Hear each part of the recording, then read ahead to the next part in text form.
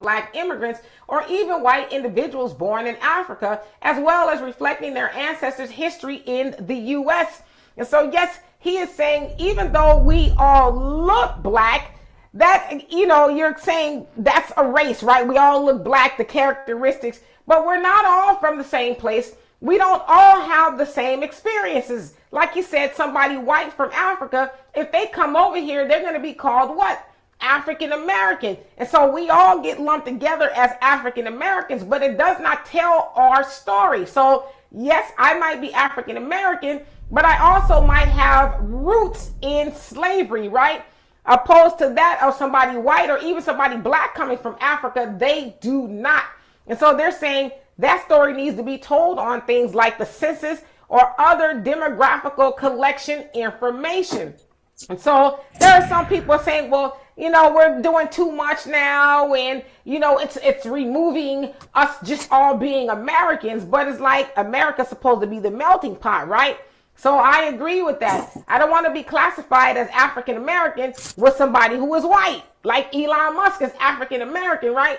But he has way different roots than we do. So yes, we should be able to say on the census, well, yes, I am ADOS or FBA or freedman or whatever it is you want to classify yourself as. And so y'all tell me, do you like it? I don't hate it at all, because in fact, it has not been, the way they collect data there at the government hasn't been updated since 1997. So yeah, it's time for an update.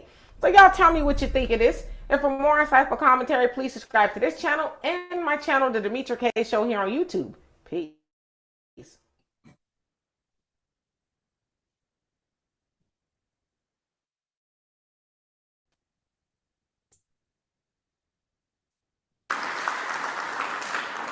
I know there's a question about the community of eligibility. Myself, the ADOS Advocacy Foundation New York chapter, which I run with Nick Johnson, who's in attendance, and many others in this room support lineage specificity. I understand that there's some concern that the way that the legislation is written requires this commission to consider remedies and recommendations that apply to all Black New Yorkers. I'm not entirely sure if that is correct, but even if it is, I would say that we have to weigh the quantum of the harm that has been done to each group, whether it's Black immigrants and their descendants, or American descendants of slavery and their descendants. And I think what you'll see is that we have had vastly different experiences in New York State.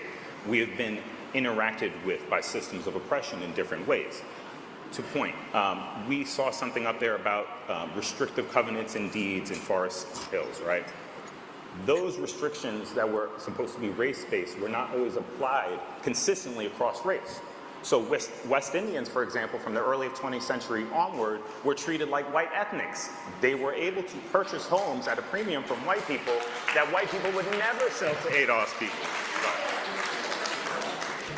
Then those West Indians were able to get into the brokerage business, where they were able to buy housing stock in bulk and then sell it to other West Indian friends and colleagues and community members. Now, that's at a time where ADOS folks were locked out. That's at a time where my ancestors were locked out. So I would say that to the Mr. extent Sumpkin, that I'm you guys so are going sorry. to I ask have for to more stop time, you there. I would say that you should also redefine the community of eligibility.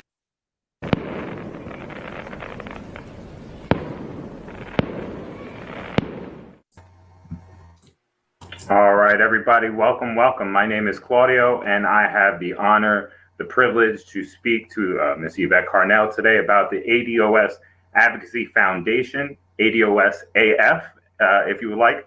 I wanted to talk to you about the actual organization. This is the ADOS Advocacy Foundation Incorporated. I understand it's a 501c organization. And I wanted to start with a question just about how we ended up at an organization. Was there a specific impetus for deciding, the natural next step is that we create an organization? or was it a progression of everything that had been done as far as advocacy, as far as political education, and as far as organizing? Well, I think it was because of people like you, Claudio, right? Because everybody, for those of you who don't know, everybody in this show tonight is somebody who is a part of the organization, right? So we have to think about, I've always said this, we've always said this is about collective uplift. This is not about one person. This is not about anybody's aggrandizement. This is not about that. This is about how do we do collective uplift? How do we do it? And there is no power that is not organized. Power is always organized. So in terms of what we decided to do, in terms of a C4 instead of a C3, we had to take into account a C3 as a nonprofit is just about education. What we have to do is about advocacy, because remember, we are an agenda-driven group. We are data-driven. We are specific. Yes, we have a Black agenda, but reparations is our inheritance. So in terms of how we do that, we made the best choice in terms of our organization based on some very specific things that were important to us, because we have to organize this power for us, not for the CBC, not for anybody else. This is for us. So that's how we made this decision. That's why we made it. Definitely. And to explain to some folks, so a 501c3 organization, traditionally, a lot of churches are organized these ways, right? So these are organizations that have the social good and their community at their, the heart of their mission. But the laws limit them as to what they can do politically. Now, 501c4, my understanding is it can get involved in more varied political activity, such as lobbying or drafting legislation or coming up with policy priorities. And even we can't do it the majority of the time, but we can even do a little like we support certain candidates, right? We just can't do it the majority of the time, but it gives us much more leeway in terms of our advocacy on C3. We don't want to be now listen, people need to understand at a certain point, we probably will have a C3 because there is an education component to this.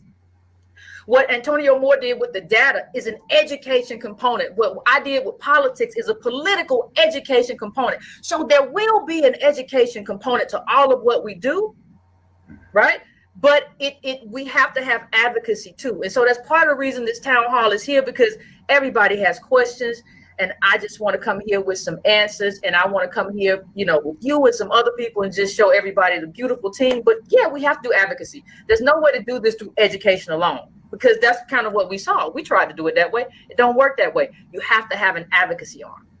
Yeah, certainly. And I would imagine that some of the fire that brought us to the position of organizing an official organization had to do both with, as you said, kind of the teams and the organizational aspect of being able to recruit and gather and have good people around you, but also some sort of, accountability, kind of the need for us to have a way to make sure that those who are willing to contribute to the ADOS movement can do so in a way where we understand their commitment.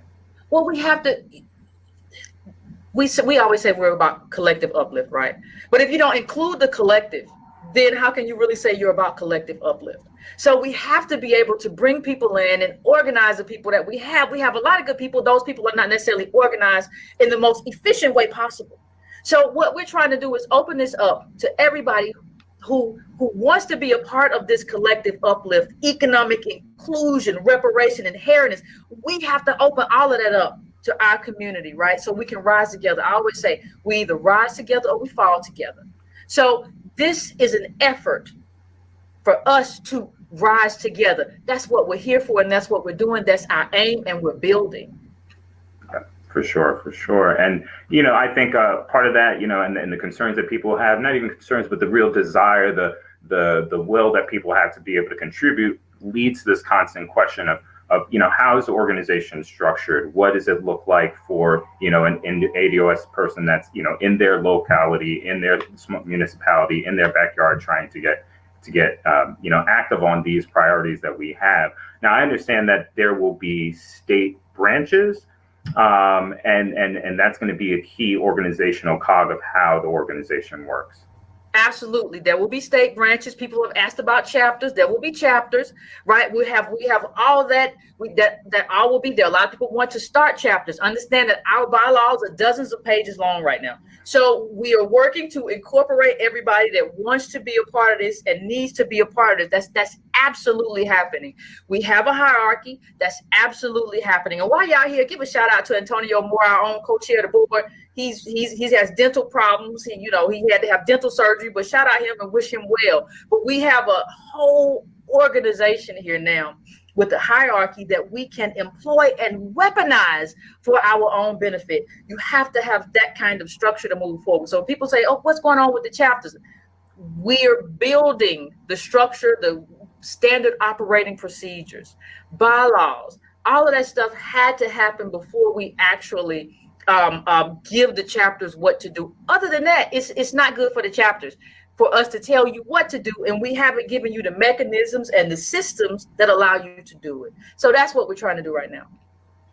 Definitely. And I understand even on the systems front, one of the things that has been the work of the individuals who have been trying to bring this organization online has been, for example, policies around grievances, around, the conduct of ADOS members. How do we hold each other accountable? How do we, ensure that we always hold the organization in the best light? Because I know it seems like part of how we got here was a lot of individuals claiming ADOS, and they're going willy-nilly and saying things that, clearly were not with the spirit of what we believe in. And it was a poor look on us, even though it was not something that, we really contributed to or co-signed. Well, if you don't have an org, anybody can go do whatever they want to do. Yeah.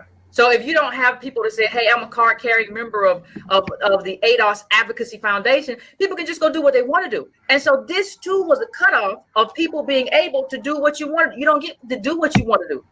This organization is here for all of us. It is here for the benefit of the collective. No one person, me included, is bigger than the group. So what we're saying is we have to have something that kind of restrains these sort of impulses of people, because you have to be disciplined. There is no movement without discipline. There is no freedom without discipline. So what we're trying to do is bring people together in a way where we can be disciplined for the things that we care about and move in a direction of our inheritance and a transformative Black agenda. But that can't happen if people running around really nilly saying all this kind of stuff, DOASA, FB, we can't do that. That's not where we are. So this is a move towards a disciplined movement with a transformative Black agenda and reparations as the cornerstone. And that's why it had to happen this way. And honestly, as we transition, we, in our defense, some people tried to tie us to things that were not necessarily things that we had ever been engaged in. Yeah, I mean, that definitely seems to be the case. And, I know a lot of folks have asked how we can combat disinformation about us, about our lineage and our organization and our efforts. So I think that's time for us to dig deeper into that as well. Nobody did that. Ain't nobody been around here judging her Blackness. What we have judged is her lineage and her attachment to American DO, descendants of slaves. She has a Jamaican parent and an Indian parent, and neither of those parents is an American DOS, descendant of chattel slavery in this country. Not everywhere slavery. We know that was slavery in other parts of the world. But if you in the Caribbean or one of those places, if you in Haiti, then your issue, as we've said here many a times, is with the French. And if you ever get reparations from the French, I will clap, I will be happy, I will throw you a party, I will buy you a drink, baby, but I will not try to take your money. I will not try to eat that fruit, because I don't have no bones buried in Haiti. My bones is buried in here. I celebrate you, I will help you, but I understand that that is yours, and I think you understand that too. So the real issue is, just like I'm not Jamaican, just like I'm not Haitian, just like I'm not Eritrean, you are not American DOS.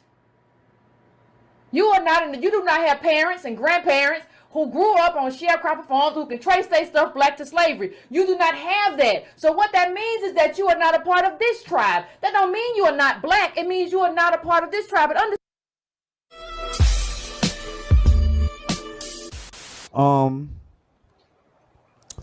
So let's get into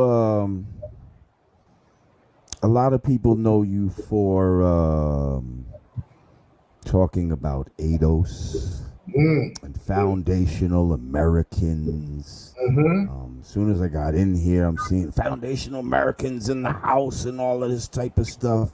Let's get into all of this. Yes. What is a foundational American? What's this whole ADOS movement?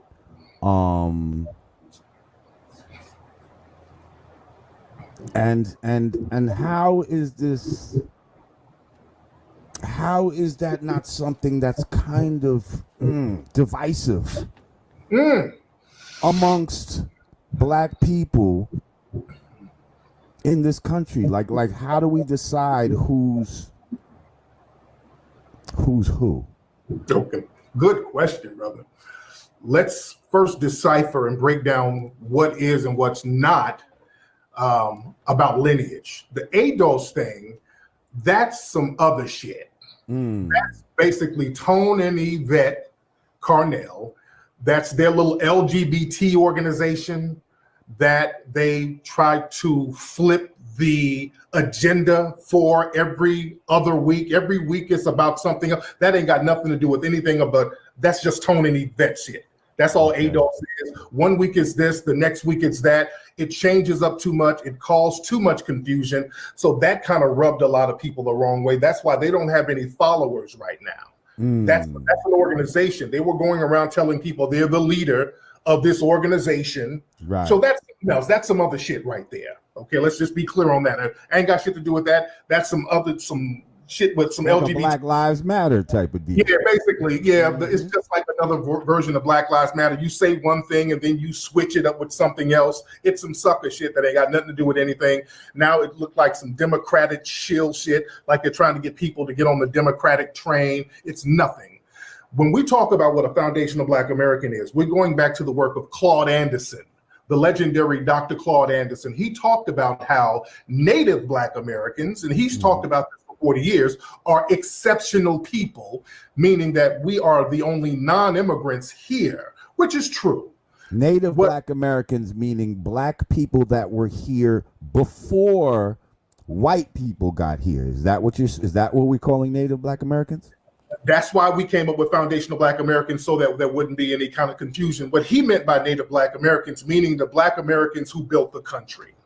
That's what he meant. Now, what you just said, that causes a lot of confusion, and a lot of people had that confusion. When you would say Native Black American, people would think, are you talking about Native Americans like Indians? So that would cause confusion.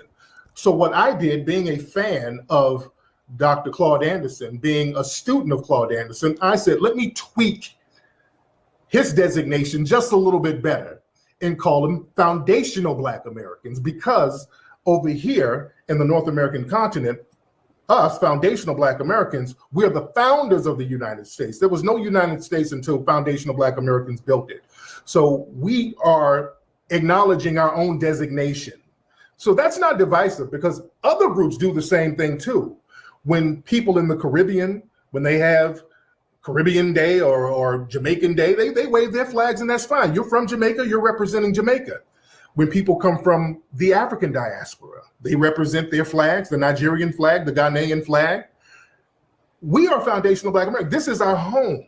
People try to tell us that we, foundational Black Americans, we don't have a home. We're just some lost tribe wandering around somewhere. And that's not true. This is a nation that foundational Black Americans built from scratch. There are three things that make up foundational Black Americans. Number one, the Black people who were brought over in captivity.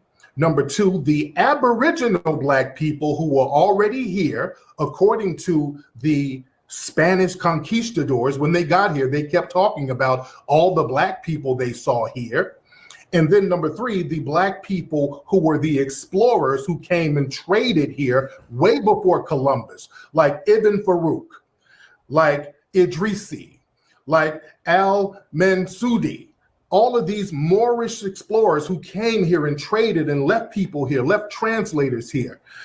This makes up foundational Black Americans. On the foundational Black American flag, we have a date, 1526. This is when a Spanish explorer, Ion, brought over 100 Black people from Spain who were Moors, brought them here to the North Carolina, South Carolina area. Those Black people rose up against the Spanish, amalgamated with the Aboriginal people here, and they blended in. So the first foreign people on this land to become permanent settlers were Black people. So we settled this place way before white people in many instances. So that gives us a unique perspective on this land. A lot of people try to make slaves interchangeable only when it's politically feasible for them. I see a lot of people who will have a Jamaican flag up on their page, and they'll tell us, well, you guys talking about your foundational Black Americans, hey man, we all Black, we all slaves. Okay, we all Black, we all slaves. Why are you designating yourself as a Jamaican? You designate yourself as a Jamaican because that's where your lineage is from, and there's no problem with that. Our lineage comes from here, and we're not interchangeable in a political sense because our ancestry goes here. When a Black foundational Black American person goes to a plantation here, we feel a little different about it. Our ancestral memories trigger a little different feeling about that. As if I go to somewhere in Jamaica, I might not feel the same way. I feel a camaraderie with them, but I might not feel the same ancestral memory as a person on a Jamaican plantation. Let me ask you something real quick. How does one know that they're a foundational American? You got to go somewhere and feel it in your ancestral memory, or because let me just say that I, a few years back, did a like an ancestral search, not through ancestry.com or nothing like this. This is a sister who actually, you know, tries to trace your lineage through documents and all of that type of stuff or whatever. So I had just did on my father's side, right? But in doing all of this, and I'm going to tell you, it traced back to Guyana, right? Okay, right. But it's about 4 generations back, right? So anyway,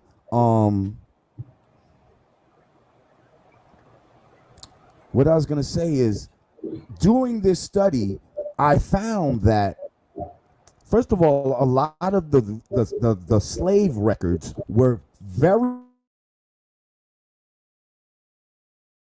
poorly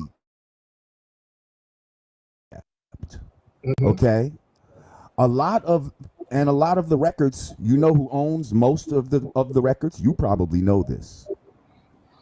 You know who owns most of the slave records and documents? And this is why a lot of these companies like ancestry.com exist. Their bases are where they exist for this reason. The Mormons, brother.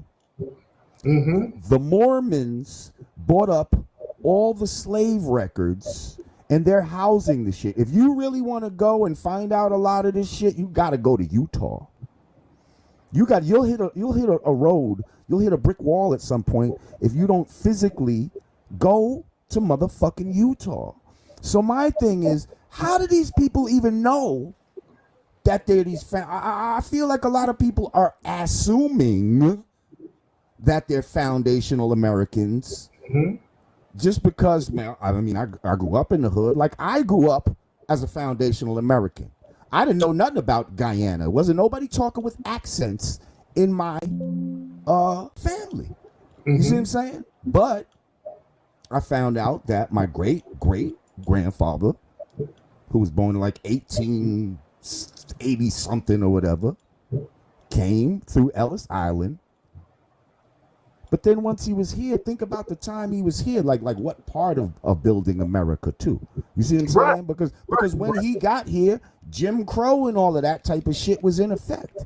He had to go through that. Our family had to go through that, through the 20s, 30s, 40s, 50s, 60s. So you telling me I can't be down with the foundational American shit because my great-great-grandfather? Well, if we're talking about ultimately, now let's break it down. Let's break it down. Now, if we're talking about ultimately, part of the foundational Black American culture is getting a reparations claim. Okay, that's very important. That's an important element. That's not the only thing, but that's an important element. Right. We can trace that back. My family suffered from redlining and all that type of shit, because I know how you feel about like Jamaicans that come here right now, this generation, and they're able to get loans. My family didn't go through that. My family didn't get all that when they came here. We lived as regular black people. So let's talk about that. Let's talk about that. That would not, if they came over and they immigrated, because your family came from immigrants. They immigrated over here, and you can Ellis Island. Right. I know the boat. That's very different, because you can't get a reparations claim like that, and it's very important to not mix it up. But now keep in mind, this is just my father's side. I understand that. We all have two sides now. My mother's side, I ain't traced that yet. That could go straight to a plantation for all I know. Right. So we got to take those things into account as well.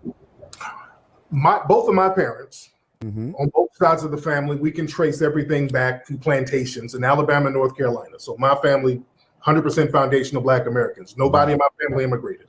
How many people can do that, though, do you think? We can. We can do that. Most of us can. How many that are claiming to be can really do that? Keep it real. You can trace your family lineage at least back to 1870. You can trace your family back to the 1870 census.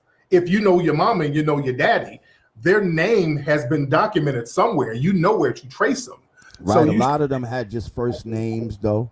You know what I mean? Like, I'm telling you, I physically, this is not no easy shit to do these traces. Like, I physically have been through this shit. Like, I've seen it. Like, I went down that rabbit hole for a second. And when you get to all of that slavery type of shit, like, the records are not what you think. And like, people even change their names and shit like that because of education, the spelling changed and all kind of shit, or they added some fancy shit to it.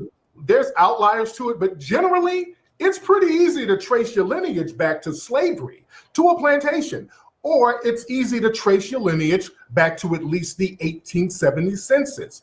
The average person who can trace their lineage back to 1870, 9 times out of 10, you came from a slave plantation, because they'll list you as a farm worker or domestic or something like that. So that means you came most likely from a slave plantation. And that's a little bit different from somebody who immigrated over,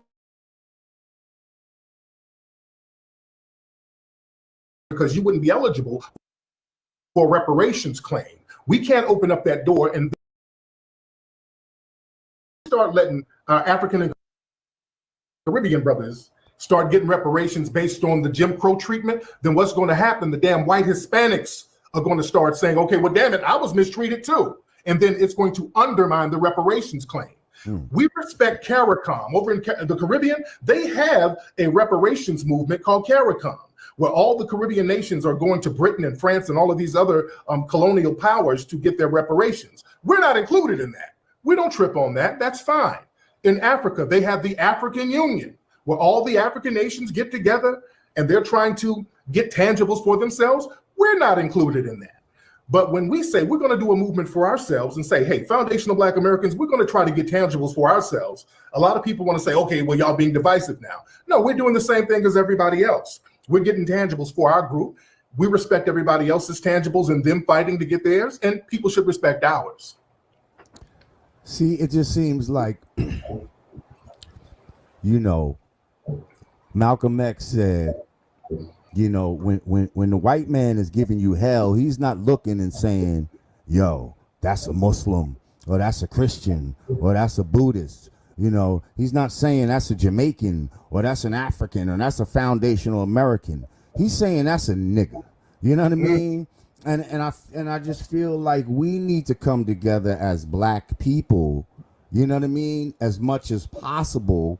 And it just feels like that type of thought, and I understand where you're coming from with it, but it feels like that type of thought helps to divide instead of bring us more together. Okay, this is the problem, Lord Jamal. That division is caused by non-FBA. Foundational Black Americans, we have been the only people fighting for everybody. We fight to help everybody get here. Before the 1960s, brother, most immigrant groups who came over, they were riders. And we brought them over and helped get them over. Even in the early 1900s, the NAACP and other black people helped get Caribbeans over in the early 1900s. And then again in the 1960s. We knew, or we hoped that if we helped other black people from the Caribbean and Africa get here, we would use them as reinforcements to help us fight white supremacy. And for a long time, they were doing that. Stokely Carmichael from Trinidad, Ryder, Marcus Garvey. He came up off foundational Black Americans. He was actually unsuccessful in Jamaica and the Caribbean. He failed multiple times. He came over here. We elevated Marcus Garvey. Schomburg out there in New York, the Schomburg Center from Puerto Rico, Ryder. We knew that some of our brothers and sisters, Malcolm X, his mother's from Grenada. Our brothers and sisters, your family, when they came over, they were black folks. They lived around foundational Black Americans.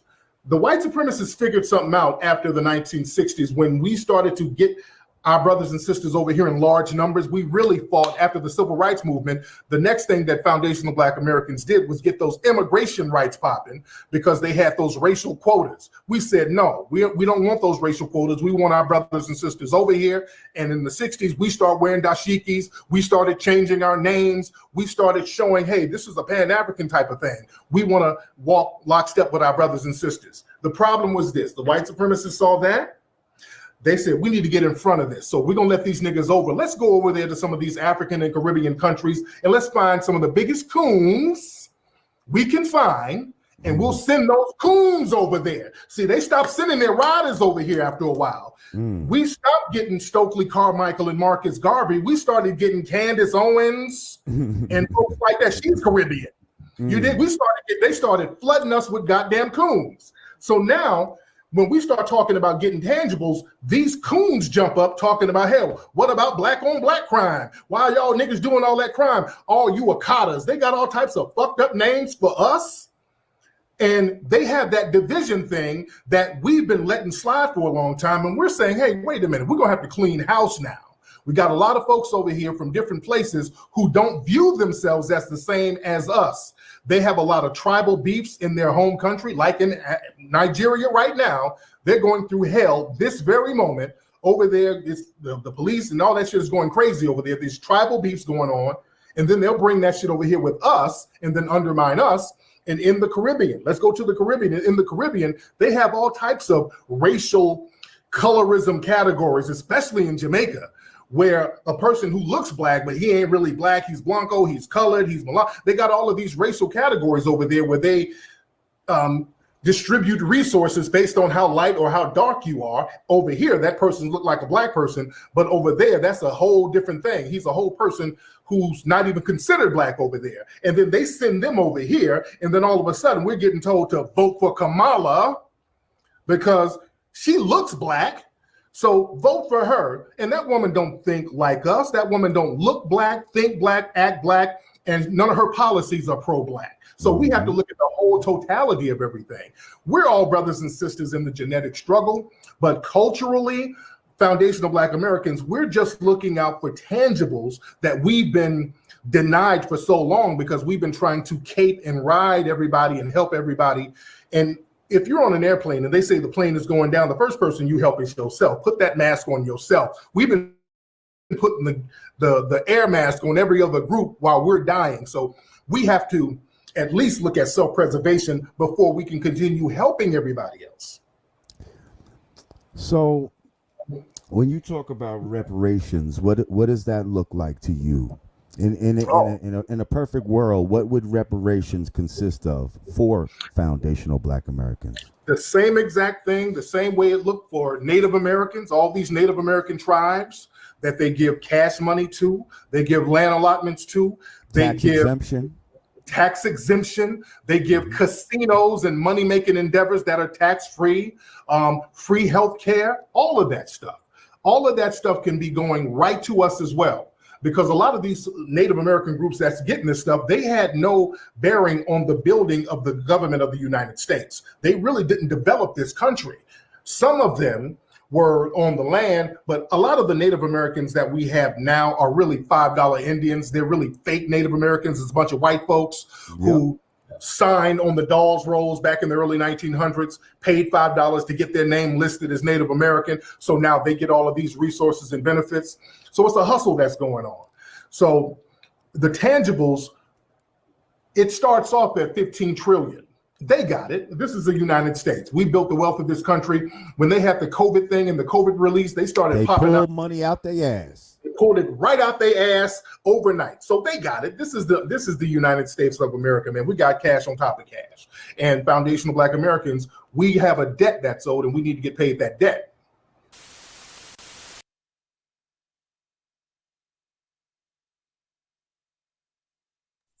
Cube, you want to add on before the next video? Nah, I apologize, brother. I can't. I literally just got here, so I have to listen. I apologize. I can't, bro. But let me say this real quick though. Chef just herded everybody over here, so that's why we over here to listen in and chime in. But play a little bit, play a little bit more, and we'll definitely have a conversation if you're down for it. Yeah. Any moment, any minute, just say pause, and okay, I'll cool. pause. Yeah, yes, sir. Yeah. I think Tariq is a grifter, so I will definitely, let's go. I'm listening. Yeah, listen, I'm unbiased, so I'm not committed to nothing. You dig? I'm always open to whatever. So let's get it. No doubt. All right, so yeah, let me unblock American Dream. I'm gonna unblock him from my thing. Yeah, I'm glad American Dream is here because he had a lot to say on the last joint. Not saying that he has to bring it over here, but I'm glad you unblocked him, so we can actually have a conversation. But yeah, go ahead, brother. Let's hit a video. No, I want to. So I'm gonna play the video, and when y'all say pause, I pause, and I'm gonna unblock American Dream as the video. All right, no doubt. Yeah, that's what's up. Go ahead, bro.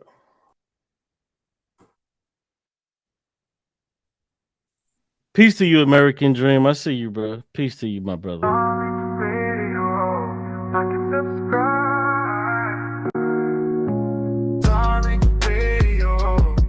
Subscribe.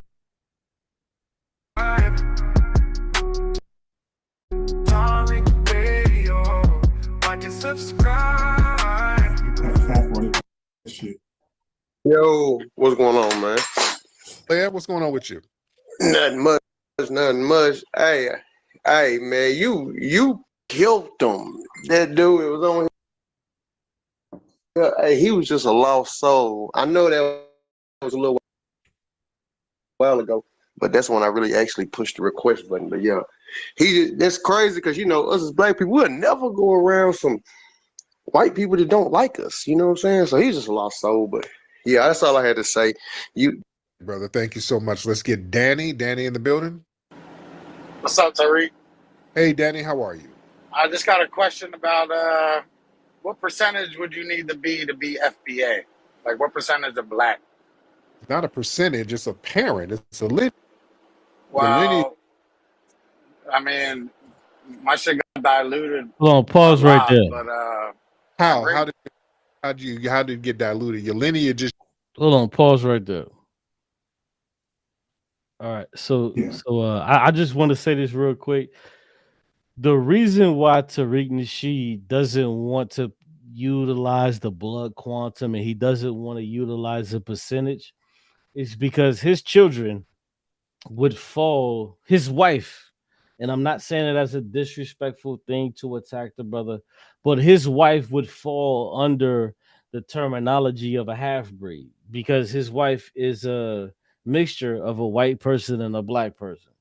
So he's attacking this point and he's utilizing misdirection. He's saying, don't look at me because my wife is actually one of these people who comes from one of these mixtures of black and white. But what he also wants to say is, well, just because she has one parent that's black, that also makes her black. I don't look at it like that. I don't think that you can have one parent that's black that makes you black, because the Chinese don't look at it and say, well, you have one parent that's Chinese that makes you Chinese. The Japanese doesn't say, well, you have one parent that's Japanese that makes you Japanese. Nobody else on the earth looks at it like this except for black people, for the simple fact that we accept everybody, and this is why we think that way. Whereas when you take a community like the Japanese, who are upwards of 95% homogenous, they would never look at it like that. They wouldn't just say, just because you have one parent that's Japanese, you are Japanese. But what Tariq is doing, he knows emphatically, and he said that his wife is a mixture of white and black, so he's trying to get ahead of it. So this is why he's trying to make light of the situation. But no, I don't think that you should have one parent that's one thing and that just makes you the entire thing. But only black people think that way. So let me get a little bit of pushback. Now, although Japanese, and like you said, which is true, and other people might not, apply the same rules, but Q, you got to admit that because they have their own country and own government, a lot of their laws are completely opposed to ours, right? So there's some things as far as death penalty, as far as presidential elections, like the Electoral College. There's a lot of things we do over here that they might not do over there. So I don't know if that was the best example. Well, see, let me tell you. Well, let me rebut with this.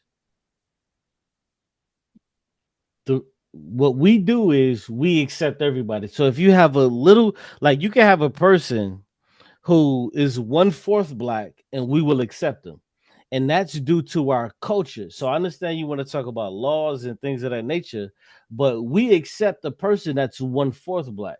There's no Japanese person, there's no Chinese person, there's no Haitian person, there's nobody from any other culture that would accept the person because they're 1/4 of that thing, and then just say that they're just that whole thing. There's nothing that you there's no way that you could take this one thing and mix it with it, and it's just all this one thing, and it's nothing of the other thing. So if you take Kool-Aid and you mix it with water, it's not fucking Kool-Aid. It's a mixture of water and the Kool-Aid. Just to be simple, just to be simplistic about it, so you can get where I'm coming from. Yeah, just to be simplistic about it. But what us as black people do, we say if you have a little bit of this in you, just a little bit, you're fully this. White people don't look at us that way, even in our own country. That's that one blood drop rule that pseudoscientists, exactly, white racists did. Yeah, I got you. Exactly. So let me just say this, and I'll let you play the video.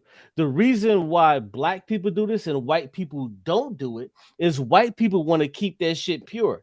Every other country in the world, they want to keep theirs pure.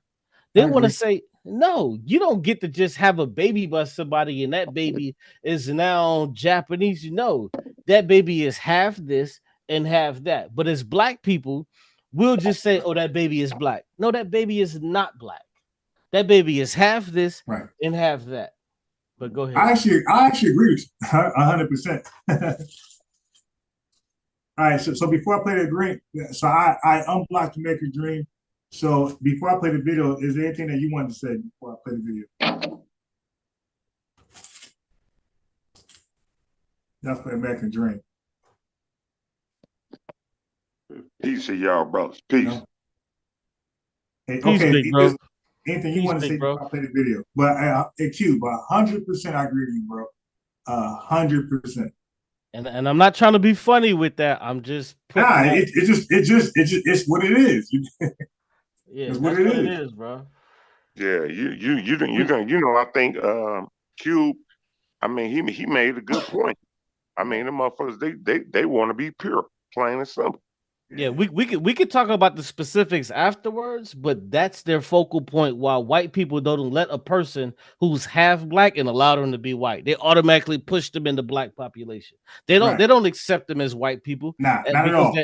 Because they're half black and half white. They just push on them. Oh, you're black. You're black because you're half. You know what's crazy about that? I was telling Ariana about this. I said, when you look at California, daughter, right? When you look at California, you will see a lot of mixed race couples. But when you look at Chicago, Detroit, you ain't gonna see that. Shit, South Carolina, everybody pure black, bro. I'm saying, I live in North Carolina, bro. I'm gonna tell you, bro.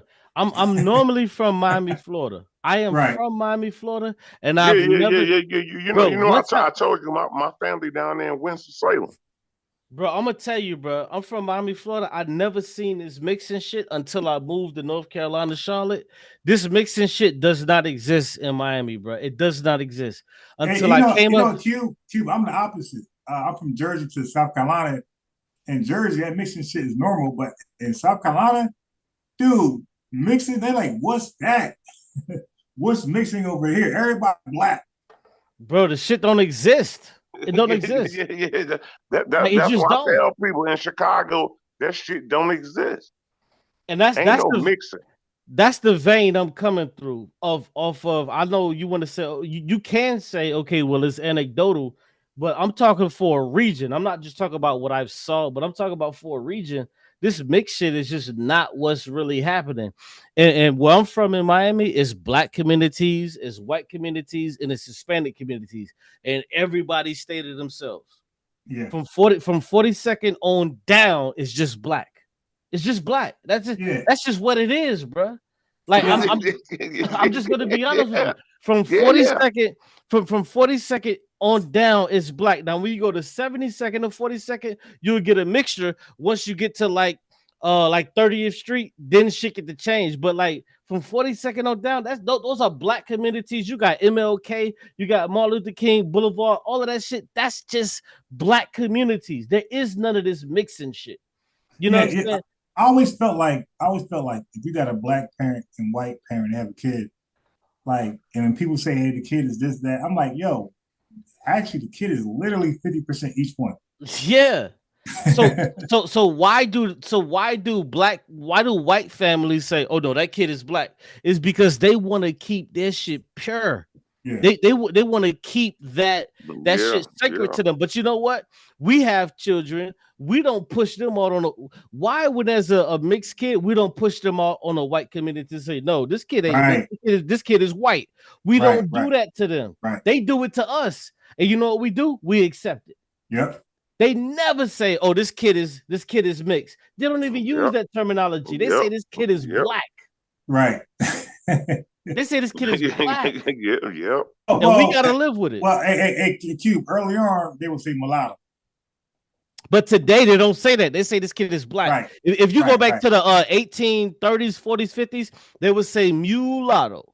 But see, back in the days, what they could do is they understood that a mulatto was still an underclass person. Today they don't use that because bro, they taught that mulatto were like straight up stupid. Yep. They thought because see, mulattoes and black people, they were in the same class, so they were able to push these people. No, bro. They had mulattoes beneath black people, bro. I don't know if I can agree with that. Hey, bro, medical apartheid is what I'm referencing, bro. They had mulattoes beneath black people. Well, even if only time I've seen a lot of mixed couples is out there in motherfucking California. Bro, when I went up north, that's when I began to see this shit. I never saw this shit in the South, bro, where I'm from. I never saw it. Yeah, now you're right. I just didn't see it, bro, because we just had our own communities. We dealt with all of it, bro. Where I'm from, bro, there was no Hispanic people. Like literally, like you would lose your mind. You'd be like, damn, how you from Miami, Florida? And then everybody tells you it's a bunch of Hispanics down in Miami. No, they come from another side, not from where we live at. Yeah, wow. Yeah, like where I live at, black community, nigga, black community. You know what I'm saying? Like niggas don't see like how the fuck like there's not all these Hispanics. No, they're not there. Because white people in Miami, they got their whole shit separated, carted off. You can't even fuck with their shit. So if white people can have their own shit, why would black people have our own shit, bro? Yeah, I agree. Hey, Q. That's the same shit up here on the South side. That's the same shit up here in the South. Like when you like when you go into Overtown, that's a historic black community. My auntie used to live in Overtown. Historic. It's a historic black community. You go look at the signs and shit. That shit's been around since the fucking 20s and 30s. You can look at the signs and it'll tell you like this shit been around that long. Never been no white people, still never been no Hispanic people. These motherfuckers just got here from Cuba and all of that shit. They got Lil Havana and all of that shit. They don't come to our communities, bro. You'll have a one or two, like a Fat Joe that grew up around black people. Of course, you're gonna have one or two. But when it comes to Hispanic people, they have Lil Havana for that shit. They got places to where like they're there in Miami, but in Miami, the shit is separated But as fuck, bro. you know what I wanted to ask y'all? How do you feel about like Fat Joe and Puerto Ricans saying nigga, the word nigga? I never liked it. I never liked Okay, it. now look, now the reason is, as you just pointed out, that you're used to being in places where the races are totally separate. But as you also acknowledge that over in the East Coast, where I'm from, Jersey and New York and Philly, like Y'all look at it different. Y'all look at it different. Well, not just look at it, not just look at it. Hold on, wait. I look I'm at not that even shit done. different. I'm not. I said a few words and I got interrupted. I'm saying not only look at it different. I'm saying we are intertwined with them. When we go to a bodega, it's owned by a Latino. Okay, so like we interact so often. Matter of fact, let me add this part. The reason why, But ain't no bodegas in Chicago. Ain't no bodega in Chicago, bro. Wait, I got it, but just relax. It's my turn now. I'm giving my Jersey experience because Fat Joe's from New York, right? That's right there. Like it takes 20 minutes, 15 minutes, nothing to get to Sinetta. Nothing. It's quick as hell. It's a quick pull up. Like a New Yorker couldn't talk shit. We get there so fast. You know what I mean? I don't disagree. I don't disagree with what you're saying, but I understand what you're saying. How right, so now, right. So I'm not questioning that. I'm not questioning. I understand how it happens. I understand how it is. I'm not questioning that. I understand how you niggas, put it in, whatever. I get it. So I'm not questioning that. But I just know where I'm from, that shit just doesn't exist. Wait, hold on. But let me just finish real fast for everybody else. I understand that and I get it. And I'm not mad. I understand that most of Black America will have your feeling, right? Because most Black America don't really, they're by themselves. They're not really intermixed with Latinos or whoever else. Yeah, we're not. Right? We have our own. But look, check this out. I'm gonna take it off Latinos. I'm gonna say even Indians use the N-word amongst themselves as much as Latinos. That's crazy. Yeah, so forget about Latinos. I'm talking about Indians. Call yourself N-words all day long, and don't go play basketball. Don't go play basketball, all right? Because it's pure diversity. You hit an N-word from every race possible there, except for probably white. But everybody non-white, you're gonna hit an N-word all day long, and maybe not Filipinos, but hit. But what you're saying is that comes from a culture of you guys allowing it so much so that they use it to where you can't even fight against it anymore. Well, that's what you're saying. Is that it's part of your culture now? Yeah. You got it. And listen, I'm not. What I'm saying is, I'm not mad at you guys' culture. So I'm not asking a nigga that live in the tri-state area, why you let this nigga say nigga? No, this shit is. I understand if y'all see us as like coons a little bit because I get it. It's kind of funny. It's like because I told Double X that I said Double X. I said I get it why other people will look at us like as coons or we're giving passes, but it's a little more complex than that. But I get it. Well, as long as you see it, I'm cool with that. I understand that's a part of y'all culture. Yeah, that's a part of y'all. Yeah, that's a part of y'all culture. So I can't really trip. But if you understand, like, yo, niggas is because there's no nigga that's like when you come up from a Black community and you just hear regular niggas saying it. There's no white person, no matter where the fuck he's from, can just say this shit and then like it's just all good. But Q. This is why I always caution them though. I said, bro, you sit around us because you got a so-called past, but don't think you're gonna be in South Carolina or whoever else with the same past. I said, bro, it don't work. Yeah, it don't work. I said, bro, listen, you're rolling the dice. All right. Yeah, somebody gonna beat your ass. Yeah, I know. Like we just don't give it up that way. Like, you know what I'm saying? But see, here's the funny part about it. I want to mention this. Here's the funny part about that.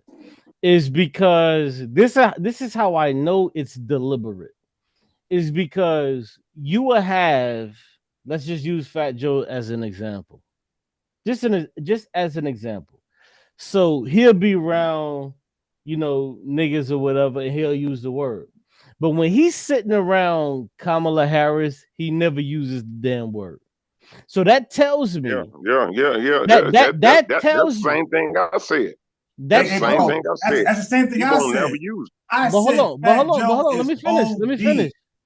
But let me finish. That tells me he can. Yes. Because when niggas was pressing him, he was like, I'm never gonna stop using the N-word. But when he was around Kamala Harris and it was talking and da, that tells me he can turn it on. Wait. Turn it off. Cube. Let me back up. I want you to misrepresent me. Okay, I believe Fat Joe is 100% disrespectful using the word. Thank you. Yeah, not even black folks do what he does with the word. Okay, so like black people will even like withhold it sometimes around white folks, right? We won't use it as much, right? Because that's called cooning. If you around white folks, nigga, you cooning, nigga. Like, Right. yo, what are you doing? Yo, unbiased. Can you hear me? Yes, I hear you now. That's American Dream. Okay, that's what's up. Yeah. I was just doing a mic check. I didn't mean to cut in. Can hear you. Y'all can do your peace, thing, brother. Peace, brother. All right. Peace. Blessings. All right. Yes, sir. Peace. So Q. So yes, Fat Joe. Well, first of all, anybody non-black saying I can use what I want to do when I want to, that's war. Like, what the fuck you mean you can use it when you want to use it? What? Right.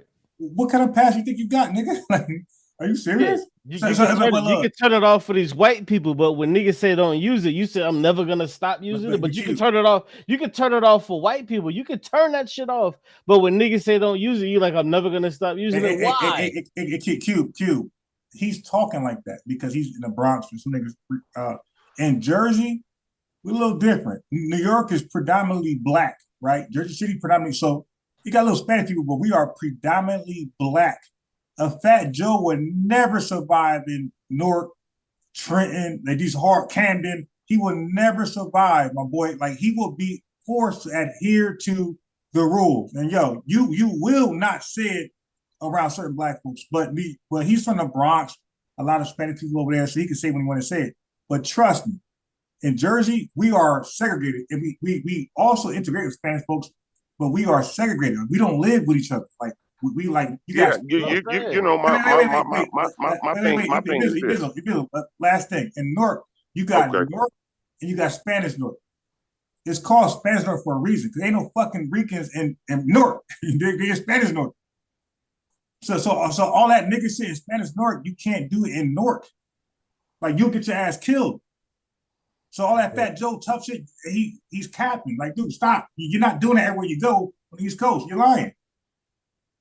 But that's what I'm saying. Yeah, my thing is this: is that I listen to him on Math Hoffa and all these other podcasts. I don't understand why they let him get a pass with that.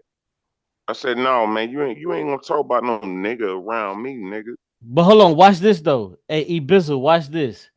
Yeah, go ahead. Listen. If you listen to the shit when he was on Math Hoffa, did you hear him curve the shit? He said niggas. He didn't say niggas. Yeah, bro, listen. Yeah. Hold on. Let me play the video, and I'm gonna show you how he curved this shit. He didn't say niggas how he would normally say it. He curved it. You got the video, bro? You got it. Man, play that shit right now. Let me play the video. He curved it. He was like, I don't know who these niggas are. And like he kind of curved it a little bit. He ain't say niggas how he would normally say it. He was like, I don't know who these niggas are. He kind of curved it a little bit. Yeah. Dude, Math is a sucker for that too. Yeah, dude is really fake tough. I'm trying to tell you, like all that fake street shit, that's false. Curved it. He was like, I don't know who these niggas are, and like he kind of curved it a little bit. He didn't say how he would normally say it. All that fake street shit, that's false, bro. In New Jersey, you got to prove your toughness. I don't give a fuck. You from Newark, Trenton, Camden. You come to our city, you got to prove your toughness. Ain't nobody vouching for you. You got to prove. You got to square up. Yeah, I'm from Newark. I'm from Newark. I noticed all this shit. I'm from Newark. And Fat Joe, look, look, you from Newark. See, you know Newark niggas fight. No, I'm just playing, bro. I'm not from Newark, bro. I'm just joking. Okay. So what I'm saying is, dude, like for nigga to have stripes, that means he had a bunch of fights. When's the last Fat Joe fight? Like, nigga, you could do it. So that means you don't got no stripes. And Matt Hoppe be punching in the face all day long. I just never understood how niggas, they gave him a pass saying nigga. Yo, that's because, look, here's the confusion. The thing with black folks, when we hear somebody saying nigga who's not black, we assume he got a pass from somebody credible, right? So the thing of Fat Joe is that we think somebody's vouching for him, but he has no voucher. But we don't know that because we don't communicate with each other. You dig? And we don't know that. But we think he got a voucher, so we don't violate him. That's why. Yo, if niggas say, hey, man, like for example, if you was to get in the hustle game, if you're black, niggas want to get all this shit about you. Hey, who you from? Where you from? But if you're black. If you're Hispanic, you get a pass. Niggas don't really do too much research behind it. But if niggas was really to say, hey, who vouching for this nigga? Nobody black vouches for Fat Joe, by the way. Nobody. He's from the Bronx, bruh. Yeah, he came up off of Big Pun and them motherfuckers. Yeah, and everybody like Big Pun. Like, and by the way, Fat Joe's rapping like Tekashi 6ix9ine, just yelling and no fucking rhyming. So he got a Big Pun, he got more lyrical. But they're just so fake, tough, gangster shit. Like, dude, that's not true. Like, dude, like real gangsters, they got a reputation for fighting. Fighting or something worse. Yeah, and winning. And winning. There's too much capping going on. Fighting or something worse. All right. Hey, Chef, there's too much capping going on up here, bro. Okay, well, I haven't even said way nothing. Too much Jersey capping going on up here. Oh, okay, right Jersey. I was not gonna join, bro. Shout out to you, Unbiased. Hope y'all had a happy holiday. Let me hear it. But you capping. Jersey, whoever that is, brother. Jersey is capping. That's me. Go ahead. Where you from in Jersey? Okay, not where I'm from. Where I'm No, just where you from in New Jersey. No. Don't worry about it. Okay, Plainfield. Now watch this. Then you capping. Okay, wait. Not just Plainfield. I lived in Newark. Where? New Brunswick. Okay, Plainfield, Elizabeth. No, where in Newark? Okay. Oh, we're in Newark, nigga. Off Urban Turner. You know about Newark. Where? Where off Urban Turner? Where? What middle school? What school you No. in Newark? I went to middle school in Plainfield. I'm saying as a grown man. Oh, as a grown man, you live. Yeah. Okay. So all my schooling was in. All right. So listen. Wait. Hold on. Okay, go ahead. Hold on. So you can know to not ask these questions. All my schooling was in Plainfield. Okay. My baby mother lives in Newark. Okay, my brother's in Newark. I lived in Newark before. I lived in Newark before I came to Plainfield. I did security. Now watch this. My boy got like one of the best barbershops around that region in East Orange. Okay. I did. What's the name of the barbershop? Wait. Just listen real fast. Okay, listen and document this shit, nigga. So I'm from Plainfield, right? Okay, I'm from Plainfield. My baby mother's from Newark, because I'm always in Newark. I did security. I did security for Nation of Islam in Newark, on the toughest blocks in fucking Newark, in Urban Turner, Urban Turner and Stratford. Those are worst blocks in fucking Newark. They bad, but they're not the worst. Yeah, yo. Listen, they bad. I give you that. You ain't got to vouch for you. Dude, stop. Because Prince Street been knocked the fuck down ages ago. I'm talking about current. I'm talking about from like 2010 to now. Stratford was the worst fucking block in Newark. Okay. Let's talk that New Jersey shit.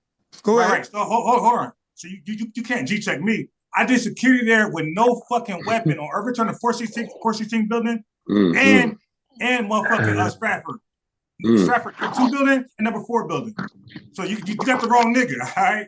Yeah, I got the wrong. Ain't nobody capping. A motherfucker really be in the streets with real niggas doing what I do. And that's called without conforming. I ain't a street nigga at all, no level. I know.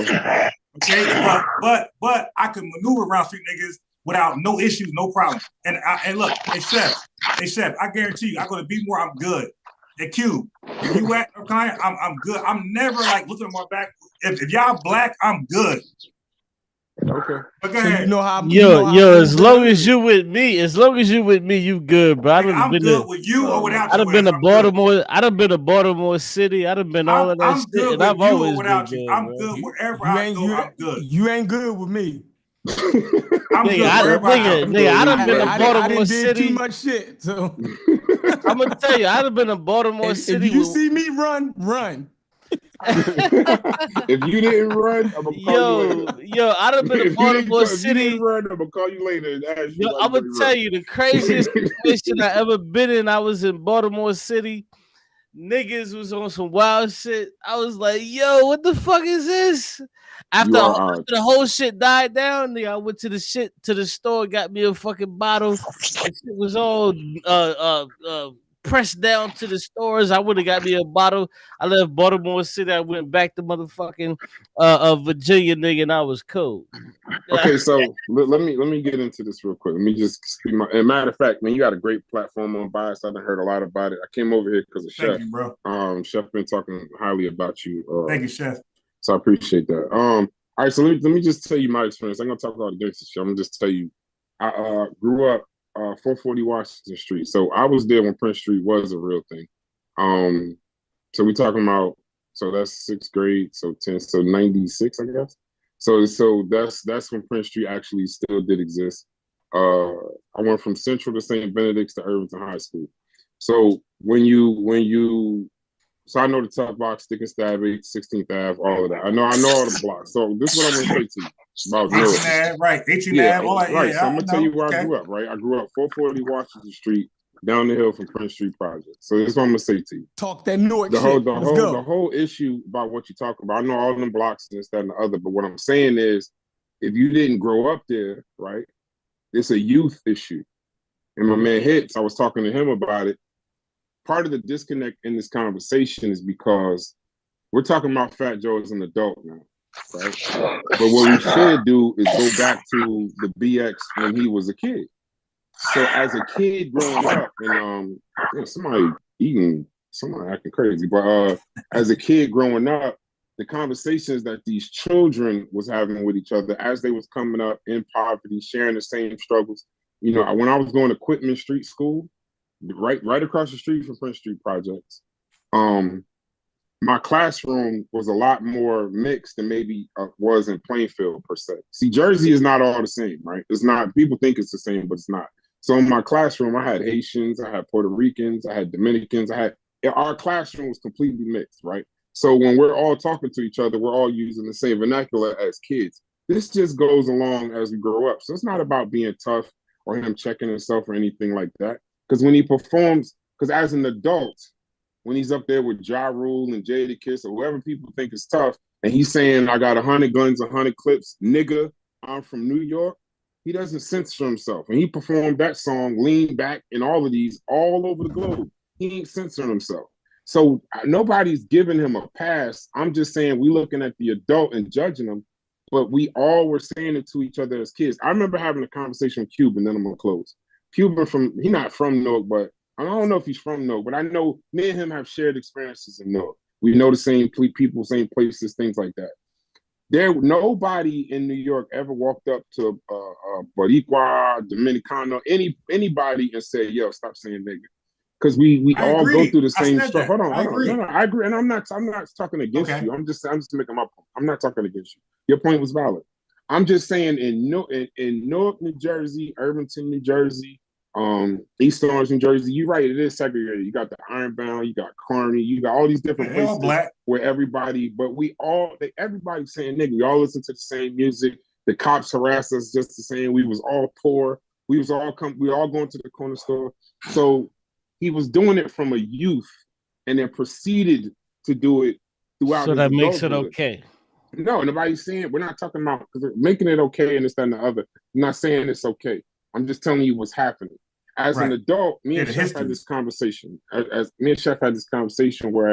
as an adult, as you get older, you would use it less because you're in different circumstances. You got a business, you got a job, you're around you got a whole image, things like that. And you got an image, and then also you got a child. So yeah, you don't say nigga as much, this, that, and the other. But what I'm saying to you is, we're looking at him as an adult. It's not that it's accepted because we just letting fucking Hispanics say whatever the hell they want to say. They've been saying it. We've been all having these conversations since we were shorties, 4, 5, 6, 7, 8, 9 years old. So I get your point about how it is segregated. You got ironbound and stuff like that. But as far as him saying nigga, I find it funny, right, that everybody is so upset what he was saying in that barbershop and this, that, and the other. But he says nigga in every song. Nobody says a word. When he was on Versus with Fat Joe, I played the video on our Discord. I'm not fucking see Down everybody to south, the we don't Discord. listen to no motherfucking Fat Nigga, Joe. I'm gonna tell you something. The whole Nigga, you ain't from you ain't from down south. Nigga, you ain't from down south. No, Maryland is the goddamn south. Exactly. No, Yes, Maryland is the south. We agree. We Hold on, figured that don't out. let You this got nigga Maryland do is this the shit. goddamn. But all no, y'all niggas listen, is listen. south. But everybody listen to Lean Back, Chef. Everybody listen to New York with Ja Rule, Jada Kiss, and Fat Joe. Don't. I mean, you can act like you That's didn't, true. but you That's most true. certainly That's true. did. That's true. And That's true. and in that song, Stop. he starts. But we it don't off, listen to no motherfucking Fat listen, Joe. my That's nigga, y'all the phony chorus ass to rap. the song is I got 100 guns, 100 clips, nigga. I'm from New York, and nobody says anything. He said it on Versus. Nobody said anything. Well, hold on. This is all fake outrage to me. Well, see, hold on. Watch this. To me too. To me too. By the way. Well, hold on. Well, hold on. See, here's the thing. It's selective outrage. Yeah, well, selective. Hold on. Yeah, Well, see, hold on, bro. He's actually shooting at you, but let me shoot at him. Nah, I agree with. Nah, I think we found common ground. No, there is no common ground because it ain't no common ground. No, because I agree agree for that. It's selective outrage. No, I don't believe it's selective outrage. I think niggas should be on top of that nigga. But hold on, exactly. Just allow me to give my spiel the same way you just got yours. We respect it. We heard that nonsense for about approximately 3 or 4 minutes. So now give me mine. Go ahead, G. So what he wants to say is, well, see, it's selective outrage because niggas wasn't. Well, no, it's a caricature. You did sound like that. You did sound like that. In my book, that's what you sounded like. Well, see, it's selective outrage because we don't want to do it for this person, but we want to do it for that person. Nigga, get the fuck out of here, nigga. I don't feel like that. Hold on, bro. Yeah, just be, bro. That wasn't some kind of inception for you to speak. You said what you said. Now it's time. You right, Q. Let me mute my mic. Yes. Now it's time to be quiet and listen. So emphatically, yes. What you're trying to do is you capping for this nigga who trying to say the word nigga, and what you want to say is, well, you know, he can't be wrong for saying the word nigga because we all said it. We did it. We allowed the nigga to say it back in fucking 1999. Nigga, no. We all called motherfuckers retarded. We all called motherfuckers munchkins and all this other shit. But you know, short people, they don't want to be called retarded anymore. These people, they don't want to be called short people. They don't want to be called none of this other shit. And we respect them. Mm-hmm. We respect these people because they don't want to be called midgets any motherfucking more. But you know what you don't do? You don't call them midgets. You don't come to these motherfucking people and say, well, you know what? These people are midgets. You don't fix your fucking dirty goddamn mouth to call these people midgets. You don't do it anymore. What you say? You say they're little people. This is what the fuck you do. So if you gonna be as disrespectful and you're gonna say that shit, well, goddamn it, when you talking about little people and you're not gonna call them midgets anymore, well, fucking nigga, call us what the fuck we want to be called. We want to be called black people. Don't use the same shit and try to say that it's some kind of, it's the same thing. It's this, it's that. No, the fuck it's not. No, the fuck it's not. Because when midgets, excuse me, when these motherfuckers tell you, yo, we're not midgets, we're little people, you fucking use it. When gay people say, yo, we're not gay, you fucking use whatever they tell you to use. Don't fucking come to my goddamn face and tell me, oh, well, I don't want to use this. No, nigga fucking no. Nigga no. When do niggas don't want to be called niggas, though? That's not what the fuck we do. What we do is we call people what they decide upon themselves. And you know what you fucking niggas do? You acquiesce. You saying it. You say niggas. Exactly. Let me finish, bro. Please let me finish. Please let me finish.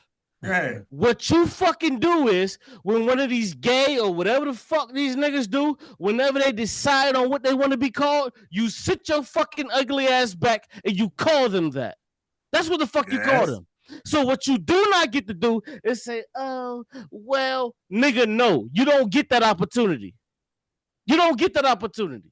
Because when somebody say there's trans or they're this or they're that, you don't just call these people trannies. No, you respect their shit.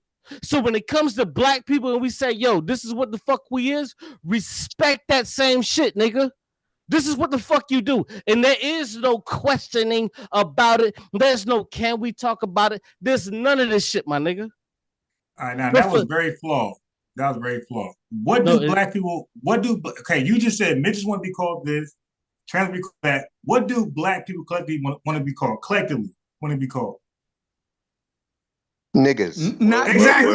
No, they exactly. don't. Niggas. We don't agree to that. Yo, y'all gotta stop. All of y'all on this panel, everybody no, on this panel has referred to each on other here- as niggas. None of y'all on here want to be called niggas. No, don't want no white man. None of y'all on here say that All that of is y'all a have said term niggas that since y'all y'all been want on to the panel, Chef. Hold No, on. Nobody wants a white man. No. Let me say this. They everybody would say African American. Right. Hey, niggas.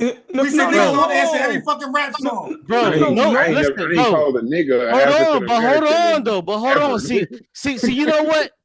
Hold on, Q. Can somebody else speak, Q? Q, can somebody else speak, bro? Yeah, somebody else let me can just get speak one once thing I'm out. done. Let me just get one thing out. Once Q. I'm done, niggas Q, can't let me just speak. get one thing out. Once I'm done, niggas can't speak. But let me just finish.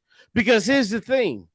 If you sitting back like what my brother just said, oh, well, it's a New York thing. It's a whatever thing. No nigga wants to be sit back to talk when a white man could call him a fucking nigga. We can call each other that shit, but we don't want the white man to do it. No different, like I was just trying to bring up, when you have a small person, they don't want to be called these fucking things. So if we're saying we don't want to be called these things, why the fuck does it make it okay for a white man to call us this shit? But what you niggas want to do... Q, can I answer your question, Cube? Because small people, when they're sitting around with each other, they don't call each other midgets. Right. How do you know that? Are you a midget? Are you a midget? Listen. No. Are you a midget? Stand up and I bet you are. Are you a midget? Are you a midget? No. So how do you know it? Don't change the point. How do you know it? Let them finish. Let them finish and you'll know. Let them finish and you'll know. Midgets say they don't want to be called midgets, and they don't refer to themselves as midgets. They said that. Transsexuals say they don't want to be called trannies, and they don't refer to themselves as trannies. Niggas is the only people. Let me finish. Niggas is the only ones that say we don't want to be called niggas, but they turn around and refer to themselves as niggers. It's stupid. And until that changes, can I finish, Cube? Can I finish? I got one sentence. Until that finishes, I think Fat Joe has all the right in the world to call y'all niggas. Until y'all decide not to call yourself niggas, you said I y'all. think Fat Joe always call y'all niggas. Hold on. You said y'all. Wait. Can Fat Joe call you a nigga? Wait. So Fat Joe can call you a nigga. And you're gonna be okay with it. Okay. And you're gonna be okay with it? I have Puerto Rican friends. I have Puerto Rican friends that I hang out with in the Bronx. Hold on, hold on, real quick. You know why I have no problem with it? The reason I have no problem with it. I have no problem with it. Hold on, really quick. The reason I have no problem with it. Hold on. He wasn't done, Q. He wasn't done, Q. He's unbiased. Can you moderate this dude? Because he's still cooking, bro. The reason I don't have a problem with my Puerto Rican friends calling me nigga is because I call them nigga and I call my other black friends niggas. I don't have a problem with it. Until me and my black friends decide we're not going to say niggas to each other no more, I'm not going to tell a Puerto Rican he can't use it. That's silly. It's retarded. You're being retarded. I agree 100%. I think Dream just caught a body on the bro. Like, no, I agree with Dream 100%. I don't agree with that. Hey, go ahead. Cuban grew up in New York, and he's Cuban. Let him. Hey, peace, Cuban. Long time, bro. Yeah, brother. Peace to everybody, man. Hope y'all had a good holiday with your family. Peace, brother. Oh yeah, definitely did. I hope everything's good with y'all. So I guess my situation's a little different than what y'all been talking about and what's been on social media. So I don't use the word, never use the word, Thank you, brother. don't want to use the word, never Thank had you. any Appreciate reason to that. use the word ever. He's making it clear. So when I hear it, when I hear so-called Latinos use it, my question is, do you want to be called a spick? Do you want to be called? Game's fucking over. Do you Nah. want to? Hold up now. Let him finish. No, it's not. Do you want to be called guala guala? Do you want to be called wetback? Do you want to be Thank called you. Game whatever? over. There's Right? nothing else to talk about. No, I got a rebuttal. So for me, and I guess also to maybe my age, I'm 46. So when I grew up, when I was born in the Bronx, I grew up out in Camden, right? Okay. So I've lived in Newark. I've lived on Avon, Seymour, 17th, and Hawthorne. I've lived over. All the numbers are bad.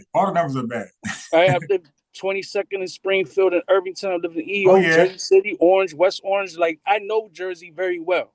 Yeah, I lived in Springfield, Irving Turner. But go ahead. That's what Brad's trying to be. I want to hear this. The point I wanted behind to me, make. By the way, Though. Brad. This the point. Make this point.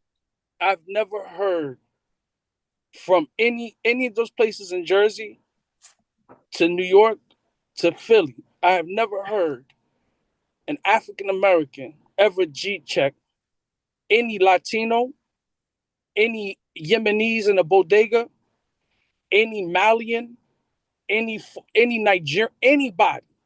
Okay, I've never heard nobody get G-check on it. This is me. Have you ever heard any black I don't agree. I don't agree with it at all. For me, I don't find a justification in How the would you usage feel if they called them a spick? No. Not how you feel. Not how you feel. Let him finish. I don't see a justification from the word from anybody. Okay, but everybody's grown.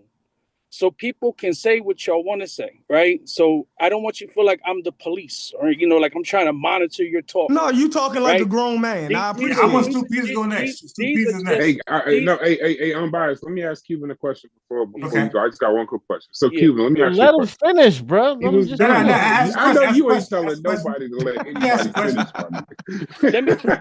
Cube, he was done. I'm gonna ask the question. He was done. You got those horns. No. I just wanted to ask something else. Okay, go ahead, Cube. My fault. No. It's cool.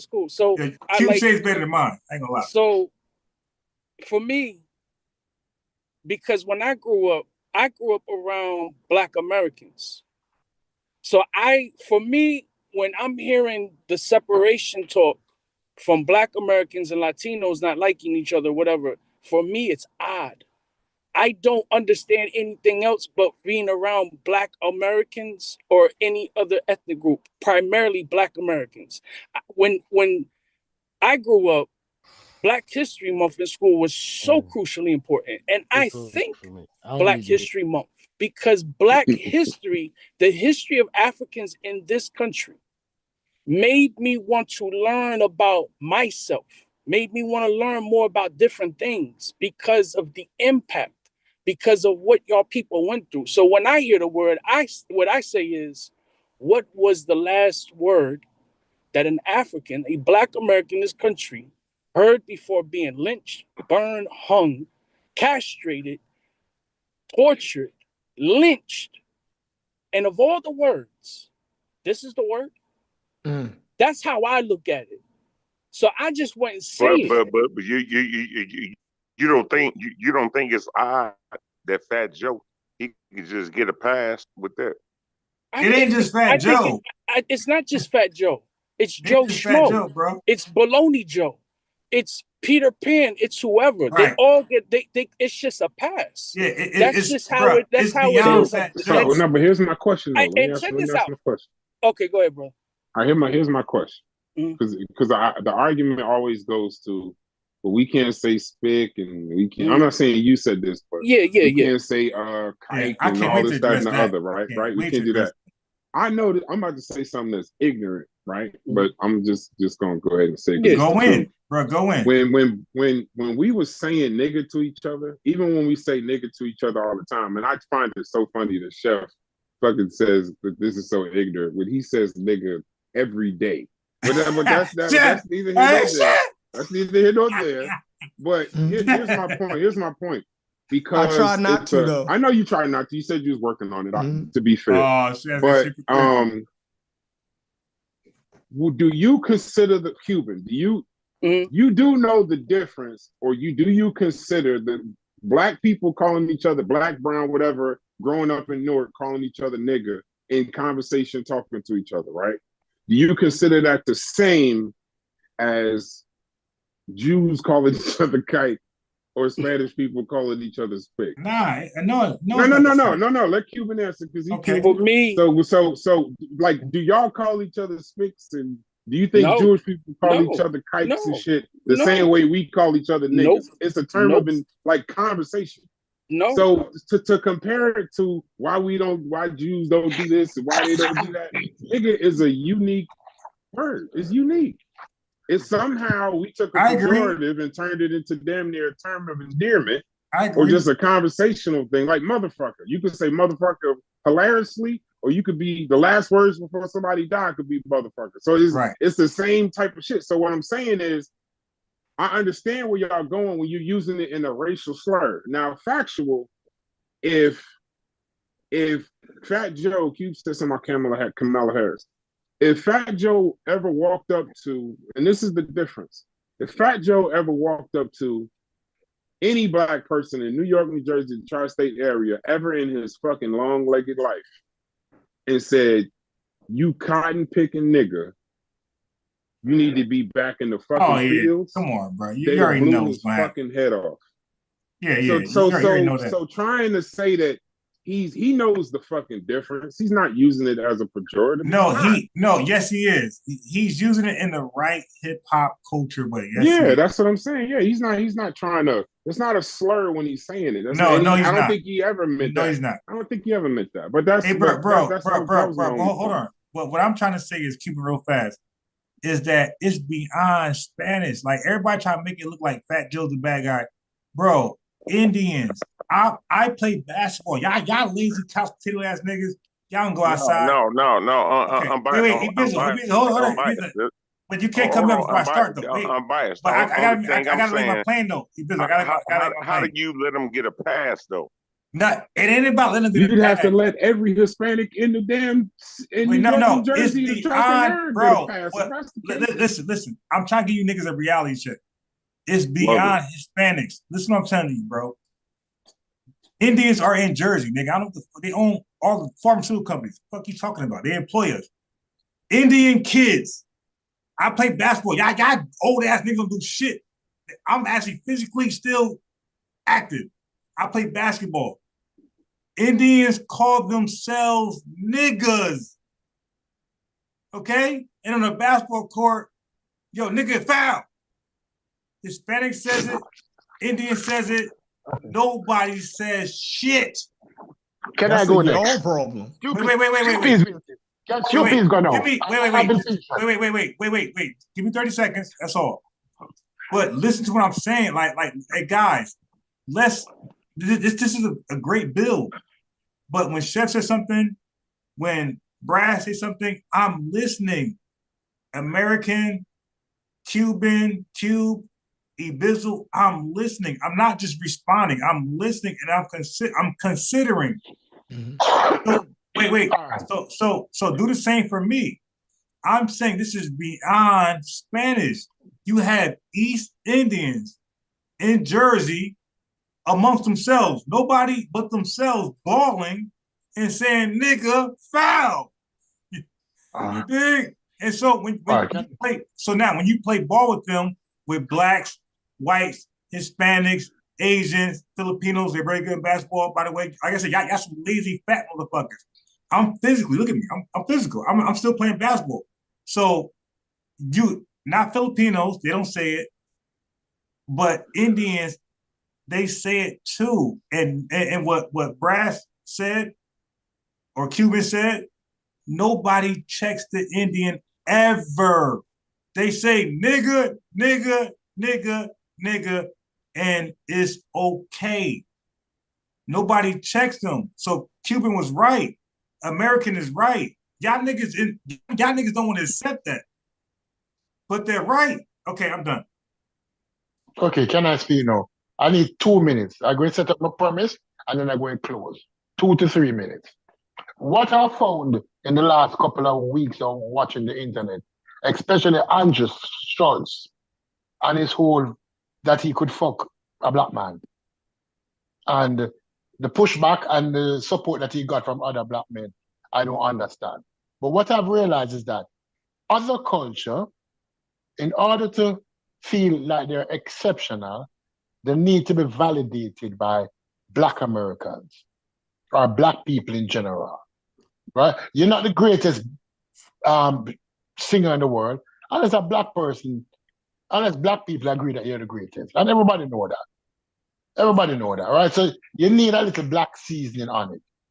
Because without black people, Fat Joe is nobody.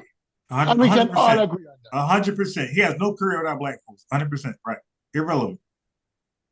Right. And if we look around it, so even in white spaces, white entertainers now are requesting black people to validate them. Right. Yes, I agree. So you'll have sprinkling and seasoning of black languages and black cultures within the same thing. What a girl, Hannah Montana, when she went over to pop, she became a black artist at first. She was on stage twerking and doing all the bullshit. That's my premise I'm setting up. No, I'm landing my plane. No, what we're asking is, going forward, what as black people we are going to do? Are we going to continue to the word nigger? I come from a country where we don't call ourselves niggers. Right. I agree with you 100%. Jamaicans don't play that shit. We call ourselves all different kind of shit. Yeah. But if you Fat go Joe had been knocked out by a Jamaican early. Yeah. If Fat Joe went around a lot of Jamaicans, and he was niggering it up. Yeah. Jamaicans don't play that shit. Every Jamaican I ever known don't play that. I agree. He'll be checked instantly. Who you fucking calling a nigger, and what give you the right to call me a nigger? Facts. Yeah, I agree 100%. Anybody born in Jamaica know that we don't play that shit. Y'all don't play It's true. Jamaicans don't even allow black Americans to use that shit call towards them. them. Right. So it's crazy to hear. Yeah. You can't say nigga. A black American cannot say nigga to a Jamaican. You can't call me a nigga. 100% right. That person can't call me a nigga. Nah. You can't play no gay games. All of that. Yeah. You know what I mean? You can't call me a nigga. Yeah, that's so I'm gonna say this. When Fat Joe performed in Jamaica and he did Lean Back or he did New York, nobody ran on stage and told him that's a fair point. That's a fair point. Like what? Like let's be real. Like, listen. I know we use it. We use Fat Joe as an example, right? But this is why I say it's selective. And there's a reason why I'm going back to his music. The man been making music since damn near Jay-Z times. So we talk about 96, 97. I'm sure they've talked about it throughout the years, but he's had probably some of the biggest records to come out of the East Coast. Like these are Lean Back in New York is big records. Globally. What I'm learning. There's not a video on YouTube of Jamaicans, Indians, Baltimoreans, anybody. Yeah, no, Baltimoreans. When he performs that song saying, bro, when you say it, you better not say nigga. Like, come on, let's be real. No, this is it. Let me be honest. That's a fair point, Brass. Let's be honest. We are Jamaicans and know the leniency to perform the song as they record it. But no, if you come off the stage and step into the crowd and started talking to individuals and having a conversation. I agree with that. You check your fucking self. I agree with that. If he was calling Jamaicans niggas, is that what you're saying, Stupid? Or just nigga in general? Yeah, no. I see Jamaicans check black Americans for the word. I've never been checked by a Jamaican, and I've said nigga for. I seen that happen. Was you calling them a nigga? Yes. I would never call them. I'm saying, Brass, was you calling them a nigga? Yeah, I got Jamaican friends. They take that as a not all of them, bro. They're not as a a monolith, dig. bro. You They're dig not what a I'm saying? monolith. They're not a monolith. I got Jamaican Brass. friends, I got Haitian friends, I got Trinidadian friends, and I call them Hey, niggas Brass. too, bro. Hey, I grew Brass. up with them, bro. No, We so Brass. hold on. So basically what we're saying here is what I've been having this conversation for days. And it's always the New York people the New York black people is saying that Tri-state, chef, you know what I tri-state. mean? Yeah, like that it's not a problem. It's Tri-state, nothing they can chef, do not about New York, it. tri-state. Yeah, well, all y'all go off in New York. Y'all cities are too small for me to even recognize y'all as individual. You know what I mean? You got less than 200,000 people. I'm not even. You go off of the largest city, which is okay. Right. Okay. But when he say tri-state, he's talking about Philadelphia, Connecticut, New York, New Jersey. Yeah. So it's not cities; right. These are states he's talking about. Yeah, well, I'm talking about. No, but Chef is right though. Like yeah. New York got the baton, and we follow suit. Yeah, y'all follow suit with those people, right? Yeah. So y'all speak when y'all speaking, y'all not really. This is the only time I've really heard New Jersey people have a New Jersey conversation without talking about their connection with New York and how similar they are with New York. Y'all really started talking about New Jersey, and I respect Jersey that. Experience. Exactly. I got to feel like, all right, I'm talking to some real New Jersey niggas without them capping for New York all the fucking time. Like y'all New Yorkers, you feel me? No, I'm not a New Yorker. Never will. You know what I mean? All right, so finally. But anywho, right? Anywho, all right, so it's crazy to me, like when we try to have a grown-up conversation, right? Nobody uses the word nigga indiscriminately without being checked. I'm saying that even in our community, maybe not in New York. I'm gonna take it back because y'all showing me y'all are completely different. So y'all can just go anywhere and just use the word nigga. It don't matter if you in the doctor's office. No, all day long. No. And I see that's where you. Hold on. Hold on. It don't matter if you sitting in church with your grandmother. You dig what I'm saying? Y'all can't help it. No. No. He's right because Chef. So if a Puerto Rican, if a Puerto Rican see two older black women walking up the street, he's not gonna say nigga. No. They're okay, so they know how to but control it. No, he's not gonna call them nigga. No, I'm saying if I see two older black women walking up the street, I'm gonna change my motherfucking tone. Yeah, and but we you would saying that the Puerto Rican. No. Chef, black New Yorkers do that too. Right, that's what I'm saying. But y'all saying, so what's the y'all point? say, we're not saying that, Chef. We're not saying that. No. Let me get his point out so I can get his point. Let me be wrong. I don't know what his point is. We're not saying that. Yeah. So what I'm saying is, if y'all saying that Puerto Ricans that y'all allow, because y'all allow it, to use the word nigga in y'all community, we're saying that the larger black community is not comfortable with that. You dig what I'm saying? Yeah, I got it. Right. So I'm saying, why won't y'all respect the larger black community? Because we don't even know how y'all feel, bro. We try to stay. We don't know the fuck us out. We don't know what y'all. I ain't trying to be funny, bro. Everything outside the tri-state area is the fucking deep south to us, or fucking right. It's country, I'm not because I'm saying no. That's 100%. Here's the point. When we in school, right? Like even growing up, because I keep talking about we started as a youth and it just went along. So I'm talking about 3rd, 4th, 5th, 7th grade like that. But when we was in front of teachers, right?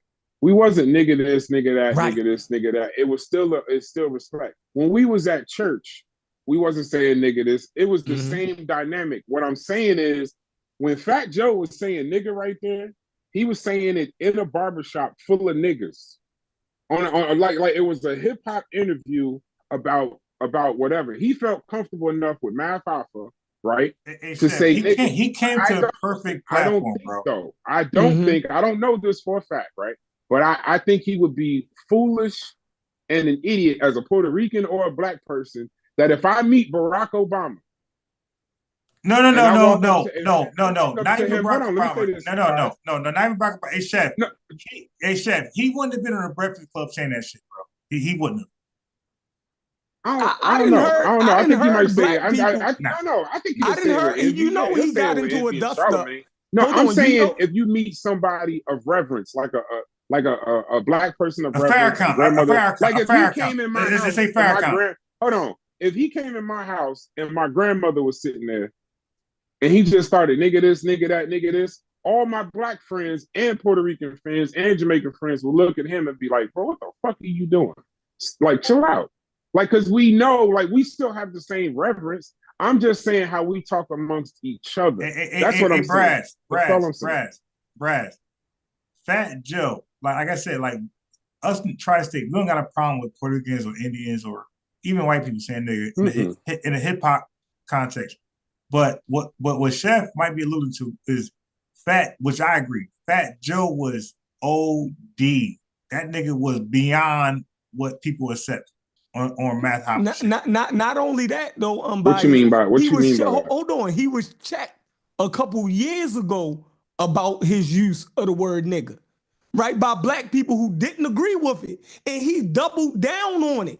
He said, "I'm going to that say ain't it. normal, bro." That's Who not was the normal. black people that didn't agree? We can pull a video up. Yeah, they questioned him about using the word nigga, and these don't have to be no New York people. So what I'm saying is, that's all I'm saying. That's all I'm saying. No, but I'd like check to it out. see that though. Hold on. We can get to it. So what I'm saying is, if I grew up in a neighborhood full of Puerto Ricans, and they allowed me, or any other group, they allowed me to say derogatory words because it was acceptable amongst our age group, right?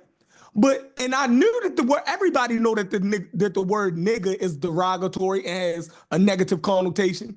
And then when I got outside of my community, and some Puerto Ricans say, bro, you know what I mean? You know what that word means? It's offensive if you, and then you double down on it. You're basically saying, fuck all black people. I get to do what I want to do. No matter if you grew up in the projects with y'all, and y'all live in y'all projects together, and y'all eat sausages. I don't know what the fuck y'all do up there with the Puerto Ricans, where y'all feel like they can just do what we do, right? So, and y'all in their community, y'all made them comfortable with being able to use it. But I know outside of that community, that the larger black community have a problem with other people using that word, and I double down on agree. it. I'm saying I don't respect black people. Only the black people that I grew up around is the ones that I have to respect. The rest of you motherfuckers, fuck y'all. And that's crazy. That's saying fuck you, fuck your grandmother. That's saying fuck all of it. Are y'all crazy? But chef, the reason, chef, that broader black community that you're talking about also has no problem referring to themselves as niggas. They do it as well, so nobody should take y'all serious. Yo, bro. Nobody should take y'all. Listen, man. Nobody should take y'all serious. Nobody should take. If you call yourself, if in Atlanta, wherever you are in the South, crazy, if you're calling yourself a nigga, and then you're offended that somebody else. So then why we don't allow white people to call us serious. nigga then? Why we don't allow white people to call us nigga? So why is it only selective that we allow Puerto Ricans to do it, but if a white person came on TV and called us niggas, we would lose our fucking mind. Not you, American Dream, but I'm saying the rest of these brothers on here will feel offended by it. Not you, because I know you different. Because I'll tell you why. But chef, for black people, if Eminem said it, Eminem grew up around black people. Why y'all don't let Eminem say it? Why Fat Joe get to say it, but Eminem don't? Fuck out of here. I can actually try and answer that question for you, Chef. Yeah, I think you're missing the. That's a good point. I think I can actually try and answer that question for you, though, Chef. The more we have these conversations, I really my fault, Drink. Let me just say one thing. I can just go right in. But more we have these conversations, I just truly understand that motherfuckers just don't understand the tri-state area and how we do it. That's all I'm gonna say. That's Yo, almost Chef, true. Chef, That's true. Yo, That's New York almost a niggas rumor. can't be wrong. But that don't mean we're right y'all though. don't understand. But that don't mean we're right. New That don't mean York we're right. niggas Y'all have cannot the be wrong. listen. You Yo, can put us all in the Chef. group if you want. I'm that's just telling you. crazy.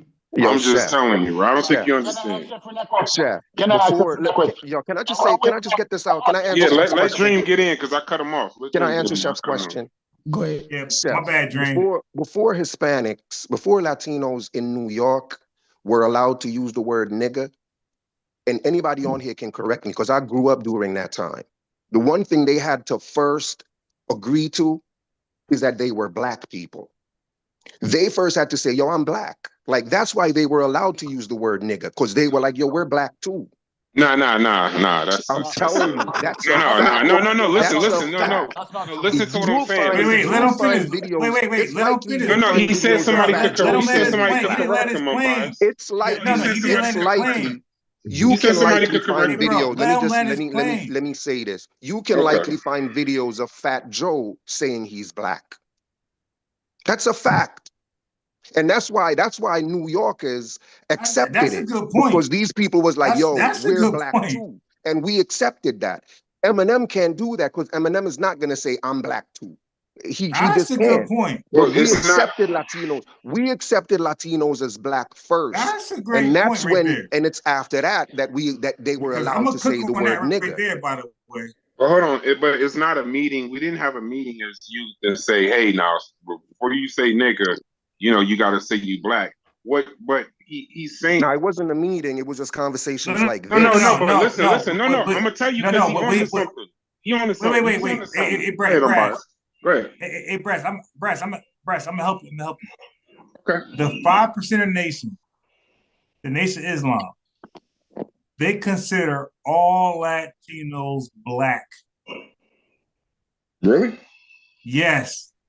I didn't know 5%ers, Nation of Islam, I'm a former 5%, I'm a former Nation of Islam member. Okay. They consider all Latinos Them motherfuckers black. just want members. They just want. That's a scam, bro. You just told us about some scammers wanting to get members. It's just like a Christian. They accept everybody. Everybody is the same under Jesus. Even American Tazariak and them black Hebrew, even Tazariak and the black Hebrew crew. Yo, can I say this, Corey? Even Tazariak and the black Hebrew crew, when they talk about the 12 tribes, guess who's included in the 12 tribes? The Puerto Latinos. All of them. So they consider Latinos to be among the lost tribes. And these are black Hebrews. They consider Latinos to be like family. The only people they don't include in that is white folks. In fairness, not all and he's from New York, right? He's from New York. You see? In fairness, not all Israelites. That's based on if the Israelite accepts the 12 tribe chart. If they accept I agree with you, man, because some don't accept Latinos at all. Yeah, because you have some that strictly Black American and they don't. He's right.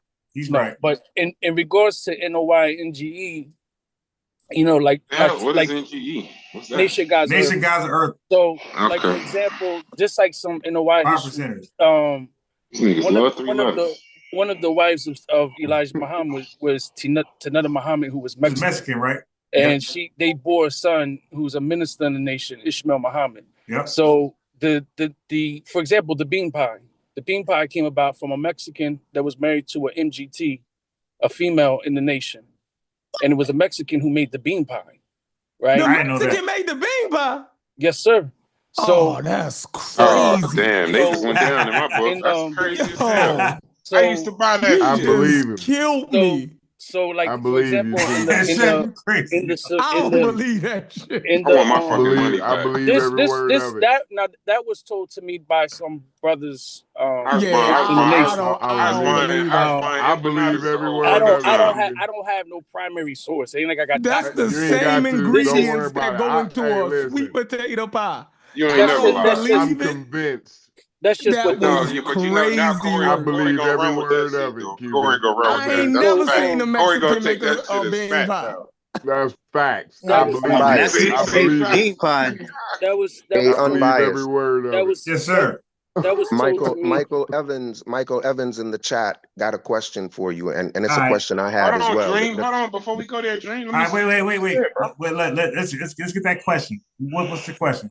So, Why is ADOS in the title? Because the Okay. title is what's the difference between FBA and ADOS? This is his channel. He want to do it. All right, hold on. All right, so let me answer it because I'm smart. Okay, so sometimes, brother, when you have a title, we talk about it. Y'all niggas come late for the title. Y'all come late for the title. So while y'all come late, the show gotta continue. So we talk about other shit in between while y'all niggas come late. Okay? So What was y'all the title, came late. Unbiased? So y'all came late, that's y'all fault. So now we're talking about this now. Next time, come early. All right, there you go. Hey, Dream. Hold on. When you're talking about that black part, right? This is what I want to say. Because we actually looked this up. Me and Chef talked about this for way too long the other day. Fat Joe's use of of the word nigger is generally accepted by many black people in New York because of the unique cultural dynamics and shared experiences of black and Latino communities, particularly in the Bronx and other parts of New York City. Now, they just gave bullet points. I'm not going to say that was beneath it, but it's what I said. Shared neighborhoods and cultural proximity. The same socioeconomic status, historical context. Many Puerto Ricans, especially those in New York, have African ancestry and identify with elements of Afro-Caribbean and African-American culture. So what this is actually called is cultural overlap. Hip-hop culture, like what you say. Hip-hop as a multicultural space. Fat Joe was deeply involved in hip-hop culture from a young age. I've been saying respect from his peers. His authenticity and respect for the culture contributed to that acceptance. His respect for the culture. Now, this is where I don't argue with Chef, because Chef always say we got to be right. But this is the only thing I wanted Chef to understand. New York City, New York City, unique multicultural identity. New York City's diverse cultural landscape fosters the blending of linguistic and cultural practices. AAVE is not concrete. Get in there, bro. Hold on, is not exclusively used by Black people in NYC, but it's been adopted in varying degrees by people from other communities who grew up in close proximity to Black culture. So what I'm trying to say is, when you say New York is different, that's why I'm just trying to say it's truly a unique place. It ain't like growing up in Ohio or Indianapolis or Baltimore. It's just not. So I know it looks crazy, but you know what, Chef? I'm gonna say this to you, and I ain't say this to you before. I'm gonna say it publicly in front of people. I actually respect and completely understand why Fat Joe saying nigga infuriates me. I completely respect it and understand it. I do. You just don't respect the fact that because we say it as you don't respect our own uniqueness. You just don't. And there's nothing wrong with that. We just agree to disagree. Wow. Can I ask a question, please? I've been waiting. That's how you be trying to cook niggas, though, Stupies. Okay, yes. so as soon as you say, "Could I ask a question?" you try to cook somebody. Go ahead. Okay. I know what you about to do, Stupies. Go ahead. I done see you live too many times, Stupies. All right, okay. As an outside. Brass is smart. Yeah, I fuck with Brass, yo. Yeah, I'm an outsider. As an outsider, I'll have to ask Sheffrin this question. I can make a drink too, though, by the way. Sheffrin, as an outsider, as somebody from the Caribbean who went through similar struggles as somebody in America, the same slave, the same bullshit. We had sugarcane, you had cotton. The average lifespan of a slave in the Caribbean was 3 years. You can look it up. It was backbreaking hard work, and we were disposable. We got liberated almost the same time, probably about 20 years earlier. But we went through all the trials and tribulations. As an outsider, I can't help but feel I can't understand why I should call another Black man a nigger. Is it out of ignorance? What is it? Somebody explain that to me. It's American South culture that's ultimately. You're not a New Yorker. What's up, Fetty? What's going on with y'all? Yo, yeah, for New York is hilarious. Hey, look. It sounds Because very. I understand exactly what you're saying, but it's the New York motherfuckers who can't understand. See, there it is, bro. It's just some funny shit. No, hey, Soupies, he's 100% right. I wasn't born in New Jersey. I moved to New Jersey when I was like 7 years old. I was born in Ohio. We didn't call anybody nigga, bro. When it was a culture shock when I got to 440 Washington Street from living on a goddamn farm in Ohio. So where everybody was just saying nigga this, motherfuckers eating Chinese food every fucking day. It's just a whole right. It's a chicken shacks and go to the. We didn't have a corner store. We had a grocery store. We didn't have a corner store. Like New York is a culture shock, and I'm coming from the Midwest. So what I'm saying is, I don't want. Chef, you better come down here and experience it. Exactly. I don't Soupies. I completely understand why somebody from Jamaica would think that this shit is. Hey man, listen. He can't get no pass. He can't get no pass. Let me finish. Let me land my plane. But it's the same kind of way where Jamaicans, when they saying Bumbaclot and Rise Clot and all of that shit, I don't even know what it means. Bati boy, all that shit. Boy and all that shit. It sounds crazy to me. Right. But that's something that, you know, when Jamaicans are in New York, New Jersey, and they're talking to each other, I don't even know what the terms mean, so I don't use it. But then them motherfuckers would be like, right when they done talking, be like, what park we going to? What club we going to tonight, my nigga? They say the same shit. That's what I'm saying. I know it's weird and I know it's strange, but that particular vernacular. Well, not every Jamaican. Not every Jamaican. No, not every Jamaican. I'm just saying where I grew up. I'm just saying this is my. I got a lot of barbers from Jersey who don't never say nigga. Everybody, listen, we got all of those people here in Baltimore. All y'all cities in Jersey damn near can fit inside of Baltimore. It's not even so to act like we don't have his. Wait, what'd you say? All of y'all cities in Jersey damn near can fit inside of Baltimore. Yeah, but Baltimore got the lead poison problem. And y'all call each other dummy. We don't say shit. Y'all call each other dummy all day long. We don't say a word. So to act like, you know, we don't experience multiculturalism that's far from the truth. But those people, it's just that black people here, and we got all of these mixed people. But black people here, it's just gonna be a certain amount of respect that you ain't gonna just pop off your mouth and just call anybody. But y'all not an East Coast city. Y'all are South. We've already established that. Y'all are Southern in background. Y'all have. Oh yeah, y'all are 100%. Yeah, y'all are 100%. Southern. Right. Y'all are not Eastern. Y'all are not Eastern. I'm saying that. Ain't no cotton fields on Branford Place. Like y'all had slaves, man. It's cotton fields in Baltimore. Are y'all crazy? I'm not saying cotton fields. I'm saying it was y'all had slavery. There was slavery there, correct? Yeah. Can I say something? It wasn't slavery in New York. Are y'all crazy? Oh yeah. Of course it was. Of course it was, Chef. Of course it was. I didn't know that. He said it wasn't slavery in New York. I didn't know. Hey, no. Educate. No. New York is This is crazy. Brass Wall Street was a place they sold Africans. That's hey, listen. Hey, listen. New York people I am not a historian. I'm not a historian. Okay, so let me help you out. Wait. So Black New Yorkers think they didn't experience racism. Okay. So for some reason, y'all didn't lost it. Nobody said experience racism. I'm saying Maryland is the South. We established that, correct? It's the South. It's definitely South. 100%. Yeah. So South means slavery, and North means if you was in New York, you didn't experience slavery, racism, and discrimination. New York means cool. In Maryland, y'all some country ass niggas.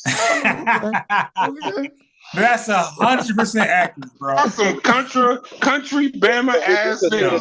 So I gotta listen to somebody from them niggas dress code is crazy. New Jersey.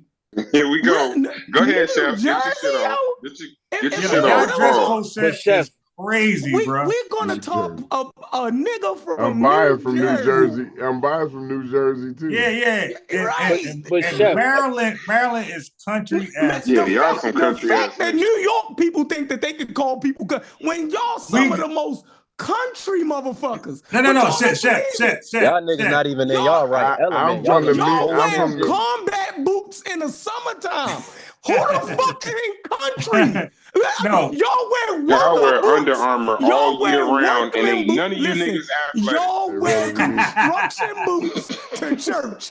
New York niggas wear construction boots Them niggas to was wear church. construction But boots talk to church. I about ain't gonna lie to other you. black people is country. Y'all wear construction boots Hey, to chef. church. Hey, chef. You don't get no country than that. Hey, no. You said that we wasn't different. Let me explain the demographics. You said we wasn't That's different. country. Right? Bro, that's country. Let me finish. There's a huge we're not country, In Newark, but we be cooning like a motherfucker though. Let me give you these Newark be demographics. cooning like a motherfucker. Yeah, that's facts. But let me tell you this, chef. Let me tell you the we be demographics. cooning though. I ain't gonna lie. Let me tell you the demographics. I fucks with y'all. Let's go. In Newark, Black or African American, 47%. Hispanic or Latino, any race, 37%. White, 11%. And the rest is all the rest of the motherfuckers. Now look at Baltimore. 63% Black, 27% white, 5% Latino. Woo! So don't try to say that we're the same. We have 47% Black and 37% Latino. These motherfucking Latinos. Don't say that y'all grew up around Latinos. These Latinos ain't fucking registered. Yo, you gotta answer. You said we can't be wrong. My nigga, you are crazy. You said we can't be wrong. Hold on. We got a whole Latin quarter. These motherfuckers ain't registered. Are you crazy? It's millions of them running around there. I don't know how many running around there. I pulled up Do y'all Baltimore. really know how America is constructed? Do y'all really, up there, y'all Latinos are motherfucking registered. They on the set.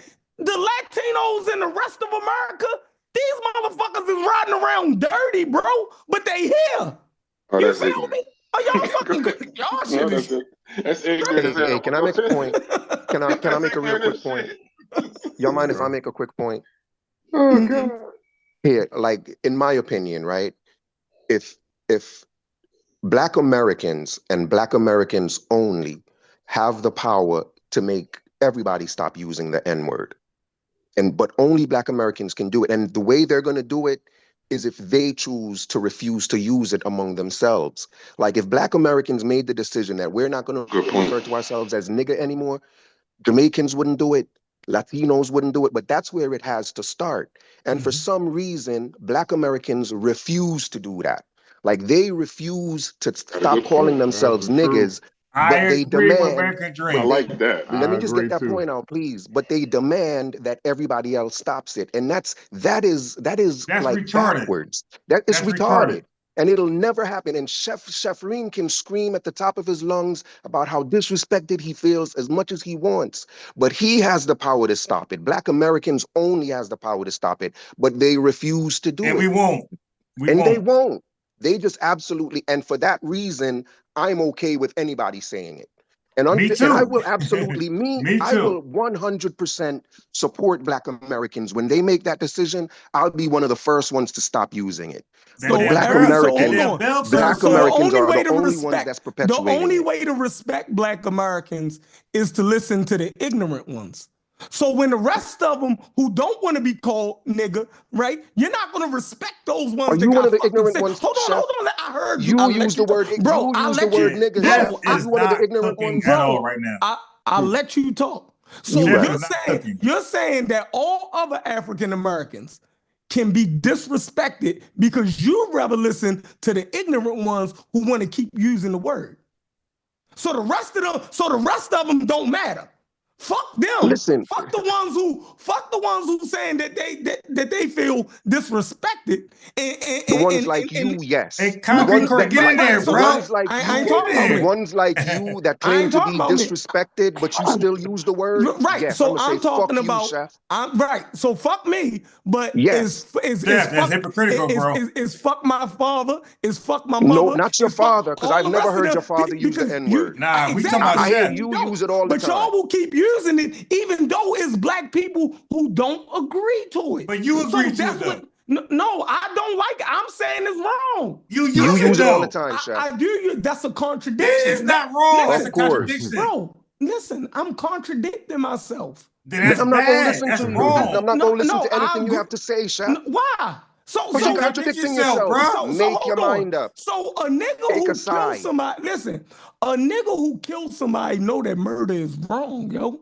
You feel me? I don't know about that. No, I don't know about that. You know when you're doing something fucking, bro. You know when you're doing something wrong, yo. Nah. Some niggas believe this was the right thing to do. Then they wouldn't try to hide it, yo. I hate to say this though. I hate to say this, and I get Chef's point though. I don't say nigga around my mother. I don't say nigga around my father. Chef is not cooking, bro. And when you talking to your friends, it don't feel wrong. But when you do have adults around, I get what he means. No, but that don't make any sense though. You know it's some ignorant shit, but you do it, right? Yeah, but like Chef is trying to be a reformed user of the word nigga. Wait. I just don't give a shit. Who teaches their children to use the word nigga? Yeah, I don't allow my children to say it around me. Since it's all good, since it's all good, who sits their child down and say use the word nigga? Let's back up. Look, back up. I'm about to gonna cook go ahead that and nigga jump down. Yeah, because hold on, business. I might cook this nigga. Cook me, bro. When I believe a word is foul, I don't use it. Period.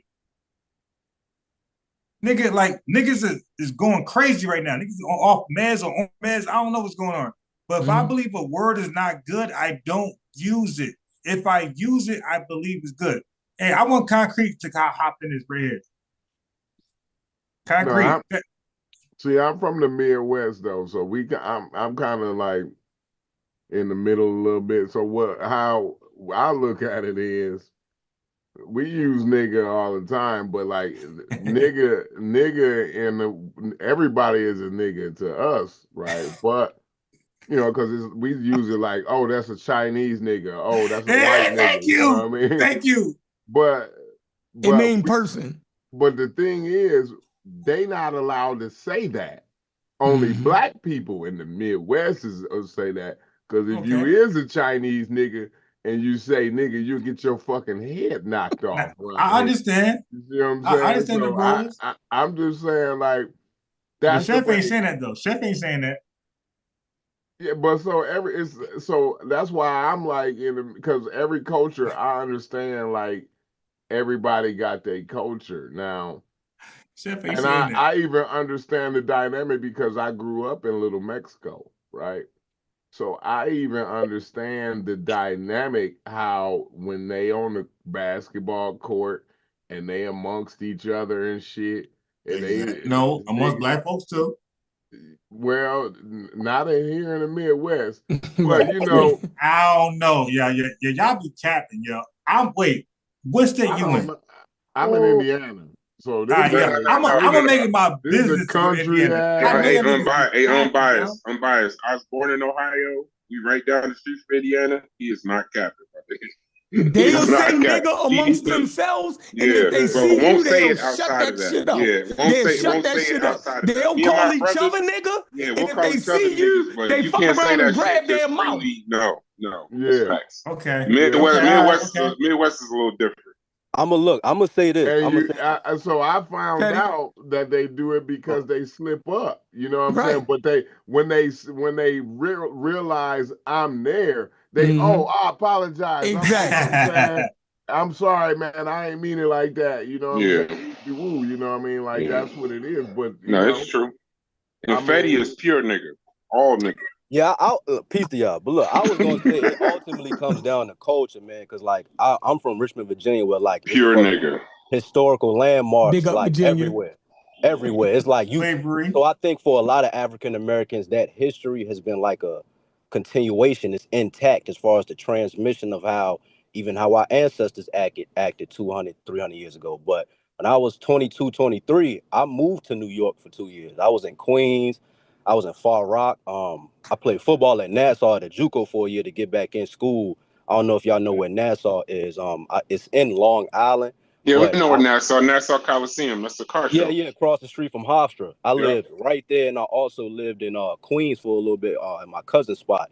And when I got out there, bro, it was definitely a culture shock. Like when I heard a lot of the Latinos, Hispanic brothers say nigga, shit fucked me up for a little bit, and I was checking niggas, but it is a thing to where like once you in a different place, it's like I don't want to equate it to stupidity or nothing, but like when you in a room full of 100 motherfuckers who don't agree with you, how much does the truth matter?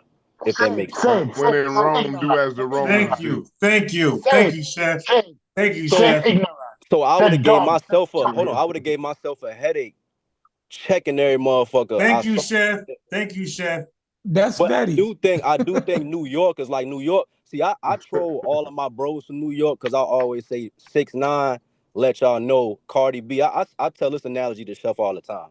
I knew Hispanic people out there who said nigga, but if you go in their room, go into their house, they got their own culture with the flag and the music playing, all Spanish music and all that. And that's why I say I feel some type of way when Hispanics will call you nigga, but the moment y'all niggas not tight no more or it's a dispute, they gonna pull out that racist bag a little bit. Especially if you got I'm telling you, look, hold on, look, hear me out. Do you know how many Hispanic women do that? I was dating Hispanic joints from New York. I want to know. We talking about men. Let me finish. Talking about men, no women. No women. No, okay, no. They not human beings. I'm giving this analogy. But they don't say nigga like that. Let me finish. They don't say nigga. Let me finish. Let me finish. Hispanic women do not say nigga at all. Cardi B said I ain't never heard one say that shit.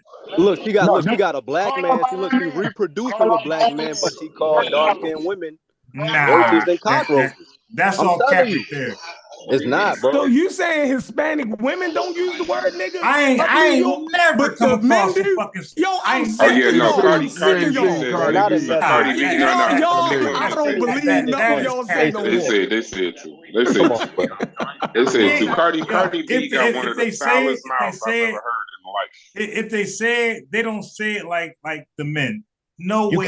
You can't speak in absolutes like that, bro. It's not. Hispanic women. It's all shared. It's all shared. You can. All right, well, source something. You say cap right now. Yeah, it's all shared. So hold on, unbiased. You saying that the Puerto Rican women in New Jersey, they don't play the nigga shit, but the men do. Yeah. Wow. Well, not in my experience. I mean, we had a different experience. Hold on. So the women know better. The women, this is a great point. So the fucking women know better. They know it's a derogatory term and they won't use it, but the Hispanic men will. Who won't use it? He just said that they don't do it. Yes, the they women do. Don't do it. Yes, they do. That's some new shit. Y'all got to argue that I love this shit. That's some new shit. That's some 2024 shit. Yeah, maybe where Unbiased lived in New Jersey or the people he interacted with, they didn't. But it was no gender. It was just New York we all was Hey Corey, you hear this? New York is a wild place. Stop saying we from New York. Start snatching niggas East Coast cars, bro. Yeah. I don't know, man. I don't know. I'm gonna start. I done visited every borough and all them New York women. It's a movie in New York. Some of them New York women got the foulest mouths I ever. like the Puerto Rican women now. I like the women. The women. I don't know, man. I don't know. Y'all claiming all these New York shit, bro. I'm gonna start. Yeah, they gonna say you from New York, bro. New York got the best women. New York got the best women. New York has women. I ain't gonna say they got the best. No, they got the best. They got the most disrespectful women. I know that. You'll find a woman that's Kenyan and Eskimo. You know what I'm saying? And that same woman $1.50 your motherfucking face. I wouldn't date one woman from New York. I don't trust no woman from New York. Fuck that. Yeah, hell no. They got a razor in their mouth and a spit your motherfucking face. Them bitches aggressive as hell, bro. Staten Island women, I would say stay away from like 100 feet. Consider all Staten those Island, women New in York. New York are aggressive as shit, man. I don't consider Staten Island, New York. Staten Island is a borough. Staten Island is the Staten Island, not New York. It's a borough. You can't take that away. Y'all don't get to make up your I'm own talking rules about. now. Hold on. I'm talking about the women in Queens. What borough is Staten Island? Harlem. They are some of the most aggressive human beings on God's Don't you got to green catch earth. a boat to Staten Island? Name the 5 boroughs. Name the 5 boroughs. Name the 5 boroughs then. Queens, Brooklyn, Bronx, Manhattan, Staten Island. There you go, Staten. Yeah, but Staten Island, them Oh, niggas is completely different. Staten Island is Nah, some it's a different niggas borough. compared to It's a everybody borough. else. Yeah, Staten Island y'all should do be that Staten too, don't Island, yeah, I know they all in the boroughs. I'm just saying it's very clear. Staten Island is when you go to Staten Island and Long Island, they're two completely different places Long Island compared to has, Bronx and all of that. Long Island has one of the first suburbs in America. You That can was look that up. Queens. No. Look up Long Island. Okay. It has one of the first Long suburbs, Island, which damn means near, away from other people, right? Yeah, but I've been to Staten Island. I ain't even feel like I was in New York. Perth Amboy is island. Long Island, then in Perth Amboy. Staten Island to me should be New Jersey. Long Island is a suburb. It's not a borough. Long Island is a suburb. All right. Well, all the suburbs on some bullshit. That man says Staten Island. I'm in the suburb of New York City. Yeah. Long Island is connected to Queens and Brooklyn is Long and all Island that. It's upstate? one landmass. It's one. It's So one let me ask you landmass. this. Let me ask you this: Is Long Island like considered upstate? No, Long Island is east to west. Yes, east to west. State would be considered north to south. Buffalo, Syracuse, Utica. That's all upstate New York. I'm in That's the like suburbs. Like straight bullshit. Yeah. That's young. What's Farrell. up, unbiased? Nice to meet you, bro. My bad. Peace, man. When you go to the Bronx and you're gonna go like White Plains, once you go White Plains Road that leads into White Plains, Westchester. New York, that's Westchester upstate. County. Yeah, Yeah, that's upstate. Yeah, you get your ass locked up in Westchester. You don't play no fucking game out there. But yeah, no, Staten Island is like a whole nother place. You go there, you be like, man, it's unique to itself. Staten Island. Wait. This is for Chef. He said Staten Island. Hold on. This is for Chef, Two Peas, and Corey. Yo, did you know that New York got their own little accent? Like, so New Jerseyans and Philadelphians can know a New Yorker by their bullshit accent. You know that? It's bullshit. Right, I can know them by all that sun and all that dumb shit. No. Not the slang, the accent. New York, like they have. They all sound like accent. Smack URL. Yeah, they say you heard a lot. You heard? They all sound like them niggas, the Smack nigga from URL. They all sound like him. New York, like yo, that shit sound country as hell, bro. I'm telling you right now. Hey, that New York accent, that's some bullshit, man. It niggas fucking country too. Unbiased. You got people in the chat asking for the link. All right, hold on. It's about to get real crazy. If you ain't from New York, when you could be in the Bronx, I know people in the Bronx. They'll view other places as country. I mean, like Jersey, you could be in Newark. See, Cuban got that New York. If you say you live in Vineland, New Jersey, they're like you country. So country up north can depend on the location. Some people like Cherry Hill and all them country ass niggas. Yeah. No. Okay, let me make this very plain. New York established the trend for New Jersey and Philadelphia. That's 100% correct. That's 100%. New Jerseyans and Philadelphians, we wait for New York to establish the trend. And then New Jersey don't get its respect that it deserves, especially in hip hop. It don't get its respect. Well, we don't create shit. That's New Jersey. We borrow from New York. New Jersey. No. Hold on. It does, because you had people like Naughty by Nature and Queen Latifah saying straight from New Jersey. Yeah. Sugar Hill Records was based in New Jersey. But right? That's 79. They borrow from New York. Yeah. So there's a tri-state back and forth and competition. New York, New Jersey. You can call it quad state. New York, New Jersey, Pennsylvania, and Connecticut are all in this proximity. I wish somebody just put a map on the screen so you can see Manhattan, Brooklyn, Bronx, New Jersey, Pennsylvania, Newark, Patterson, Connecticut, all that. I have a map up just so people think that these are not thousands of miles apart. They're 50, 60. 70, 80 miles. We close as hell. Now we very close. Yo, it's a train ride. It's a bus ride. Yeah, I didn't know Catherine was in New Jersey. Like that was some old new Catherine. What was in New Jersey? Captain Zaryak is in East Orange. I knew that shit. Yeah, like, he from East like... Orange. I actually bought I bought oils from him one time. I didn't know who the fuck he was till I saw him on YouTube. He sell oils in East Orange. Hey, yo, listen. That's what I'm trying to tell niggas. Oh, nice too. Shouts to him. But what I'm trying to tell niggas is this: as long as it's black folks, I'm not intimidated from black folks at all. I'm scared of racist white folks. I'm scared of racists or whoever else, but not black folks. That's what I'm trying to tell Chef, Corey, whoever is in this thing. I don't give a fuck where you from. Outside of California, that's different. But if y'all in Atlanta, I've been there before. I've been to most places outside of California, in Las Vegas and like Arizona, right?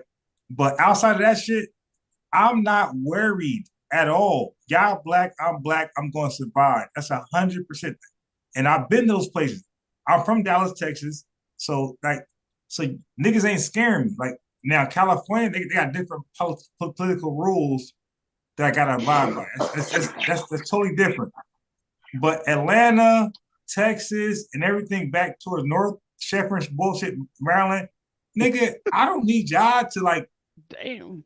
Hey, wait, say that. What you say about Maryland again? Say that about Maryland. No brass, don't pile on. No, I'm saying I will make my way in Maryland without Chef very well. I don't need Chef to court me in Maryland. But in California and Arizona, it's a little different. But everything besides that, I don't need y'all niggas. I will survive good around black folks. Good. Because I'm a black nigga, straight hood. Man, if you go to certain projects and they don't know you, nigga, they running down on you.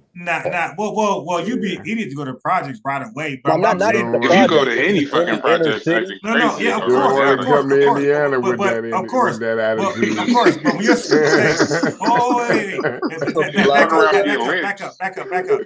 But when you're smart like me, see, y'all niggas ain't sociable. Okay, so for me, what I'm saying for me is not only am I sociable on the internet, I'm sociable in real life. So people in the chat, y'all niggas different. I'm a nice guy too. Look. Well, hold on. Listen what I'm saying. Guy. Wait. Listen what I'm saying. Though. Listen. In the chat, y'all chat, Infinite Minds. That nigga know me for real. He don't know y'all crazy niggas for real. He know me for real. So I'm not crazy. No, but listen what I'm saying. I'm with you, bro. I'm with you. Hold on. Look what I'm saying. Listen what I'm saying, though. Listen what I'm saying. Go ahead, bro. I'm saying I have my own platform, but when I come to Chef or Corey, Cube, I see names in there who know me for real, not internet. Oh, okay, like in real life. Know me in real life. Okay? Okay, that's what I'm saying. So now when I go to Sonetta, I met Sonetta in real life. I met Rob Bourne in real life. I met Unk in real life. I met Zion Lex. I met Divine Prospect in real life. I'm not y'all niggas, okay, that hide behind the internet. I meet niggas in real life. So Cube, outside of Cube, I will meet Chef and Corey community niggas. You ain't outside, bro. You naming Rob. Who's that? All right, hold on. All right. I told you, Fetty is let's pure get back. nigga. I was in Fetty New is York, a bro. pure I probably got more stains. You gonna call that hold shit on. right Yo, out. y'all don't go nowhere, bro. You ain't Nobody know outside y'all like that, niggas bro. in real life. Let's Fetty look is at a how we pure are. nigga. Know you in real life. I knew out of everybody that was gonna take that first door and say something, it was and gonna I be give your Fetty. ass 30 on the Fetty court. is a pure nigga. You ain't gonna let that. I'm giving you He said 30 on. I 30. heard you talking that basketball talk earlier. I give your ass 30. Fetty ain't gonna let Hey, yo, that shit I go. won't I even was waiting on argue him about to that. say something. You might really will. I won't even Fetty argue is not letting that shit go. Can we You look won't even at how argue that we shit. You are? might I hate when really niggas will. be like, But you y'all won't beat niggas me in the ain't game of horse, outside. though. Y'all ain't. You won't beat me. That nigga You said won't you beat me in the game named of all horse. conscious community niggas. Yeah, The game of horse, you ain't gonna beat me in the game of horse. hold on. You got people on the screen named from Rob all Moore. over the country. He said Rob But Ford. hold. I was like, well, where you meet these niggas at? Yo, This is okay. a You better debate. keep Rob Bourne name out your mouth. I'm He might saying, where'd show you up. meet You these say niggas 3 at? It had to times. be a debate. Nah, It he'll couldn't show have up. been like at 7-Eleven or Cracker Nah, Barrel or he'll some show shit. up. Nah, Rob Hey, Bourne I will ain't. Hey, show up. listen, bro. Shouts to Rob Bourne, but I ain't about to sit here and censor myself for Rob Bourne. I don't even know who that is. No. Here's what I'm saying. It sound tough. We are people from all over the country. We got things that we agree with. and certain things we disagree with. And right now, New York is getting all this heat for letting Fat Joe say the N-word. No, I mean, how come? Hold on. on before y'all Why go did you there. just say Rob Boy like he was Debo? Let me say this one point. Wait a minute. Why did you just say that? Now you got me fucking the fuck out. Ohio niggas not going to have a you laugh said joke. you better not say that about Rob Boy. No, I didn't say you better not. I said Rob Boy good. Come on, bro. You said he'll Boy run down. Like who is Rob? No, with information. Come on, man. God damn, Rob Boy ain't even about that, man. I thought it was like a conscious community rule. Nah, man. No. I didn't even insinuate that. Rob Bourne is solid. I gotta look up Rob Bourne. Who is that? Him and Danny, him and True Story. I might be talking about a motherfucking murder on YouTube. Bro, y'all is stupid. All right, I done met Zion Legs. I done met Captain Sorry all in real person. Y'all niggas hide behind that computer screen. That's the whole point. Bro, I don't want to meet none of the people. Nah, come on, bro. Look, we from all over the country, right? Yeah, but y'all don't come outside though. Y'all niggas hide behind your computer screen. I told you, look at Petty. Petty took nobody know y'all. Nobody know y'all for real. Every piece Who are you, bro? What have you done, bro? What's your resume? I told you. Okay, good question. All right, back up. Okay. Most of these people, you can't take Fetty nowhere, bro. Okay. Now that's a good question. Who am I and what about? Let me stop. So, okay, good question. It's the y'all niggas though. When niggas say y'all niggas ain't outside. But you the only nigga on this whole panel that took that shit completely personal. I'm not trying to be personal. Hey, yo, listen. I'm not trying to be like personal. Like, we know what you mean, bro. That's just fake. Yeah, because look, I fuck with all I'm kind of trolling, but it's like that. Yeah, I'm trolling. No, you ain't trolling, bro. You dead ass. Nah. It's because it's the thing. It's the undermining thing. No. I actually fuck with all of y'all. I fuck with all of y'all. I fuck with you. Yeah, I fuck with all of y'all. So I'm not trying to like create like war beef. I actually appreciate you. And I fuck with all of y'all. But what I'm saying is that a lot of niggas just come on the internet to make a name for themselves, but they're not really like that in their community. Oh yeah, I mean that's I agree with you there though. Okay, so what I'm saying is in my community, Plainfield, New Jersey, like I'm well respected in my community. And not just my community, East Orange, North, like I can give you names for motherfuckers like yo, I know him. Some of y'all motherfuckers, nobody know y'all outside the internet. That's what I'm trying to say. Like the internet only. Like I'm really known in like so people in your chat, like Infinite Minds, people in your chat who know y'all know me for real in person. Like they know me I'm a real guy who meet real niggas in real life, real time. Y'all niggas just hide behind computer screen and y'all chat, which is okay. But you don't come outside and you don't come to events. I do. I met Unc. I met Garfield. I met Divine Prospect. Y'all niggas be in it. Y'all don't do that. Y'all hide behind. That's all I'm trying to say. Hey, is your name Bobby Harrison? Some of them don't even show their face. Is your name Bobby Harrison? Yeah, that's me. Okay. So hold on. So unbiased. Real quick, Shafreen. Unbiased. Real quick, Shafreen, if I can just say this to Unbiased. I just dropped a link to a Why video. you fucking up his name, dude? Shafreen. It's Shafreen, you right? would be fine in Baltimore. I totally agree. You can come to Baltimore because you are a working man. You're a teacher. Nobody would mess with you. So yes, you would be fine. If I came to Newark, I'm just a barber in Newark. I think I would be fucking fine. No, you'd be fine, bro. Pause. And go about my motherfucking business. I think I can handle myself in the hood. You might get shot. You might get robbed. You dig what I'm saying? So the young niggas don't care, bro. I ain't gonna lie to you. They don't give a fuck. The young niggas in Newark don't give a fuck. No, niggas retarded, bro. Hold on, niggas everywhere don't care. But what I'm saying is, a working person don't have as much to worry about is somebody now if you're saying you could come to Baltimore and get down, selling drugs and jumping out there and some gang shit, no, you wouldn't be safe. I don't think you will be safe nowhere on that. But to say that you can go anywhere and be fine as a working man, yeah, right? I yes, I'm saying that. Yeah, but I believe that. Yeah, that's anywhere. listen, young niggas, a young nigga when he pull up on you, he don't say, "Hey, are you a working man?" All right, you good, nigga. Young niggas don't. Young niggas retarded. Yeah, and the streets is ran by these young niggas right now. The young niggas is not discriminating from the working man to the barber. I agree. To the Bro, fucking I'm 45 years old. You think I'm going to somebody's project? You think if I come to New York, you act like it's only young niggas in the project. No, hold on. You think if I come to New Jersey, it don't even got to be the projects though. It can be a matter of fact, Newark is damn near gentrified. They're not it's almost complete. It ain't got to be you visiting. But unbiased, we still got Garside Avenue. It's still young niggas. No, the cops are everywhere, bro. That's true. I'm saying in downtown. I don't know you last time you been in North. Y'all shit is so loud. Y'all don't got regular work, bro. Y'all can't all talk at the same time, y'all. I had a studio on Garside. I tried not 3 to years hang ago. out in bad. Okay, bro, you're outdated. All right, you're outdated, bro. Newark is almost completely gentrified. Well, no, I work with the mayor. I know Newark, New Jersey. Yeah, all the bad areas is the fastest.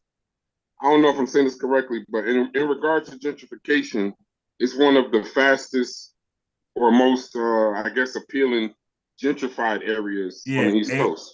Bro, all the bad areas, they got a nice luxurious apartment complex there now. That shit crazy. Yeah, but there's still some young niggas living in there though. I agree. This is some wild niggas, but cops are galore around it. That young nigga ain't doing shit. I just sent you a cash app from Trimedia, bro. I love what you're doing. I appreciate you. Unbiased. I just dropped you a link in the private chat. And it's in the YouTube chat as well. It's Fat Joe saying he's black. I agree. That nigga's crazy. Short. I don't know if you can play it. That nigga is absolutely crazy. I'm gonna play it for the. I'm gonna play it. Hey, y'all drop a cash app. The man put his cash app up. Put some money in. I'm gonna blame Sheffrin for that. For Fat Joe saying he black, because Sheffrin like to claim a lot of folks. I got a video of Fat Joe performing Lean Back in Baltimore. He said, nigga, since the 90s. Like, why do we First slope. of all, my projects is 90%. I'll give you 80% black. Still, my grandmother's projects is 99.9% black. So I'm Spanish. I knew I was Latino, but the whole time I thought I was black anyway. So my mom's lived there 40 years before I was born. In this project, and I'm born, blonde hair, green eyes. She brings me there. The first thing they go, look at this little Joey. He got green eyes. That's all I knew my whole life, before even elementary. It's a lot of woke society or something going on these days, and Twitter and all that. I guess they don't understand where I come from, where I was born. I'm black, bro. Fat Joe is black. I hate slavery. I hate oppression. I hate systemic racism. I know I am. I'm a frontliner. I'm not a talker on Twitter. I'm about that life. Fat Joe. Yeah, but you ain't black. Y'all got scammed by this nigga. Yeah, you bugging the fuck out. You ain't black, man. You tripping. No, y'all but got according by to Fat Joe. I get his point, but he was cool. He was cool all the way up until he said he was black. That's everything he said was but facts. according to the Nation of Islam, that nigga is not black. Wait, no, slow down. We ain't in the This Nation of motherfucker, Islam. hey, Sheffrin, when he got locked up, his shit said he was white. Fat Joe is Zulu. So in Zulu, I believe that man would get up there and say that in public. Yeah, he bugging the fuck out right there. Yo, no, hold on, listen. They getting ready to give y'all some information. Cuban on Zulu and Unbiased on him saying he's black in these type of situations in New York City. Let them talk, please. Yeah. So what I'm saying is, let them talk before we go in on where y'all from. So let them talk, because if we go in where y'all from, now hold on. We can say y'all let white boys act up.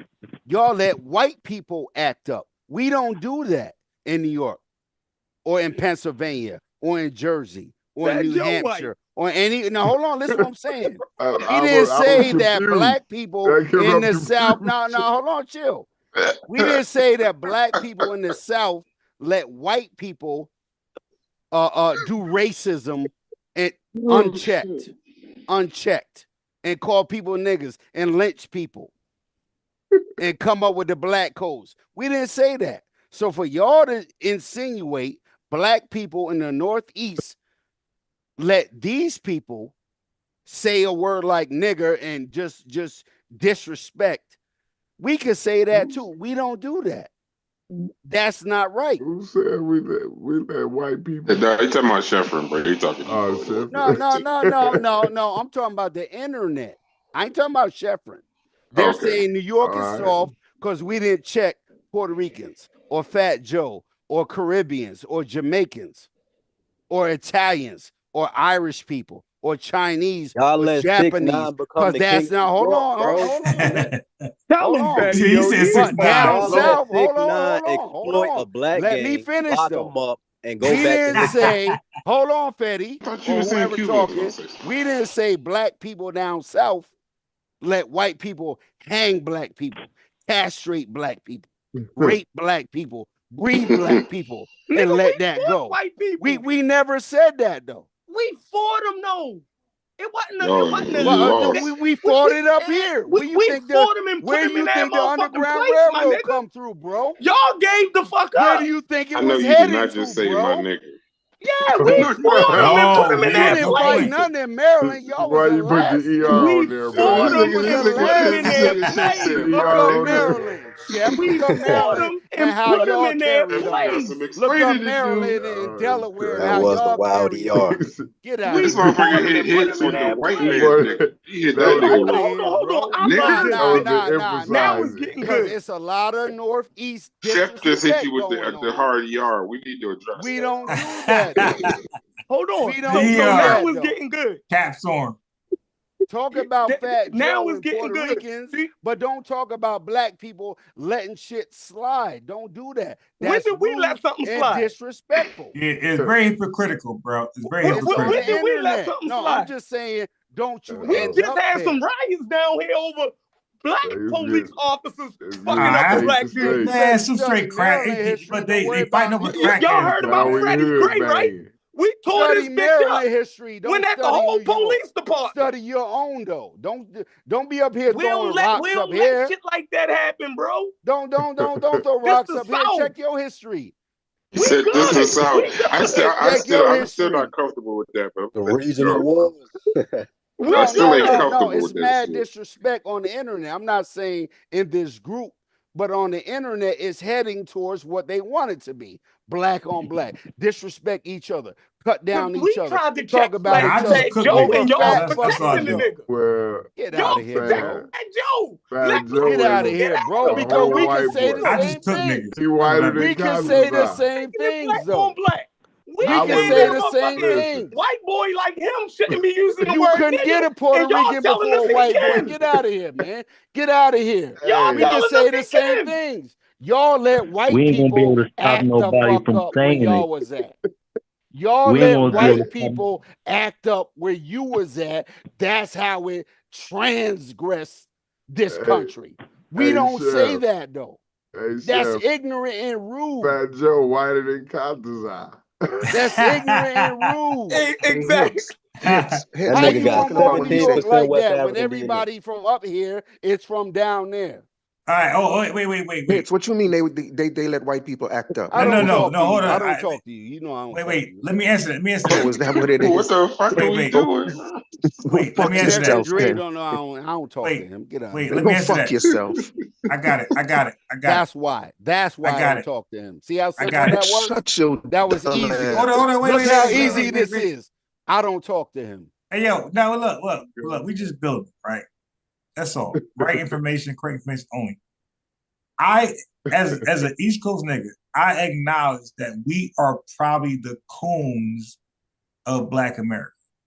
Like we let shit pass that probably shouldn't be passed. I don't know, Bias, did you really just say that? Yeah, Yes. I don't know. I can't. That Yes. y'all Yes. use we and y'all way too much. Yeah, yes. We let shit pass because listen. For one, I'm unbiased, right? I don't have no official position. Okay. And I acknowledge like what's going on.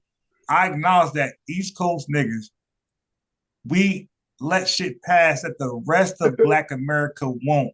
So by default, we are the coons of Black America. Steph, where you at? I can't do it. Okay.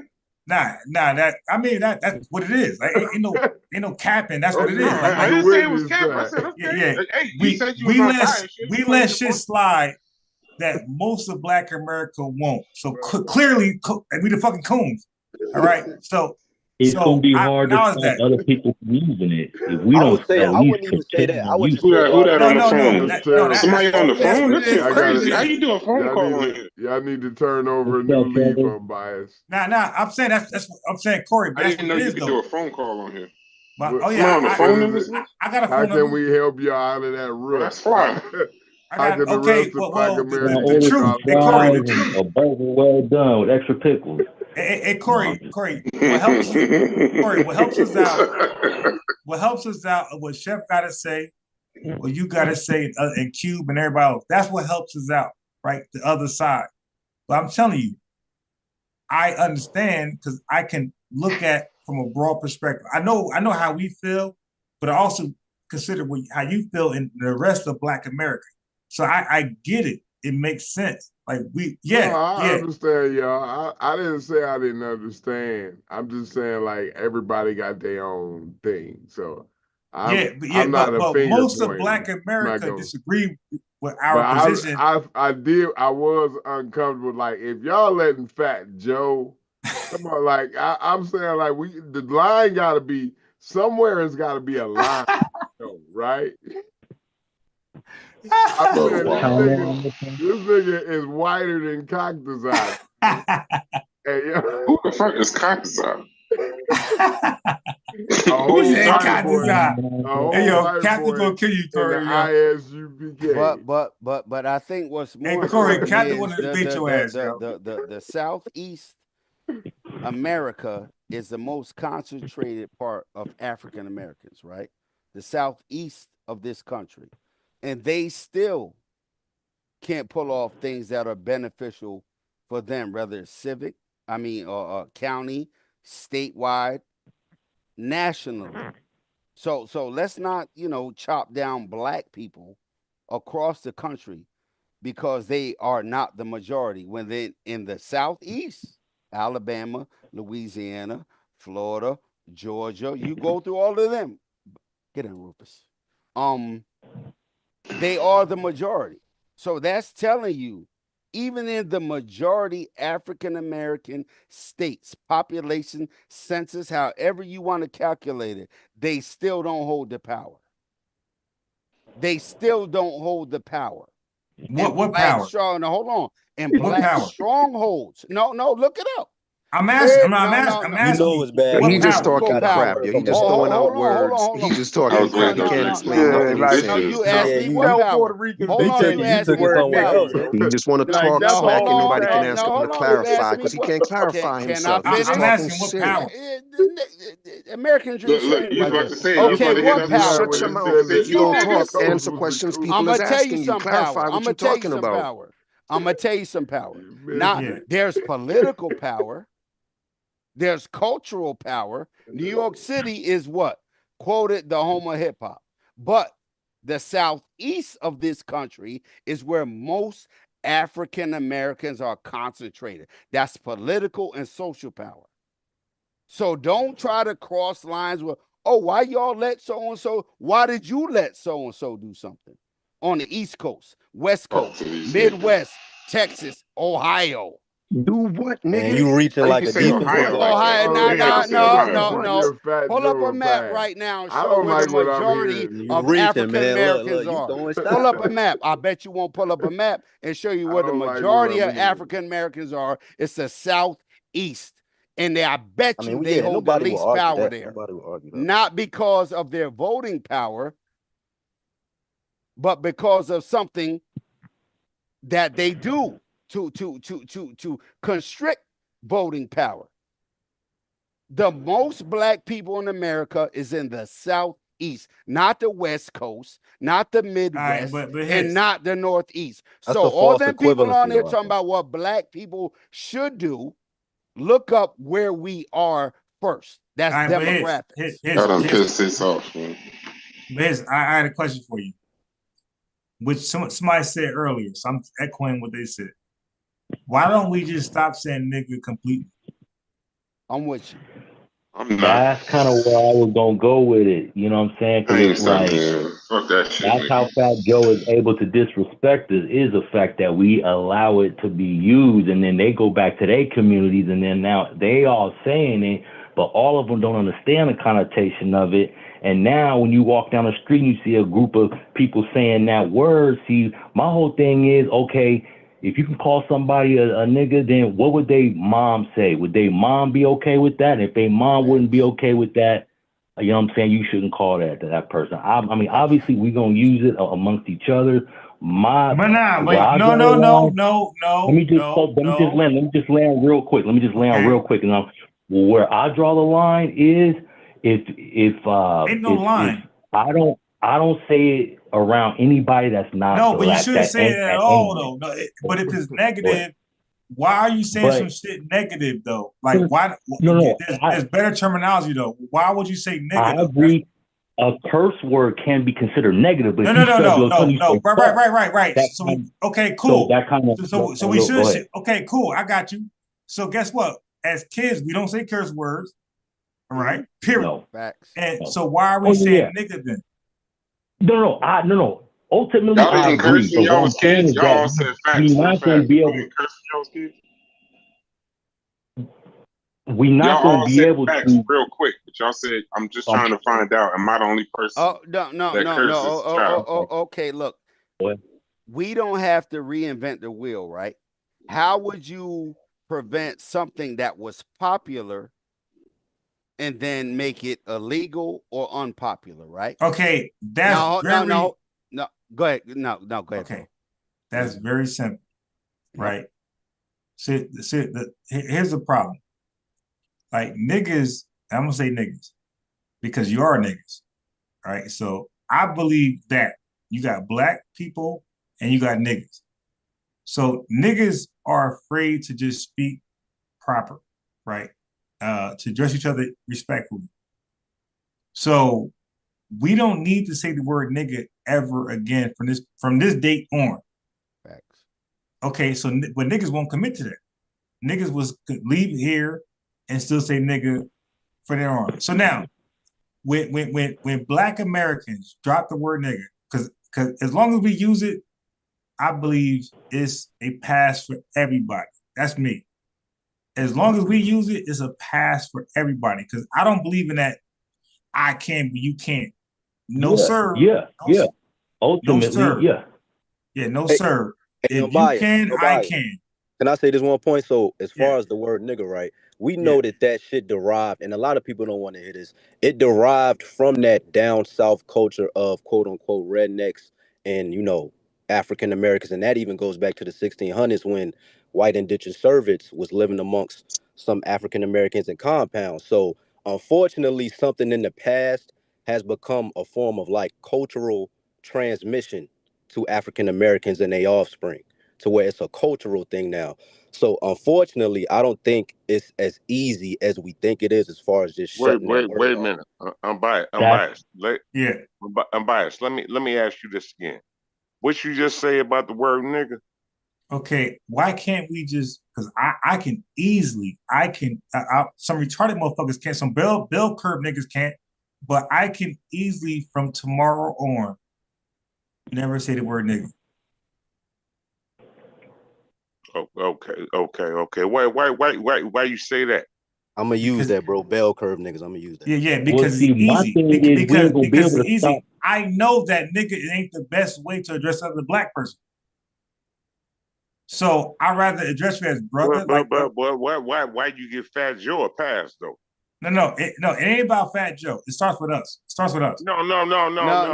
He's talking to New York people. No, he's talking to New York people. Go ahead. Okay. Look what I'm saying though, bro. He's talking to New York people. I'm saying that nigga is an actual real word, okay, that people use in a particular context, right? And it is really hip hop. Unfortunately, it's hip hop. So if other races embrace in hip hop, they're gonna embrace the dances, they're gonna embrace the music and the fucking language. Yep. And if the language incorporates, let me answer completely. I'm a smart motherfucker. So hip hop embraces dancing, dress wear, music, and a language. And if we're saying this is part of the language, and hip hop is something other folks can adopt to, which they have, Eminem's and everybody else. So there's a language tied to it. Is all fair game. If you believe your shit is negative, don't fucking say it. It's one of the lowest words in the English language. So, my thing is we're not going to be able to stop people from saying it. All we can kind of do is curtail the use. But why are we saying it though? But if it's so negative, why are we saying it? I agree. But it's like a smoker. So it's a double-edged sword now. No, just don't fucking say it. It's real easy. Just don't say it. It's real easy. We don't like each other. It's not that easy. We don't like each other. Don't say it when it's in your music. You hear it like it's like we're humans at the end of the day, bro. Y'all niggas want to be niggas. That's all. No. Okay, hold on. It's not that. Fetty, let me just rock for like 18 seconds. I live by a high school and a junior high school. If I stand on my porch at let out time or on their way to school, I see Mexicans, Puerto Ricans, black people, all type of young people, junior high school. They all calling each other nigga. So if I was to regulate the word, now hold on. If I was to regulate the word as an individual, I would have to stop them. That's not right. That's not stop. No. You start with yourself first. No. I'm talking about me watching high school, middle, junior high school kids walk by my house. Now, us as grown-ups and in the industry, financially, legally, if we say, you know what, as grown-ass men and women, that word nigga is not going to fly no more. We taking you to court. I'm going to human resources. Right. I'm punching you. I agree. I'm not punching nobody in the mouth because my right ain't what it used to be. But you go to jail. But you understand what I'm saying? Yeah. We would have to be the same people to push it to where if they did it, just like, and I'm not using any, let's just grab something out there. Gay people. You can't say FAGG at all. Zero.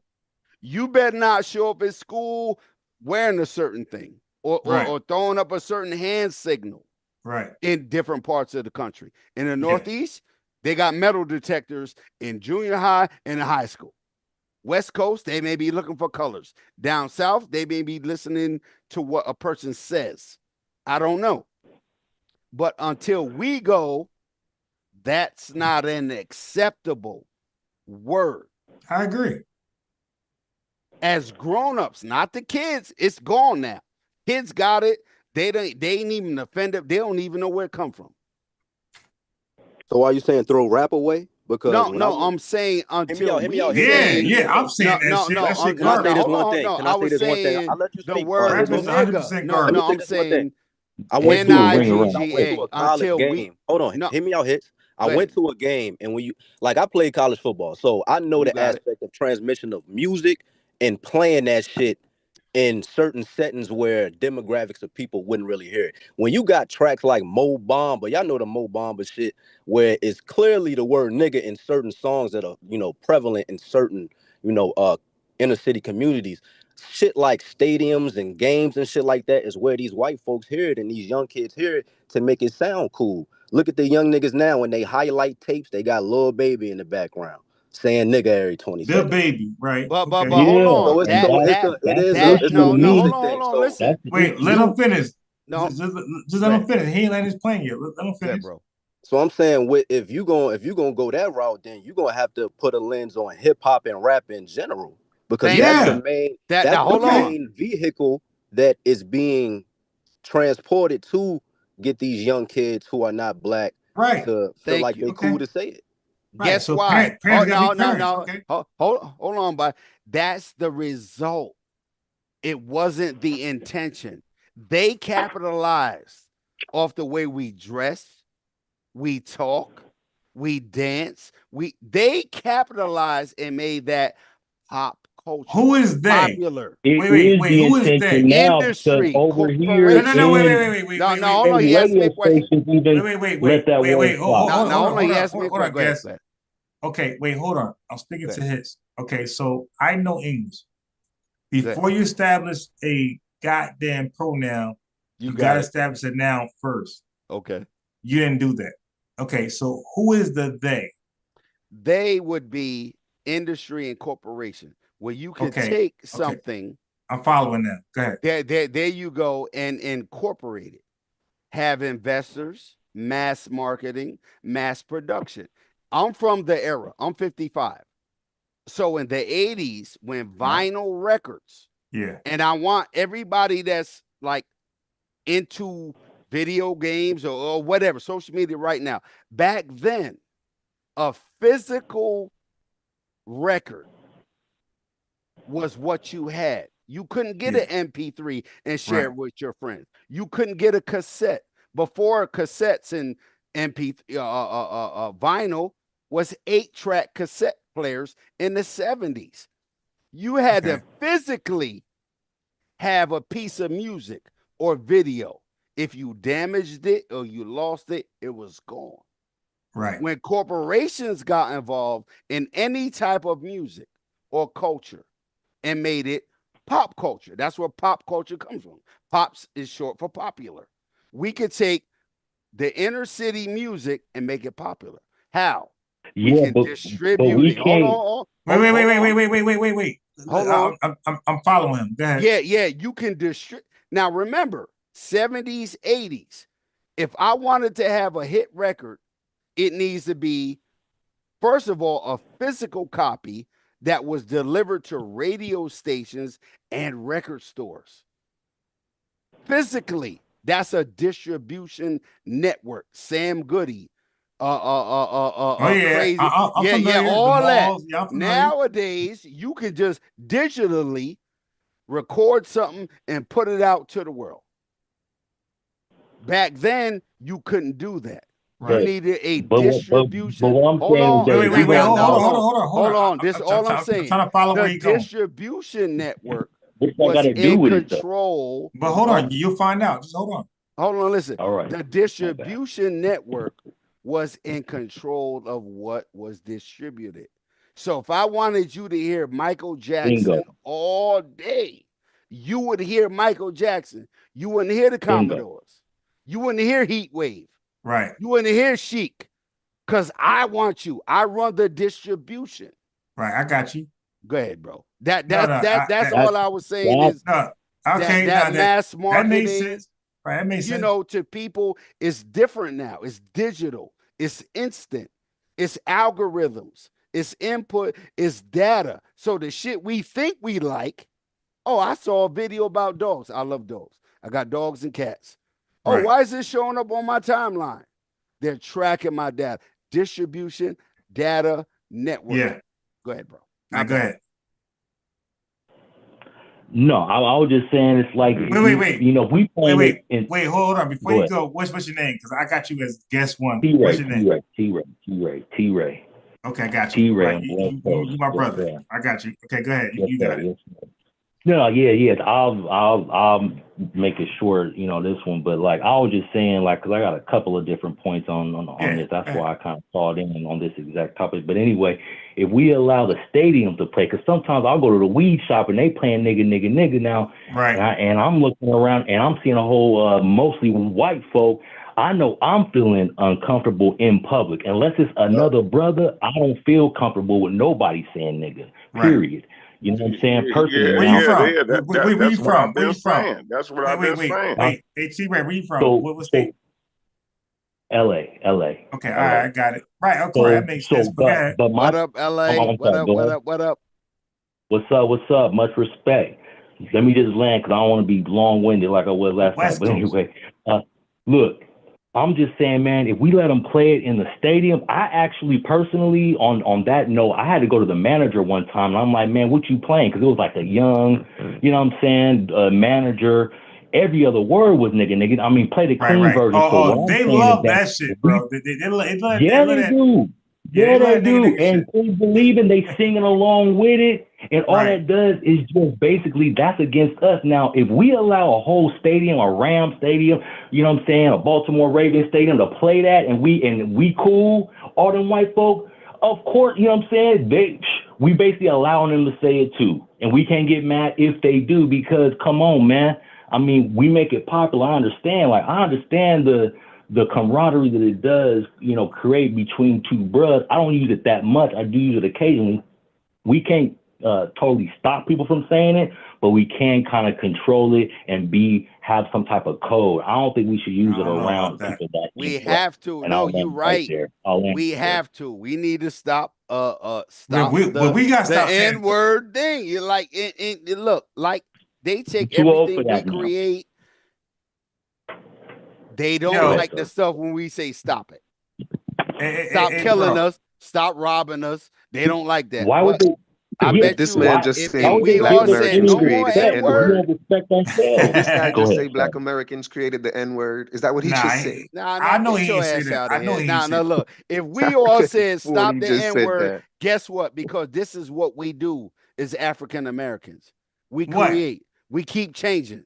No. Wait, no. Back up. What do we do? If we said tomorrow, stop the N-word.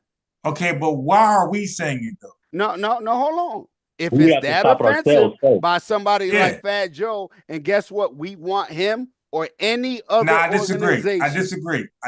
No, hold on. We have to at least slow it down. But hold on. Y'all, now hold on. They take our music, our dress, if you go on YouTube they're hip hop. Right that's now, why. They're hip hop. Because people been arguing about hip hop and dancing and break dancing and rap. If you look up Memphis juking, I'm from New York.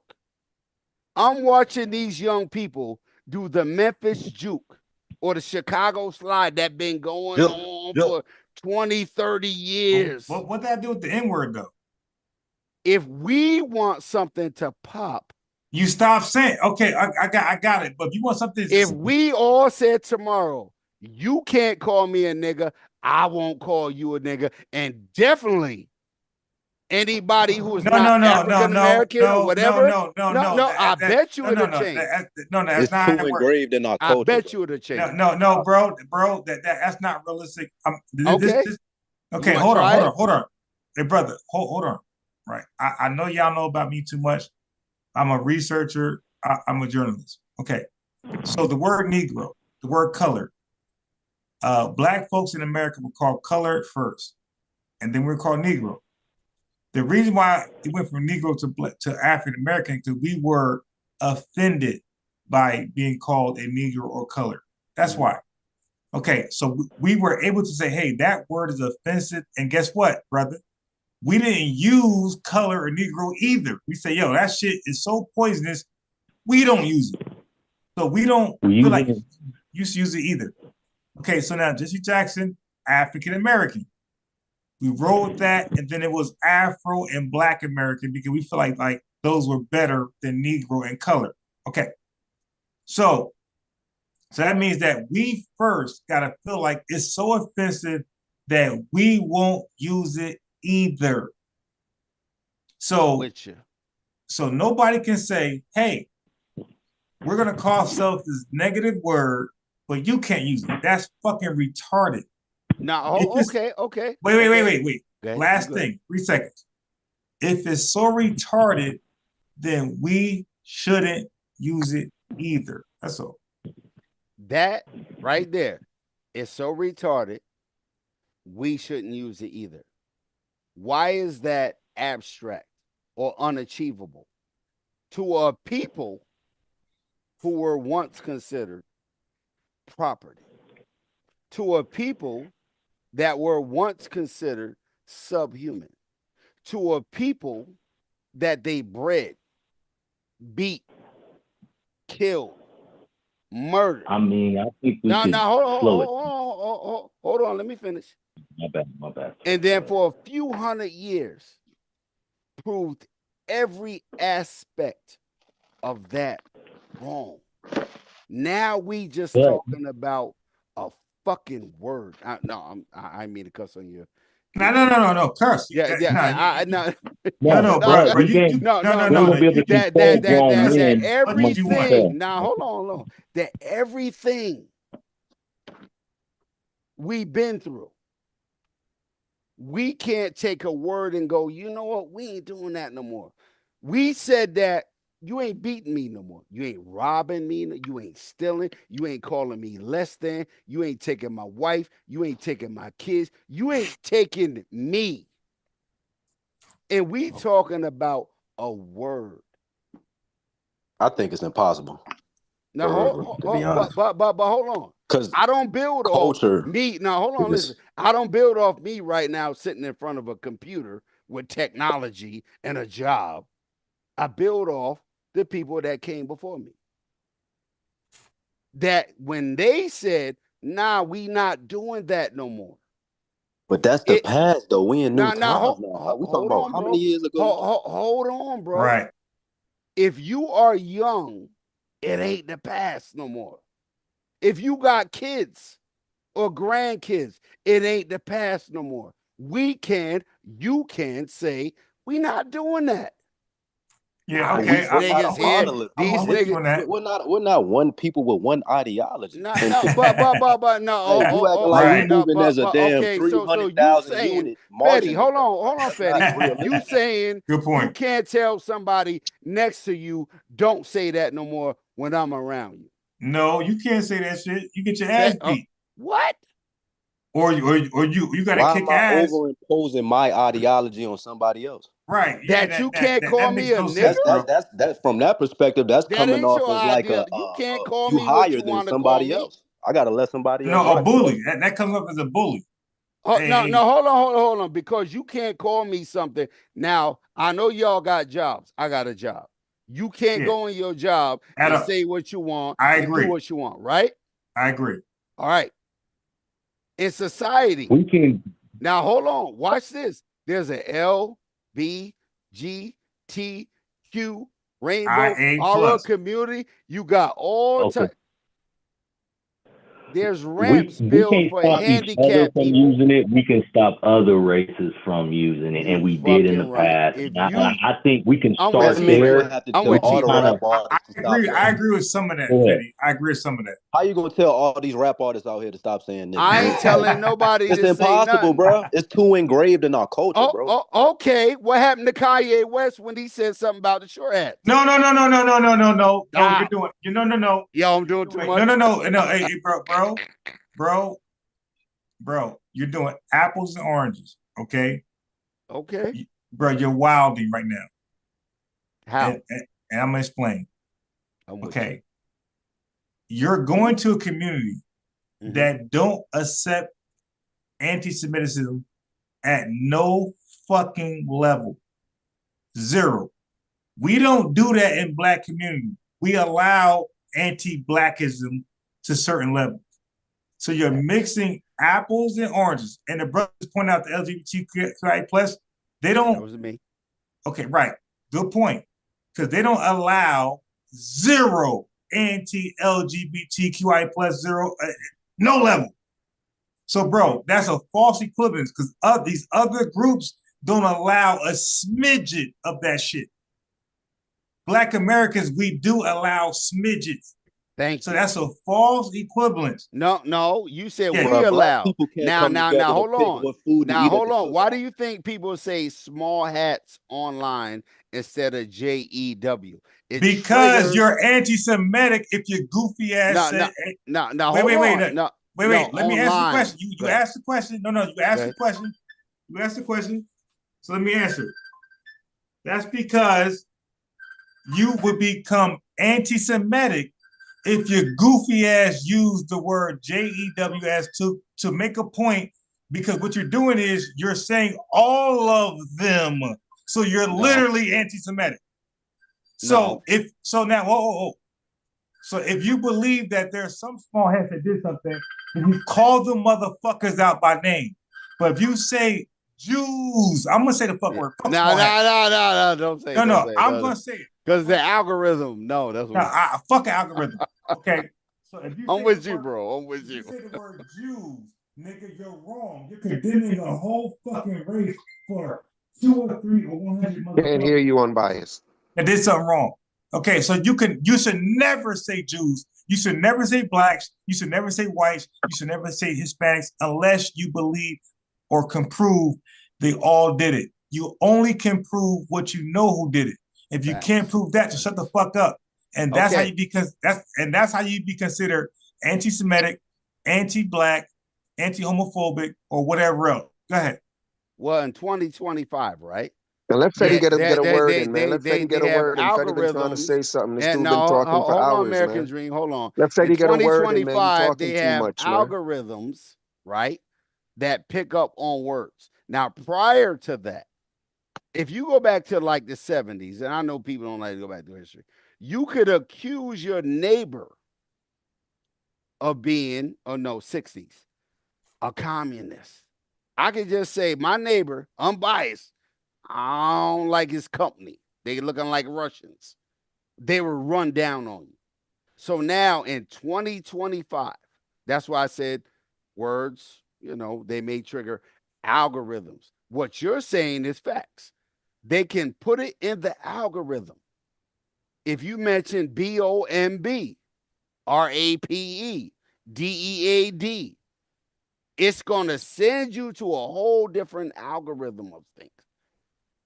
Now, as far as the word nigger, that's not profane nowhere. It doesn't trigger nothing in movies, in songs, in poetry, in commentary. It doesn't. We can say, you know what? For now on out, anytime that word is mentioned, it's a flag. It's going to trigger some things. Now, I know what you're thinking, unbiased. We would all have to agree. No, only enough to... With the movement comes the ideology, hold on. So you would have to... Come on, Hits, let somebody else speak. Only enough... Let that man get a word Fetty, in. Golly. Then I'll be done. So Hits. Only enough... Hold on. Let me finish. Let me finish. Only enough to make it either a law... Hits, you can finish, but let me give you 60 seconds.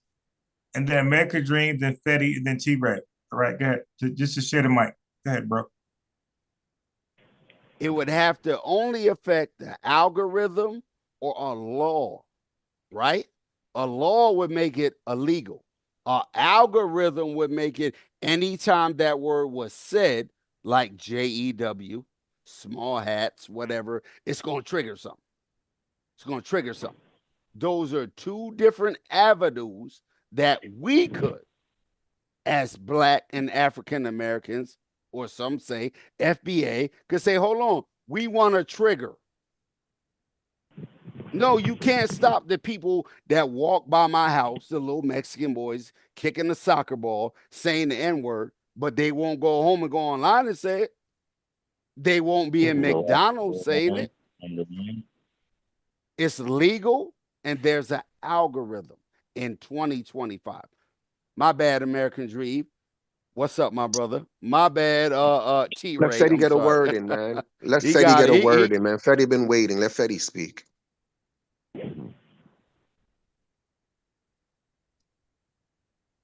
You made the man leave. Fetty, you there? Nah, he left. It's on you, American Dream. Yeah, American Dream. If you want, you go ahead in this place to come back. I didn't really have much to say. I was just tired of listening to this man, yo. He's just running his mouth too much. Yeah, you don't never have nothing to say. You just hear the troll. So bye. All right, so that's easy. That's wait, easy. hold on. No, wait. You easy. You been easy. That's wait, why hold on. No. There goes somebody else trying to speak. No, hits. I'll go. Hits. Let You me are go. OD right now. Go ahead. Let T-Ray go. Go ahead, T-Ray. What up, T-Ray? Yeah. So I And guess then on his point, I mean, my whole thing is that we do need to gatekeep it a little bit. We, you know what I mean, kind of need to go back to where it was in the 90s. You know what I mean? I just feel like we're not going to be able to stop people really from, we won't be able to stop like other brothers from using it because they feel like it's their word, it's our word, and it is their prerogative. But I feel like if we go back to shunning it, to being, you know what I mean? Like we just got to be like, not make it front and center. It's like in the music, everything is nigga, and you can't help but other people can't help but to use it after a while, and it's actually programming them to use it. It's cool when you're young, but then when you get older and then you got a gang of non-black people using it, man, they gonna go back to calling us that. It's just too easy. It's too slippery of a slope. And I feel like that's how Fat Joe felt that comfortable. Because if we gonna let them use the lowest word in the English language, we gonna let them use that. Why should they respect us? And I'll land right there. Yeah, said he asking for the link again, unbiased. It looked like he fell out. Facts. And what T-Ray was saying is people follow us. And that's a gift and a curse. I'm biased. They follow our positive actions and they follow our negative actions. I don't know how or why. You can look back to the like late 70s, early 80s when they took hip hop to Europe. People would say, "Oh, that's the first time that music hit Spain or Portugal or France." It's not. Our R&B artists were revered over there. Our classical artists were revered over there. So we can revert that word. I use it a lot, probably, too much. I'm older, but we definitely can. I if somebody says we can't, now you going against the harm us OGs did. Y'all OGs did this. Yeah. Y'all OGs did that. But if I'm an OG and I'm saying, you know what? We can change that. And you don't rock with me. How you gonna change it? Well, okay. It's impossible. Now hold on, Fetty. You're right. Am I gonna walk out front when the Mexicans got a soccer ball, walk into the high school field, which is down the street from my house? There's 8 of them. Mm-hmm. They're between the ages of 10 and 12. Stop them and say, "Hey, what's your name? Javier. What's your name? Julio. What's your name? Pablo." Stop calling him a nigga. Hey, I feel you. Look, I feel you. That act is commendable. That's ground level. That act is commendable, and I don't have a problem with that on a certain level, but individual acts like that will never supersede the overall group and what Black culture symbolizes. So that's why I say I'm looking at it from that standpoint of like, when you have something that basically the chain reaction and the floodgates have opened, you can't, it's the saying, you can't put the toothpaste back in the tube. Facts. Know what I mean? So that's why I say so how do we do it? We have to do it, right? But look though, this the thing though, with that code you talking about, usually with the movement, bro, it's not just that one code you talking about. It comes a whole ideology with that, bro. Such as you may not want to have certain Black people wear their clothes a certain way. So it wouldn't be just our whole movement is based off Black people stop saying nigga. That's not realistic. So that will come with a whole ideology. We'll fuck around and have 50 codes. So that's what I'm saying. What Black person or what archetype of a Black person are you speaking of that will even agree to that and move on a unison level? I don't think that's realistic. Hey, Fetty, you and the young people you around. But this the thing though, I'm proud. I'm somewhat Take proud. The ball, bro. Cause look, you've been to Richmond, bro. You've been to Richmond. You know how this shit look like as far as the structure of the city, like the landmarks. I want y'all to take it. I'm kind of proud, even though, see, I went to different schools with different demographics of people. So it was a lot of culture shocks I went through, but I realized like it's not really code switching, but people frown upon a black person being able to adapt in different environments. But I'm proud, and I would never let go of the aspect of me listening to Gucci when I grew up. Wayne, T.I.G. That's who made me who I was to an extent. That's You know what I mean? Like, so I can never throw that part away. That's why I say, nigga, especially when I'm in an environment such as brothers who are African American as well. But I would never be amongst, say, a very important meeting I got with other groups of people or whatever. I would never act that way. You know what I mean? So people can call that code switch and call it what you want.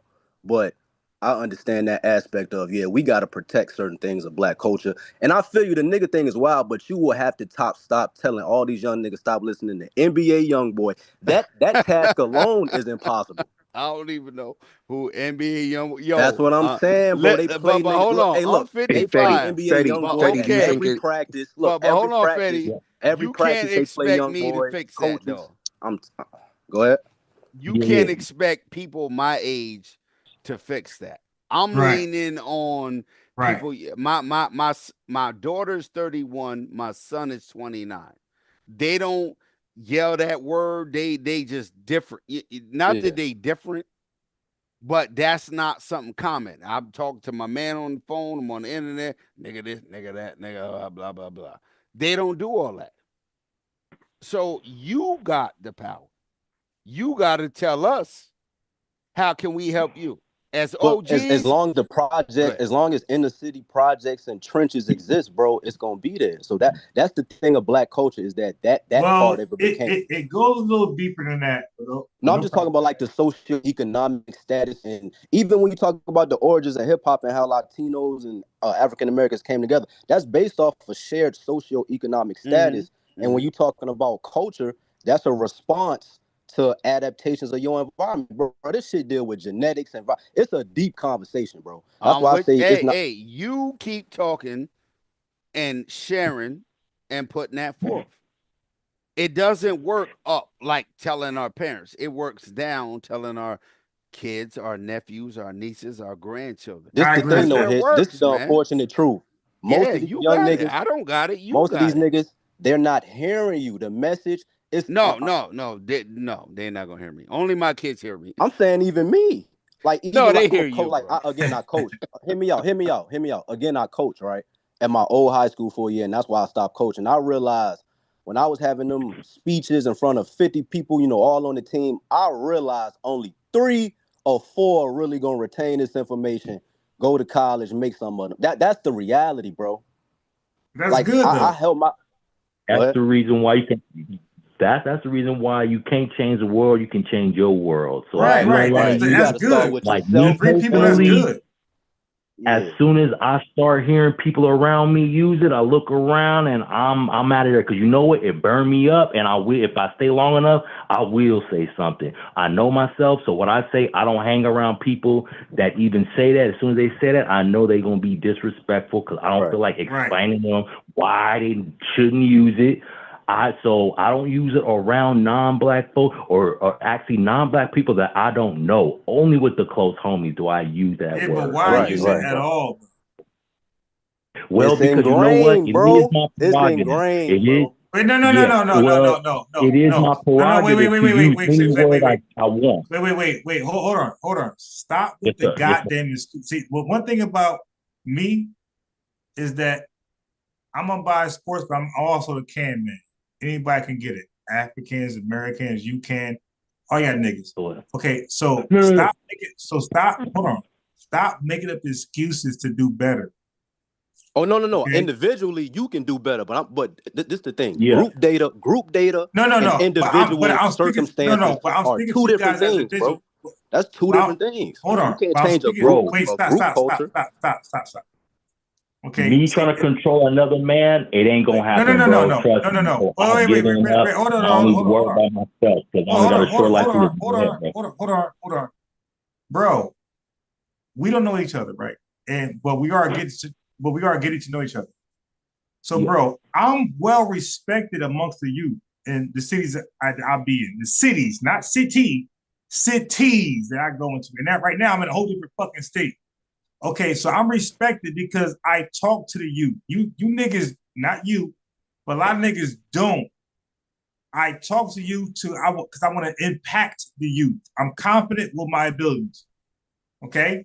So what I'm saying is that if you believe the word is negative, stop saying it for yourself before you start to. I don't think it's completely negative, but go ahead. Okay, I don't think it's then completely shut the fuck up negative. as far as people using it then.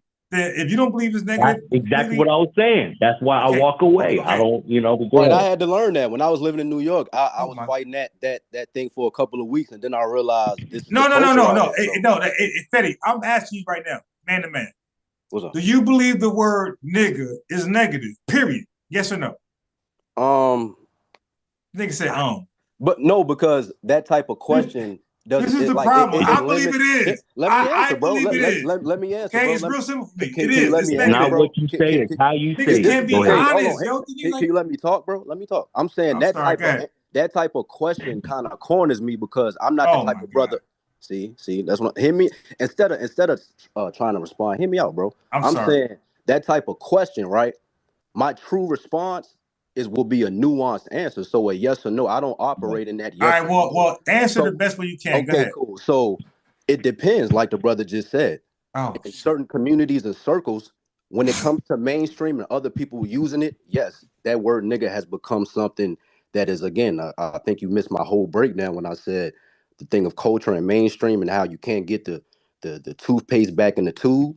Once certain aspect of underground inner city black culture became a lens or a shining light for the whole world to see, and they picked up things from that, yes, of course things are bad, but the root of that culture, Southern culture, that's something that's ingrained in black culture, bro. That's all I'm saying. So it's the whole good and bad thing. When a brother say a brother work out, achieves a goal, and he say, I'm that nigga. That's totally different. That's so. I'm just saying, bro. The word, but people say I'm that nigga. Yo, what's good, my nigga? That's my nigga right there. So look, let me ask Mr. Meach. Right. So know. let me ask Mr. Meach. Hey, brother, what do you think about the word nigga? Is that a positive or something that we should let go? I think it's something we should let go. I think it's negative. I don't use it no more. I used to use it a lot. But I really just dropped cussing as a whole. But yeah, every time I hear that, man, I'm like, dang, like, I don't know. It's just the word itself just comes with so much disrespect because if a word wasn't negative, then anybody could use it. So if a white person said that, now it's negative. No, it's always negative. It's just we try to make it positive. That doesn't mean it's a positive term. I mean, sometimes I think life is nuanced, man. Things ain't just black or white. That's all I be saying. Like, yeah. A lot of times it just is like people make it more complex, but I'm saying saying this, but hear me out. I'm saying this whole thing of is it a bad thing? The it aspect is a that we're bad talking about, thing. I The just said yes. etymology of the Hear word me is out. bad. I just said yes, bro. In the context that we're Give him a speaking minute. of, mainstream and other people using it, yes, it's bad. But I just brought up again, when you're in an environment or a circle where it's just African Americans that naturally come from that environment. Still bad. Okay, cool. But you know what? You can use another Give me example. 1 minute. Give me 1 minute. Let me just add this real quick. I will say, man, we actually have a unique sense of humor. So, for instance, like you were saying, like, look, if I stub my toe and I look around and see that a homie and I say, nigga, you know what I'm saying? He gonna crack up laughing. Bad. You know what I mean? Yeah, but it's still bad. Yeah. Ultimately, yeah. Ultimately, it's a bad word. Let's just do Ultimately, better then. Hold on. Do y'all call people dummy in like Baltimore, Maryland, or something like dummy? Yes, we do, and that's bad. It's still bad. No, I'm just saying, like, Yeah, that's if you different. call Yeah, me Baltimore dummy, niggas like, definitely say over dummy. here, dummy, I'm That's like, a fact. and I'm from New York, I'm like, hold on, what? It's basically the same thing. That's very disrespectful. Nigga means ignorant, dumb, and all Y'all that. niggas say pause. Grown ass men saying pause. But I it's agree. like Like that's some goofy stuff. I agree, bro. Trust me, man. Okay, I agree. That's some goofy stuff. What I am The saying problem is, with at the word, any the problem juncture, with the word is that it could go either way because if it's a brother that I don't know and he's like, "What's up, nigga?" I'm like, "Homie, I don't really know you like that." You know what I'm saying? Or I'm talking about you though. No, I'm not talking about the homie who said it. I'm talking about you. Forget about him. You can't control him. You could control you. Personally, I feel like a grown man can use any pretty much word he wants within no, but I'm the asking confines you of, though. No, I'm not asking a grown man randomly. I'm asking what are you asking you. What are you asking me, sir? Exactly what are you asking me? Okay, is it possible to stop using the word from now on? Yeah, it's possible. Can you do it from now on? Possible. Okay, so next question is, can you do it from now on? I'd be able to. I mean, it's a word that I don't use that much, but at the same time, I'm not gonna say I'm never gonna hit that weed again, or I'm not gonna have another cigarette, or you know what I'm saying. So I'm not gonna trip on that to like say I ain't gonna never use it. He gonna work on it. So are y'all niggas gonna stop listening to rap music? Are y'all gonna stop listening to rap music because nigga is in every other song? Yeah, I use that word a lot, but I can easily drop it from okay now on. though, but hold on. So you saying you use the word a lot? But I do. No. Okay. Hold on. We're talking amongst African American men, right? Right. It's a difference when it's outside of us. They use it for a term that we don't use it for. They don't know the history of it. They don't understand it, but it means something to them like everything. Yeah, all this woke shit is funny. I don't want to sound offensive to people who ain't from America. Yeah, all this woke shit or is African American, but they use it for something that is emulating what we do. Our music, our clothes. Who in America? Our who in America don't know nigga Chef. Hold on, Chef. Right. Yeah. No. African Americans and white people, obviously, is the only Americans that understand that nigga is racially charged. Right. So y'all saying that I disagree. and Puerto Rican Americans and all the rest of these people, Chef, they don't know this. To know if hold on, Chef. You like 44, 43. You know at about 18 years old, if somebody that didn't look like you, come from where you from, called you a nigga, you punching them in the mouth. Don't do that. Don't do that. No, I'm agree. I'm saying that everybody knows that nigga is a bad word. Facts across the globe. And what I'm trying to just reiterate to y'all that Puerto Ricans know that nigga is a bad word. Even all in Americans New York. know it. So even to give in New them York. a pass to say it's just the way that we grew up and they live close to us, we know it's a bad word. No, hold on. Because I think what Chef.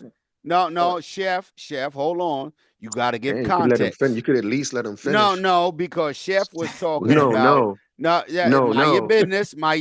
You don't know I'm not gonna this. let you finish. I'm just gonna talk over your ass. Then let somebody let people finish their thought. Chef's thing was 80s, Chef, not 70s. That's late 80s that you would have anybody outside of African Americans calling each other a nigga. You don't get that in the 70s. No, but y'all telling me that Puerto Ricans and them always could do it. No. So it changed. So good. I'm glad you said that. So it changed. So they always couldn't say it, right? Facts. So this is a new phenomenon. They could stand next to, but they couldn't say. You're right. Go ahead. Right. So now, why are y'all defending it? I'm not defending none of that. But what I'm saying is, just like the term hip hop didn't pop off until damn near 82, 83. Find me a flyer, a party, or a DJ that said they had talking about the word. No. Hold on. No. We're gonna use terms. Hip hop. That cultural term, my nigga, you my nigga. Niggas is acting up. Niggas is stupid. No, that's no. That's not early 80s at all. You won't get fired. Use the word nigga at work, you're getting fired. Or in the 80s, or beat up. Hold on. We ain't even got to put violence in it. Tell me use when. the word nigga at work. When? Black, white, Puerto Rican, Chinese, your ass getting sent home. That's I promise no, you. hold on. That's the 2000s. That ain't the 90s. No, I'm saying that's and right hold now. on, I'm gonna tell you why. Because they didn't call us that then. Oh my, yo, my Puerto Rican friends in the 80s never said, "Yo, my nigga, Lenny exactly. Loose, my so nigga." why do they get to do it? I don't think nobody said that in Okay, the 80s. then you motherfucking right. I don't think nobody in the 80s said no, that. No, black people always was calling themselves niggas since the 30s. But somebody outside, bro. Come on, bro. You have hold on. Have y'all ever read I pull up a Zornil Richard Hershey? Pryor. They reverse, we reverse engineered the word as a term of endearment, like the word black. So y'all never read Zornil Hershey? We only said it because it was funny. We started saying because it was funny. I know I went to fucked up Baltimore schools. Chef, stop, Listen, hold on. I know I went to messed up Baltimore schools, but y'all didn't have to read black literature. Hey, bro, ain't none of my uncles. So when you read Zornil Hershey, hold on, I'm gonna say one thing. Langston Hughes and now, Chef, so when y'all read Langston y'all Hughes be and them making from up the 30s history and stuff, Chef, y'all didn't no, listen. use the word nigga. Listen, that's that technology. What Chef is saying? Chef, ain't none of my uncles say that shit, bro. Stop. No, hold on. What Chef is saying? I got back uncles. then. None of them Hold said on. that. Listen, to what I'm saying. What Chef is saying is that back then, when a black person said nigga, they was talking about their people. Ain't nobody outside of black culture go on pop culture, radio, records, movies, pictures. No, we the only ones. No, what he's saying is that shit didn't happen until later, late 70s, early 80s, not even late 70s. I'm gonna give y'all 85. I'm gonna give y'all 85 to 90, where a black person or a non-black person could call someone a nigga. It was not prevalent in the 80s, the 70s. That's what Chef is telling y'all. Y'all made that up. Ain't nobody ever been yelling nigga. I'm calling cap on that bullshit. My uncles are like 60 years old, bro, and I got 8 uncles who've always been in the streets of New Brunswick. Facts. They ain't never said the fucking word nigga. Ever until today. It depends on demographics and the history of whatever city you're in. Okay, well then show me somewhere in the 90s, Fetty, where they said so you nigga. mean to tell me you don't have African Americans in certain states? I'm talking about the deep South that has a continuation of that culture that their grandparents are sharecroppers. Like you don't think that still exists? Like, I don't think y'all know like the real foundations of no. I'm saying nobody outside of African Americans. I'm saying nobody outside of African Americans. I don't even think African Americans or white people. No, I y'all New York niggas is the tethers. New York, a lot of New York niggas have become detached from the real culture. I'm here for the New York conversation. I'm biased. I'm here for the New York conversation. Y'all they've been mad disrespectful. But I'm agreeing. Listen. I'm agreeing. The tri-state area were the coons of black folks, right? We gave the passes. I'm agreeing with that. That's a fact. I ain't want to go that far. No. I just said y'all scared of Puerto Ricans. I ain't saying y'all scared of white people. No. Y'all scared of white people. No, by the definition of coon and Sambo, no, we were the ones to extend a pass to non-blacks to use these words. That's what we did, right? I ain't gonna call New York niggas coons. Like you got Malcolm X and all of them up there. I ain't gonna say New York niggas is just coons. I'm saying collectively. Of course, the Nation Islam ain't use that words at all. Because I got an X. You dig my name? I got a fucking X in my name. So we said brother. Right? We didn't say nigga. In 5% we said God. So I'm also in NGE. So, but I'm saying majority of East Coast, we gave passes for other races to use the N-word without any consequence. We did all a minority. But I'm saying probably we did out that. of fear. Like, but why can't that be true? Hold on, Chef. He's saying something that is a recent development. In the 60s, 70s, 80s, you could not, black, Puerto Rican, you were not Jamaican, saying nigga, bro. Hindu, whatever the hell you is, walk up to your man and say, "What's up, my nigga?" you will get your ass beat the fuck down. You know that stems from a lot of Period. during the Great Migration going north. A lot of African Americans wanted to detach themselves from that down south culture anyway. So that's where I think possibly a lot of that came from. That's why I say the aspect of the Great Migration, how a lot of African Americans and their family never left. So a lot of that culture from hundreds of years ago is still intact.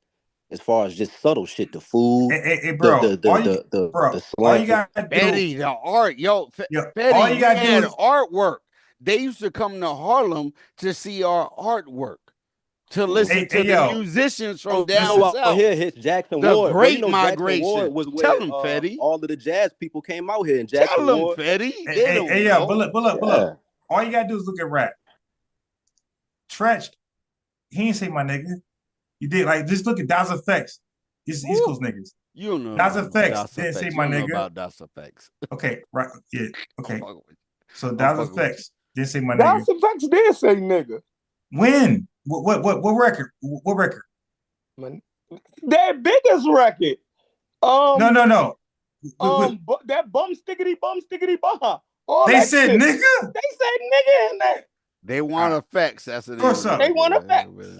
Some Das Effects. They want ain't say effects. no nigga Some in Die- there. I tried to T-Bar Nation. Get out of in the here. 90s. Queen Latifah. I will Red bet y'all Man. money. Jersey in the building. No. Y'all Chef, bugging. Y'all bugging. Y'all Chef, bugging. don't bet us, bro. This is the fucking internet. Just show us the lyrics, I'm about bro. to pull up the lyrics.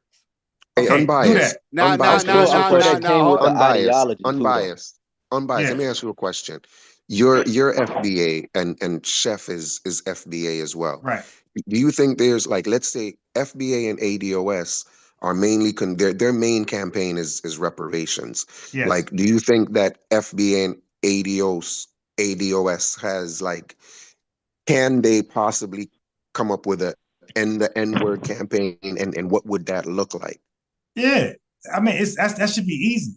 That's a disrespectful word because, that nobody should be using. That's very easy to do. Because somebody mentioned that it would be hard to get all young kids to stop listening to. I think but it's not about young kids. Rapper. It's always hard to get young kids.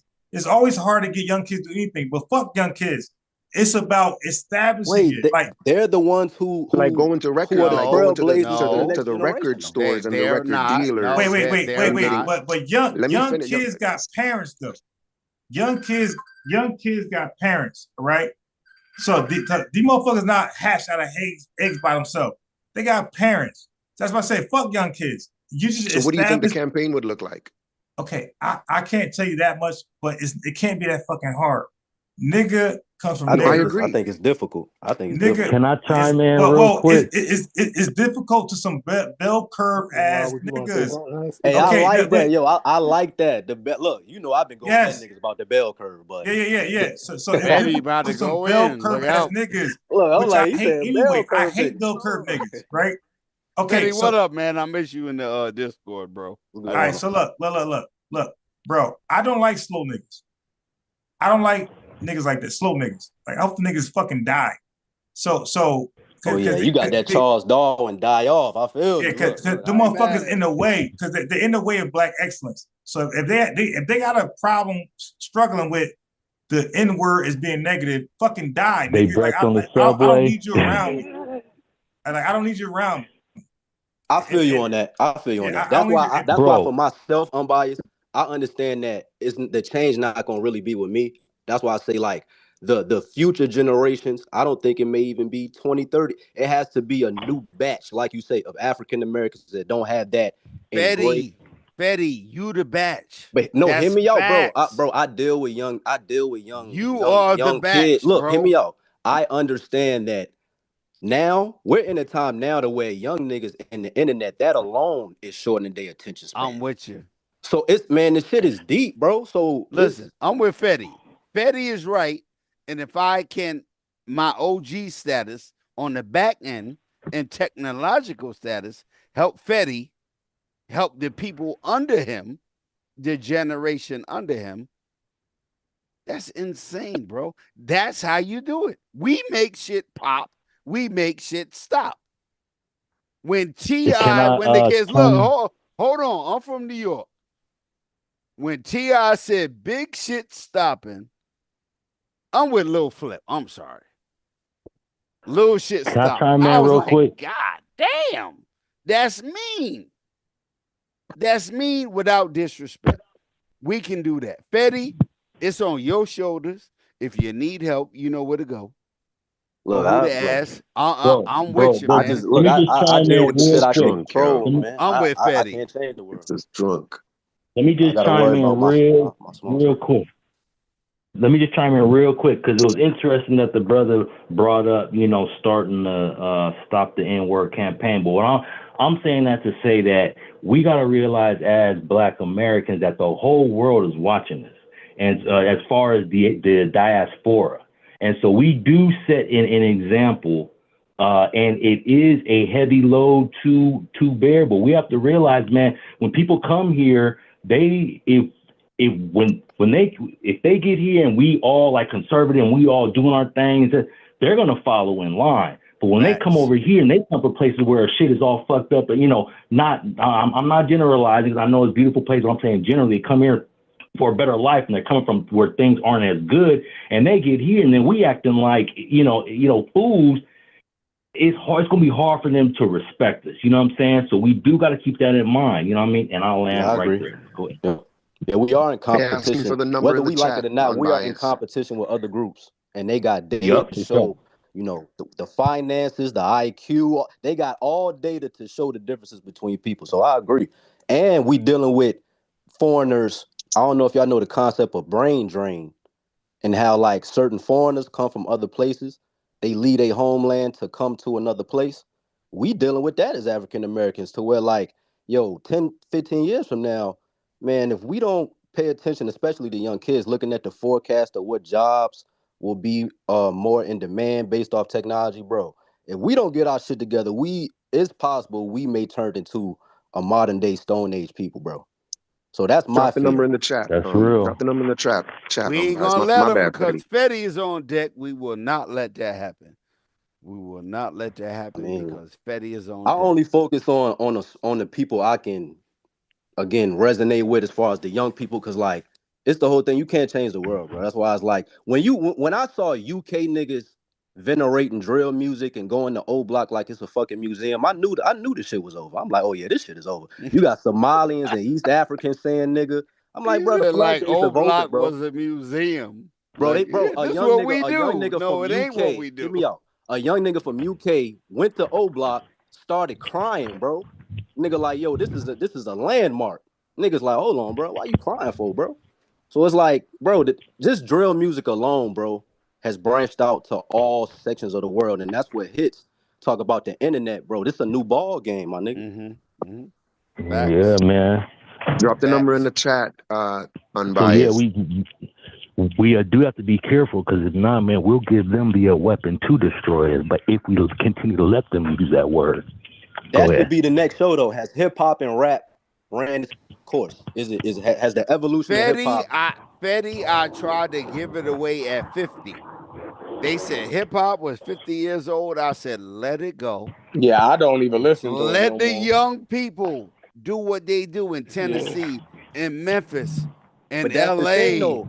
Like Another culture gonna y'all take over, got like this. Afro beats. That's the next one up, I guess. Man, that Afro beats wasn't. Man, they y'all squashed that here in America. Y'all dances. So you saying as better. African Americans, we got to just create some new shit? No, y'all do it. Adjust to the time.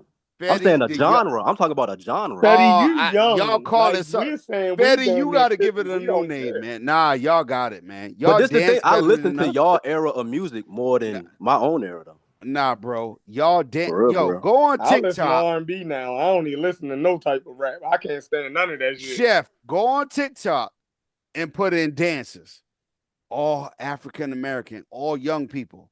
They songs, they mixes. Mm-hmm.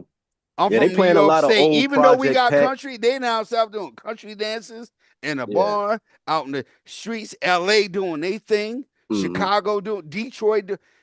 Stop. It's still using y'all era though, and even shit from back then. No, Because that's with them, y'all. hear me out. No, with them Memphis juke dances that you talking about, they using scratches from Project Pat songs. Really? So they still tapping into the. to the older Nah, music. yo, y'all got it, bro. Y'all got it. Y'all always got it. Like when I Man, was rap young, is I done. This got shit it. is over, bro. Nah, Yo y'all said it's got it. over. Nah, It's nah, nah. over, bro. Oh, okay. Watch this. Watch this. How I'm gonna save something that's Here's over? how it's not over.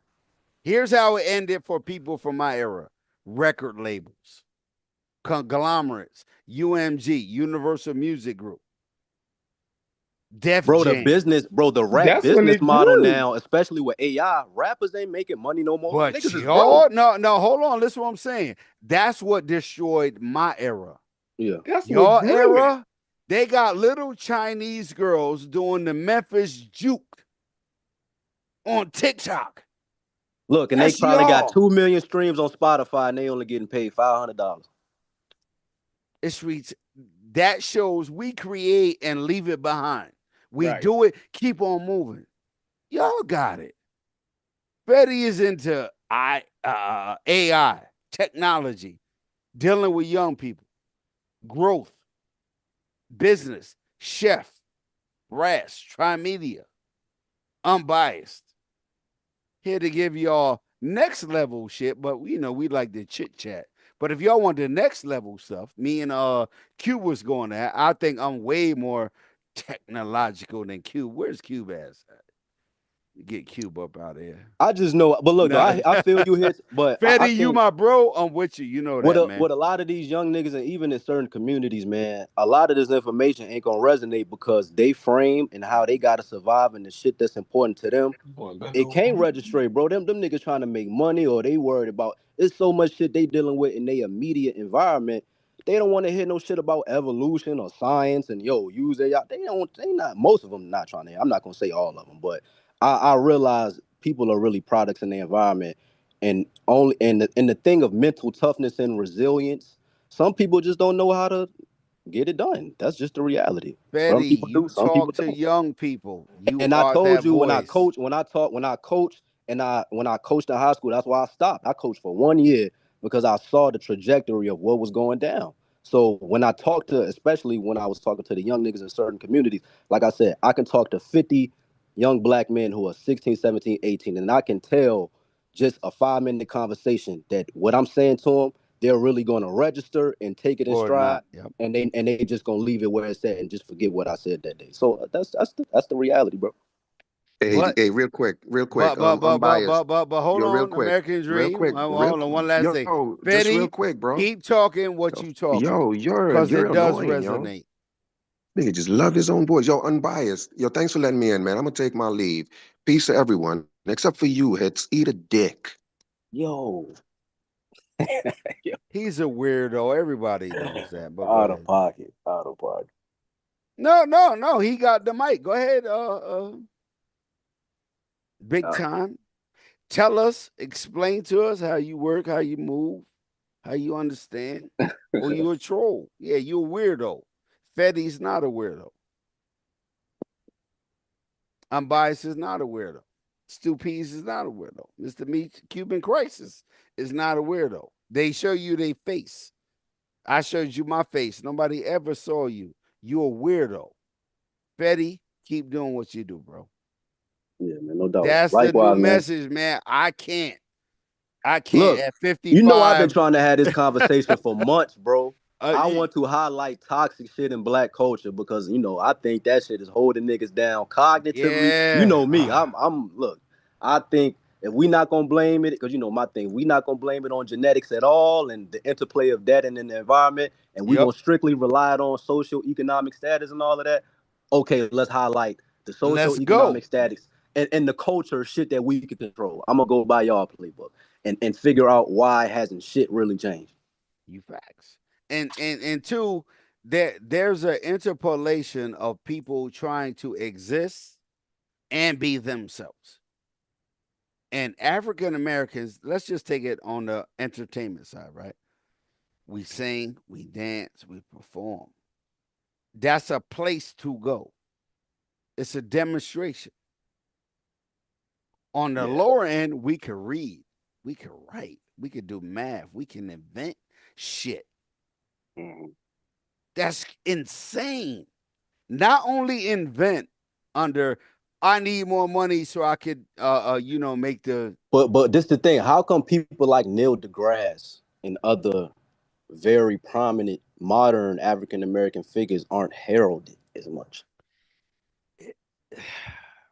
Because we got them. We got scholars out the ass. That's what I'm saying. Like pop culture. Is us.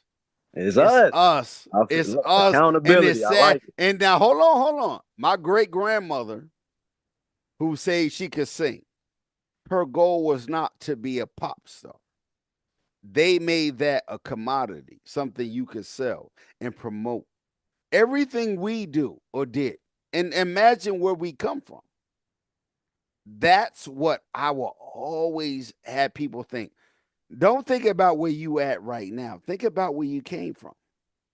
You were property. Yeah, you got to go for real, and also you got to go through some shit to even get clairvoyance. That's why I say a lot of these young brothers ain't go. I can tell they ain't go through that. The whole analogy. Religion motherfuckers say you got to go in the desert to find yourself. I know a lot of these young Malcolm niggas don't know X what went a over desert there and is. seen like, hold on, let me see. Oh, this ain't us. No, that's something different than. No, but African Americans here have been through so much and created and overcame so much. Yeah, and that's not to the disrespect of anybody in the Caribbean, South America. And to this day, we still be like, how come 1 + 1 don't equal 2 for us? I got good credit. I got a job. How come I'm not a billionaire? I got good ideas. All that. But I would never have a young person believe that everybody you see you envy, Mickey Mouse, all the way up to Elon Musk, is they just worked harder. They're smarter than you. They didn't. That's bullshit. That's super bullshit. Ain't nobody did more on this continent than black people. Wait, can I say something real quick? Go ahead. Hey, I'm biased. You still up? Yeah, this dude might be sleeping. Nah, I think I'm biased with the bathroom. Go ahead, Meech. You got it. Nah, I was just gonna ask him. I was gonna ask him a question, but if he's sleeping, y'all got it, man. I'm listening. I'll probably head off and jump on YouTube and watch him there. Y'all got it, man.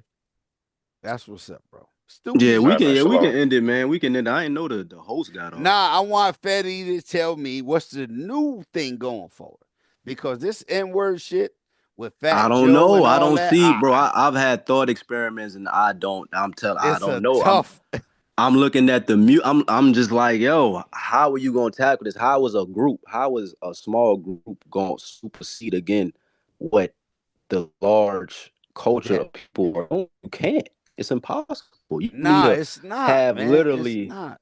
Look, y'all you know what I think? The only effective thing in the internet age, you would have to pick somebody who's prominent, who we look at as, I guess, whatever in the black community. Say a person like Deion Sanders or somebody who can be like the brand ambassador or who can speak to all of us, I guess. I don't know who that person is, but and if they say it like that to us, say, hey, and they say it on a platform like a ESPN or if they do Fox. that, but with that, it's gonna come a lot of flack from him though. A lot of black people, you can get reaction videos from black people going at whoever says that message. So when they say it, they're gonna get killed either way.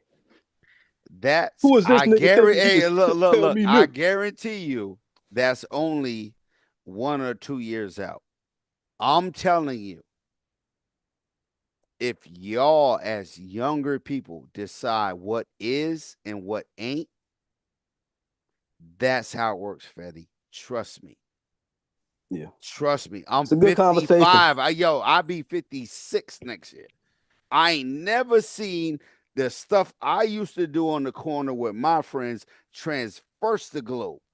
And we was like, oh, before we even knew what it was gone. You know what it is. That group will have to be innovative, smart people who actually like has money, like millions at their disposal. I think, because I do think a small group can affect a large group within a group, but it will have to have some type of power or money behind it. And conversation, right? Yeah. We need you, Fetty. Man, I'm only look. I tried that whole look. I told you beat him up, I beat was a him up, former man. blackologist, bro. I was Nah, a beat former him up. blackologist, bro. I was, bro. I was. That's why I turned the tides and said, you know what? I tried to help black people. Niggas won't hearing it. So I just No. gotta focus on this, on the people who but that's reality though, bro. Cause that's why I say the ideology part comes into it. Because in order to move as a unit as far as doing shit like that, bro, you gotta agree on a lot of shit. You notice black people can't even come together if you a Hebrew Israelite, a atheist, and niggas can't even sit at the table for 10 minutes and agree for something if you got a different ideology. So I'm You know saying, why? I'm saying like say a atheist, right? And especially in this comment, say an atheist, more a Hebrew Israelite and whatever who has a ideology. Can they really come together under a political banner? No. Based off what I see every day, especially on the internet, no. Niggas argue over anything. That's because they're aiming for the highest point possible. But if you start with what do we have in common? The highest, point possible is my philosophy. What I feel, what I think. I'm trying to make you believe it. That's the highest point. You and how you talk and how you interact with the community brings you back to let's start off with what we have in common. Yeah. Ground level. They shoot for high level. That's why pyramid is mad small at the top. It's mad small people up there. Yeah. The base of a pyramid or a triangle, and that's where we all reside. Most of us. So stop aiming at them. Nah, you got it, man. Look, my form of giving back, I still do this. I help, because my father, he coaches football at my old alma mater. And he's actually about to become the athletic director and shit. So what I've been doing for like the past 4 or 5 years, like I get like a pipeline of young kids from Richmond who are like the got offers going to college. And what we do is we had a program basically before they even went to college.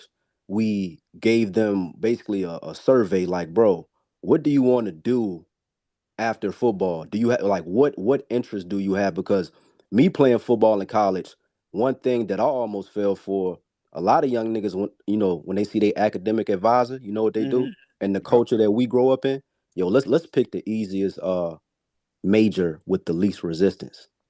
Some bullshit. That when you get out college and your fake football dream over and you gotta go to the reality, you wasted a free No, hold scholarship. on. You got an English major.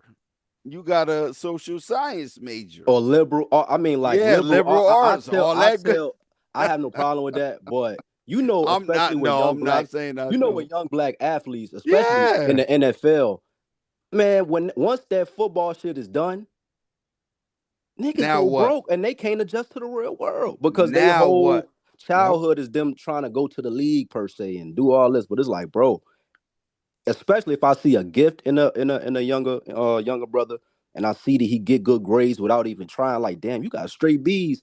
And I know you don't really do your homework like that. You got the whole fourth quarter mentality. You know what I mean? You let shit pile up to where it's 3 weeks left in the semester and that's when you buckle down. So I can see that in younger in just how they think, how they move. So I just try to be like, yo, what major do you want to? Do you know the forecast? Do you know the? You probably can't even. A lot of niggas your age probably can't even get a house based off the And climate now. all of that information is available. Credit score, housing costs, interest rates. They don't even teach economics and like the high. Like when I was in my high school, we was taught economics, like how to write, like do all that. But they don't teach that shit no more at the high school I'm at, as far as economic classes and shit. As in Nah, they don't do that here. We got whole separate campuses, one for engineering, one Yeah, for liberal arts, all that, and that's high school. Up here, high school until about 5 years ago was 10, 11, 12. When I grew up, high school was junior high, 7, 8, 9. High school was 10, 11, 12. We was one of the last counties in New York State to say, okay, ninth grade is high school now. That was never high school here. Yeah, that Never. was high That was school. junior high. Mm-hmm. 10, 11, 12. Football team going to state championships every year. Basketball team. We got golf. We got solar powered cars. Yeah, well, like the tennis. kids, like the high school I went to, the young kids, if they specialize in like tech or robotics or performance arts, they take a bus from the high school Yeah, that they they gotta go at lunch, and they go to another high school that has that specialized center. Shit is weird. Shit is weird when they Nah. You got the young people ear and eye now, and definitely make that. I make my argument for me and people from my era. From Yeah. the cameras on, we talking about this, that, old school rap, technology, whatever. Anything I've been through is just what I've been through. But that's not. I have a son and a daughter. I'm waiting on the grandchild next year. But you deal with young people. So what you do matters more than what a lot of us say. Yeah, because that, like I said, that's my main matters, fear of man. that. Like, because like you said, man, all this information out here, you just got the earlier you start, and the fact that sports is the best avenue to where you can get a free education through your gifted athletic ability, and if you know how to formulate all of that, you good, bro. And you giving it to them. You ain't That's what got I'm no saying. It's like, debt, yo, take this book nothing. bag. It got everything you need in it. Know what I'm That's saying? insane. But that takes a form of conscientiousness though on that young person, and I know a lot of young people, that takes a special person to even have that awareness to even act on it. It's like a young person, like that's why I like the coaching football, because I like, even though that young kid who I knew he wasn't gonna play D1, he wasn't as talented, but that motherfucker worked out every day. He did everything by the book, and I'm like, you know what? I respect you, young nigga. Look, shout out to you, bro. I know, like, just because you And I'm 5'8", giving you some jewels. yeah. That's it. You gonna give them some information. Yeah. Yo, that matters more than anything. Not saying, hey, you did good information. And you know, one I thing even about was a victim. information, I was they a can't victim of never that shit, forget it, bro. yo. I was a victim of, I guess, early on, because I was the mindset of me and my bros and a lot of people who I was around in the city was like, oh, whenever we got pulled, like I put myself in a lot of dangerous, just messed up situations based off ignorance and me thinking that the world was against me and the white man and da da da. And I'm like, man, that shit is overbearing. So I don't knock people for blaming external socioeconomic, but it's a balance, bro. Like, you as an individual know within your heart if you maximizing your potential or not. If any one of them situations that you just mentioned, if someone would have told you better, would you have not did that? I don't think so, because I think I had to. For me, my wake up moment happened when I realized my life caught up to me in college when I got kicked out because I was selling weed on campus and shit. I was getting good grades. Like, I had too much going on, and I didn't realize that I brung a lot of that shit from my community when I was younger to a new environment. So in hindsight, I'm like, damn, I can see how, ultimately, even though I did great in school and all of that, I was moving too fucking fast. And a lot of young niggas go through that. You know what I'm saying? Like, when they on campus in a new environment, they only been around black people all their life. Now they got a fucking scholarship at fucking Nebraska or fucking somewhere that the demographic is completely different. That shit can throw you off, bro. Yo, that's probably less than 1%. Yeah. But those people are the most Where you was victim. at, that's less than 1%, I bet you, of African American 16-year-olds. Yeah. At that time frame, that you were somewhere that your actions would like harm you. Us, it gives you props. Us, it costs your mom some money to get a lawyer. Yeah, like I got caught with I mean, I was like like, you at college, like shit. I got caught in the car. Look, I got pulled over, police like, all right, whose is it? We really like, cause the whole, I ain't saying shit. Fuck y'all niggas, fucking pigs, da da da. And I'm looking back in hindsight like, man, come on, man. But that's just the culture. That's why I'm big on culture, cause the whole free will conversation kind of ties into it. I really think a human, like, the choices they make is kind of limited based off your culture, the shit that's transmitted. as far as the ideas and all of that, your socioeconomic status and all of that, it's kind of hard, bro, for a lot of people. So I do have sympathy for, a lot of those people. You know what I mean? In America, super capitalist, super consumerism, it makes it that more difficult. Right. It's Me and just Raz results. They had don't these care about your feelings. conversations like, Right. I bought an iPhone because I want an iPhone. I'm like, no. Maybe you bought an iPhone because it made more appealing than an Android or Hawaii or a Sony or BlackBerry. It depends. Propaganda, advertisements. Do you like what you like because you like it or because that was just one of the options? And see, that's one thing about African Americans, even though our food is horrible, our music is loud, our clothing is different, our style, our verbiage is distinctly African American. It doesn't make it right or beneficial all the time. Yeah, I agree. And when I hear you talk, that's what I hear. Like, okay, we got that. Let's go. Let's keep going. No, don't Yeah, stop man. It's there. like Let's cause keep going. like when I try to, that's why I'd be like, yo, let's You're do a like, show on nah, the let's culture go, thing. let's go. Fuck that. So I'm like, all right, stopping. let's because when you try to be result based and you try to focus on certain shit, you realize a lot of people don't even want solutions. They rather just dwell in the crying part. They sitting.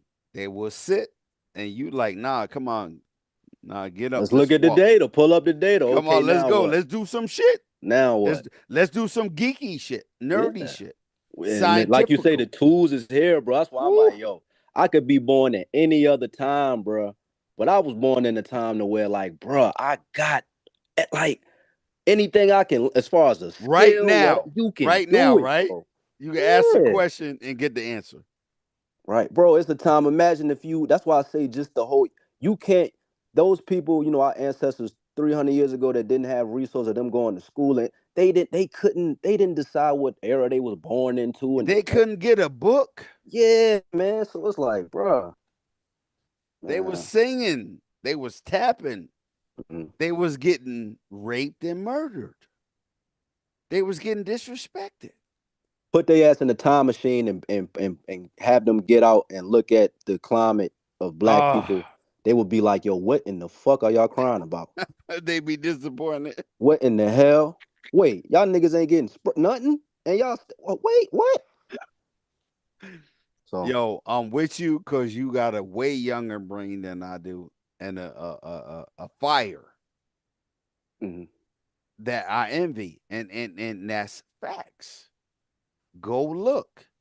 You not disrespecting. You just telling people, nah, let's push forward. Yeah. Now, let's not just sit there. Now what? And what? There's a phrase that I know. I think it's from Professor Greg Carr. What, so what, and now what? All right. What? We know it. So what? Yeah, it did this. Now what? You in the now what phase. That's it's difficult. Yeah.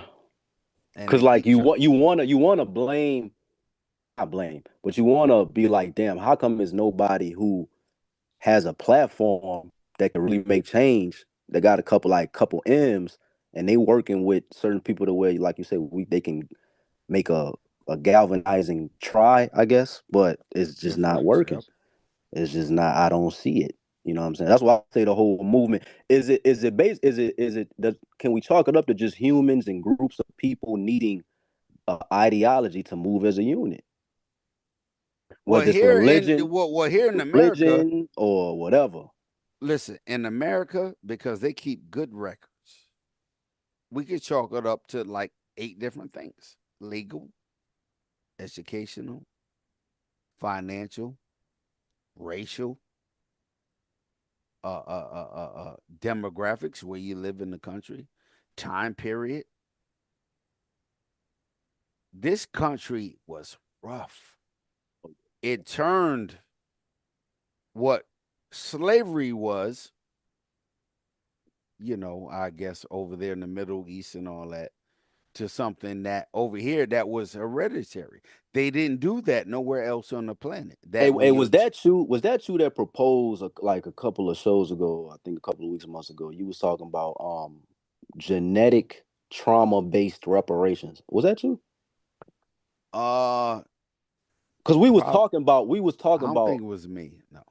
No, I think you and Logic was doing a show, and Go y'all ahead. was talking about how if we can prove that slavery did something to us on that level. Oh, no, no, no. I don't think me and Logic ever had that conversation. That would be Hold on. you. My part in that conversation would be if you can prove the United States government Oh yeah, I got you. allowed, Like that. yeah, because you can only get reparations from a liable party. Like if you have a car Yeah. accident, I gotta sue your insurance company. In America, if I want reparations, they can't say, "Oh, it's You can't slavery, do that. this Yeah, and that." yeah, Yeah, no, I got to do it against the United States government that yeah. allowed certain things to transpire that was illegal at the time, like the Black Codes, like Jim Crow, like you didn't protect any of our freedoms. The GI Bill, we didn't get that after the prison industrial complex. No, Yeah. so I definitely don't think that was me. Yeah, and even politics. When you talk about political, whether we like it or not, Tariq Nasheed is the unspoken figure or brand ambassador of our political movement, which is not ours, but quote unquote FBA. FBA. He's the brand ambassador. And now and in 20, and see, this is one thing too we can't not deny. It's 2025 in a few days.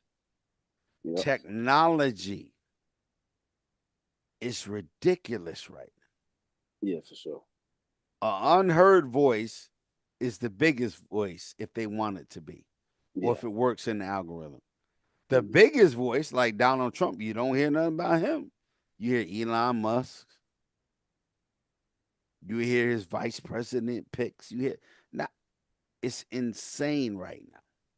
Yeah, it's gonna be it's a a revolutionary that will be. I think they may be young right now. You know what I mean? He may not even know he gonna be it, but I think it is gonna be somebody who comes around and galvanizes people like a Malcolm X, Martin Luther King, and Mm-hmm. shit like that. I think that's inevitable, so I'm looking forward to that. And then too, when you have a right wing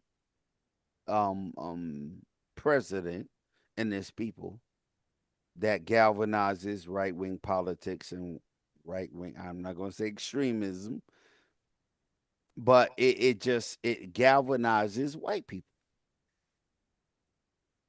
It Yeah. galvanizes anti. Anti is the problem. Not that it pro. Pro means Yeah. I'm for you. It's the anti-black, anti-immigration, anti-Muslim, Yeah. anti-short, anti-Japanese, anti the. That's wild. Now Yeah. we can sit here and go, yeah, you're right. Yeah, I don't want the Chinese restaurant, the nail salon, or the this or the that. But at some point, it started with us over here. Yeah. True. They was True. anti us. Mm-hmm. They had laws anti us. You couldn't be black and do something. Read, get married, file a Yeah. petition in court, own property. We the original anti. It's a It's double-edged sword because when we were labeled that way and we was in that environment, we reverse engineered a lot of shit that was originally bad and we made it empowering. But in modern time, that dynamic isn't the same. You know what I mean? And that's just like nigga or the word black. You see how black has, you know, turned into a whole new conversation dealing with Black Egypt and all of that. But the original, even you got people from other areas uh who aren't African American using the word black after mm-hmm. the pain and all of the shit we went through to make it cool. And you got other people saying it without them having to go through that fight. You know what I mean? And So it's sad because a song that we make will go around the globe, whether Oh it's hell yeah! Motown, whether it's funk, whether it's soul, hip hop. These young kids will listen to King Von. Oh, he's dead now, but they would But have listened to King Von before me any day. So but our African American heroes that did something in the legal realm or education yeah, or finances, you'll never hear nothing about them. nope, they We not we cool. who John Gotti, Scarface. Yeah, This yeah, and all. We right. name ourselves at people don't even look like us. Yeah, That that's what I'm own saying. businesses and made millions and Yep, set trends. Rockefeller. Rockefeller. That's not nowhere near us. Yep. You know, but all the things that we accomplished, I got a book of copyrights over there somewhere. All the copyrights that African Americans put in that may not have always went through. The light bulb, the telephone, elevators, stop line, escalator. That's all regular stuff. And that's what pisses me off, because like even when I looked at Black history and inventions and all of the amazing shit we've done, it's not something in our code. Like, it's not something that where you walk in a Black person's house and you will see that on a person's wall as a young, you know what I mean? That's crazy. No. That's You gonna see that make Jordan, that's why I Bron. got them few books down here. So my grandson is born. He cannot know all the patents that African Americans has. Yeah. Oh yeah, true. Yeah. Latimer, all like all the music history, all the poetic history, written history, photographic history. I got the books just sitting over there. West Africa, all that good stuff. But it's you're right. That does not even budge the needle. Taylor Swift selling all these. You can't sing or dance and you don't look good. Right. Right. We got people sing and dance and look good on TikTok. Get the fuck out of here, bro. Yeah. like that's just entertainment. But on the educational side, scientific side, on the legal side, on the financial side, we was always there in this country. Yeah. Black culture on trial. Set it up. We gotta do a show. No. Oh, you gotta write that up. No, that sounds like black culture on trial. Because they say we ain't got no culture. Well, it's Black History museums all over the country. Yeah. All Black over culture the country. on trial, talking about why don't we uplift the, because like you said, I went to the African American Car Museum in DC, and that shit was amazing. I saw like the Soul Train section and the sports section and all of that. Like, I saw like they did a remodeling of like Oprah's first show looking joint. It's like the set, like that shit was fire, bro. So they had the Emmett Till shit as soon as you walked in, all of that. So I'm like, okay, we need to, because obviously this whole show is highlighting we need to correct some things about our culture. And tell them, nah, you can correct it. You'll be here long after I'm gone. Yeah, for right? sure. For sure. Yeah. And make them look at it, make them understand it. That's fact. This whole hip hop argument is ridiculous. In two simple words: grandparents, great grandparents. Yeah. I have no problem with people. You every part of hip hop, I can go to my grandparents or great grandparents and find something similar. Nobody else can do that. A Jamaican can't do that. Yeah. New York I see both sides, because Latinos, I'm not denying their influence, but every black person, if they're gonna have a conversation, has to know the precursor roots that was as far as like the Chitlin circuits and all of that. I think that's what it was called. Yeah. You got to know all of that to have a conversation. Comedians did Chitlin circuits. Actors, musicians, dancers. A Chitlin circuit ain't nothing but juke joint if you down south up here, or you in like I guess the mid east, after hours, whatever you call that, after the regular spots close. That's a Chitlin circuit. Yeah. Where you go and deal with your people. If you're a comedian, you're a musician, you're a singer, you're a dancer, that's Chitlin circuit. You don't realize, like, that's what I say. When that history, and like I went to the strip club like 2 years ago. I'm looking around like was the precursors of shit like that is why shit like this exists today. That sacred place of, especially down south, like strip clubs, King of Diamonds, and like, you know what I mean. That culture, does that derive from that culture back then of having, the little slit door? What's that shit called? The little slit door that open and you need a code to come in the party and shit like that. I don't know. Listen, if y'all music today, yeah, y'all, you younger than me, is everything that was hidden in back door or downstairs is front page. When I was young, my grandmother used to live downstairs. They used to play cards, drink they drink, and on Sunday, my grandmother was an usher. Yep. I only saw her Friday night, probably around 5. That was it. Don't come downstairs. They playing their music, they drinking they drink, they play their cards. It was all of that stuff. 42nd Street in New York. Peep shows and all that. I know it looked like it was, like Las Vegas or Atlantic City. Nah, that was just, you got to go in to see that behind the glass. Now, cuss words, naked women, violence, all of that is front stage now. You used to have to pay to see that. You used to have to be a certain age to see that. Mm-hmm. Now, like a 8-year-old can go on their phone and see pornography, violence, music. Man, I was introduced. Look, That's BET Uncut. insane to BET me. Uncut. I was in middle school watching BET Uncut. I'm like, damn, you mean to tell me?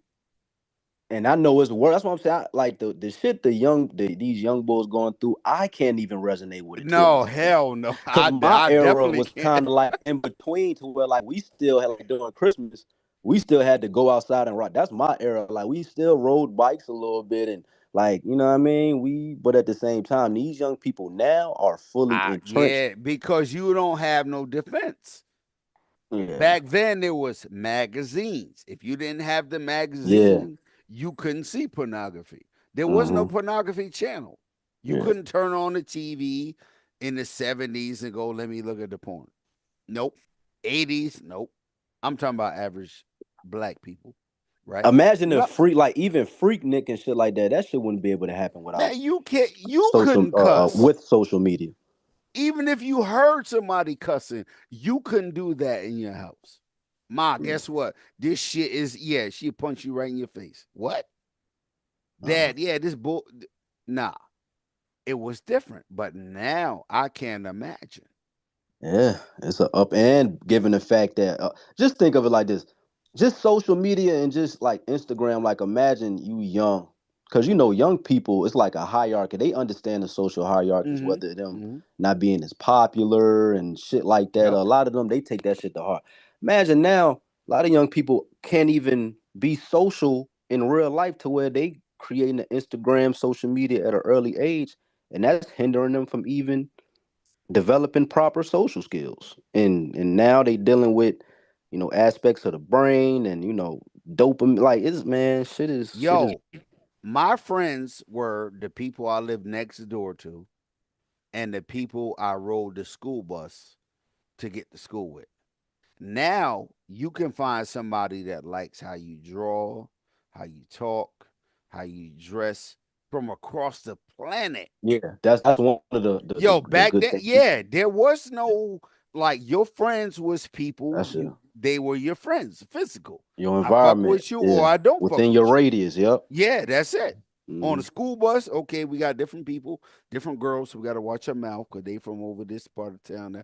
Then you get to school. Now you got all kind of kids from all over, so you got to watch your mouth, watch how you dress. Just there was no.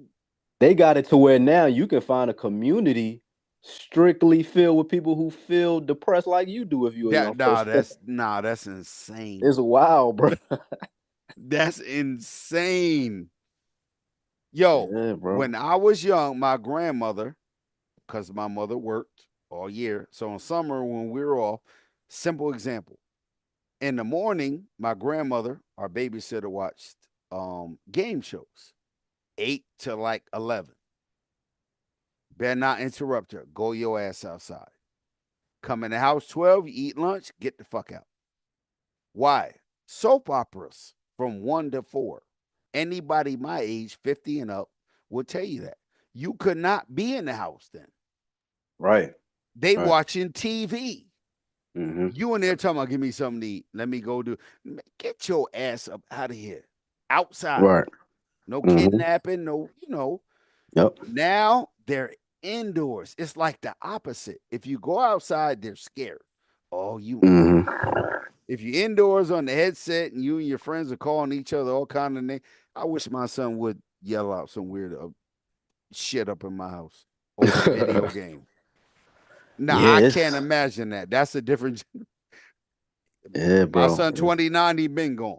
But yeah, it's a different animal. It's a different animal. And now it has way more like implications. Yeah, because you don't gotta leave your house. Yeah. Even like the peer pressure, like my form of peer pressure back then was smoking a blunt of weed, but I mean, imagine you being a parent trying your best to shield your child from fucking all of the shit and informing them just for them to be, influenced one time at a party and that shit probably laced with just, what I mean? It's like, I don't know, bro. It's so, like, okay. Imagine yourself as a single parent. Mm-hmm. Do you tell your child everything or you don't tell them because you're afraid they're going to try it? My mom didn't tell me shit about sex, drugs, violence, dressing. I'm light skinned with green eyes. None of that. My big sister was like, oh, you're going to have some problems. But, my mom, none of that. But as a dad, I'm like, nah, I'm going to tell you everything before you leave this house. Yeah. So you don't find out on the school bus, the locker room. Because you won't be able to trust your own judgment. Yeah. Because you won't put it into that situation before. So put yourself in that circumstance as a dad or the son, right? Because you're a man, so you could either be a dad or a son. If your mom didn't tell you nothing, or your dad, my dad wasn't around, period. Like zero. He'd come in, hey, how you doing? Let's go get some ice cream. He'd bounce. But my mom was like mad low key. Yeah. My big sister, nah, this how it's gonna go. You light skin, you got green eyes, they're gonna be fucking with you, girls gonna like you, blah, blah, blah. All that. She gave it to me straight. Yeah. We used to go to New York City, get Bombers, Gooses, Pumas, Adidas, the Lees, all that. When I'm like 12. That's early 80s. Yeah. So I'm like, okay, I don't know what all that means. But now you as a young man, how do you tell a younger person this is what the world got for you? Like my big sister never held back. My mom was like, always, Yeah. Hey, look, my form of doing that, because I used to get mad when I was younger, like in middle school and high school, and I saw authoritative figures like teachers and all that say, all right, y'all who want to be athletes and all that, it's a 10% chance you make it, so you better, you know what I mean? So that was a form of reality that I appreciate now, that I actually tell them, like, nigga, the likeliness of you making the NFL is low. 10%. Motherfucker, you 5'7", 160. You done already. The metrics is not in your favor. You know what I mean? So that's you crazy. better find out who you are in this world, work hard towards it, and the earlier, because that's my whole thing. The earlier you start at something and continue with it, and it's something beneficial, the more successful you're gonna be. You know what I mean? Facts. So you need to find that shit out. That's a tough conversation though, ain't it? Yeah, for the young man who's life, looking at you especially right as in a your young face. black man, you gotta go through some shit to get wisdom, unfortunately. And hopefully that situation you're going through isn't a life or death one, to where you can make it out and say, damn, I could use this as a wake-up call or whatever. Because most people don't change. That's the fucked up part. Most humans don't change just by changing. They change based off some something terrible happening. I mean, to where they got to hit rock bottom or some shit. So, and some people don't change their neither, right? Yeah, they keep going. Like if I put a knife in somebody, next week I'm gonna put a bullet in somebody. Mm. And that's why that's the Like thing where like I'm headed in the wrong direction, but yeah. And even though that's why like me being again me studying genetics a lot, I gotta fall back sometimes and stop judging people because I don't know like the shit they got. Like facts. maybe the shit they doing they don't know biologically that is hindering them.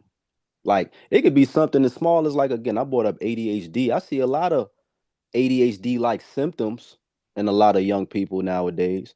Not being able to focus on a thing, not being able to fucking read a whole just in one page of a book without being distracted and looking up and checking your, you know what I mean? Mhm.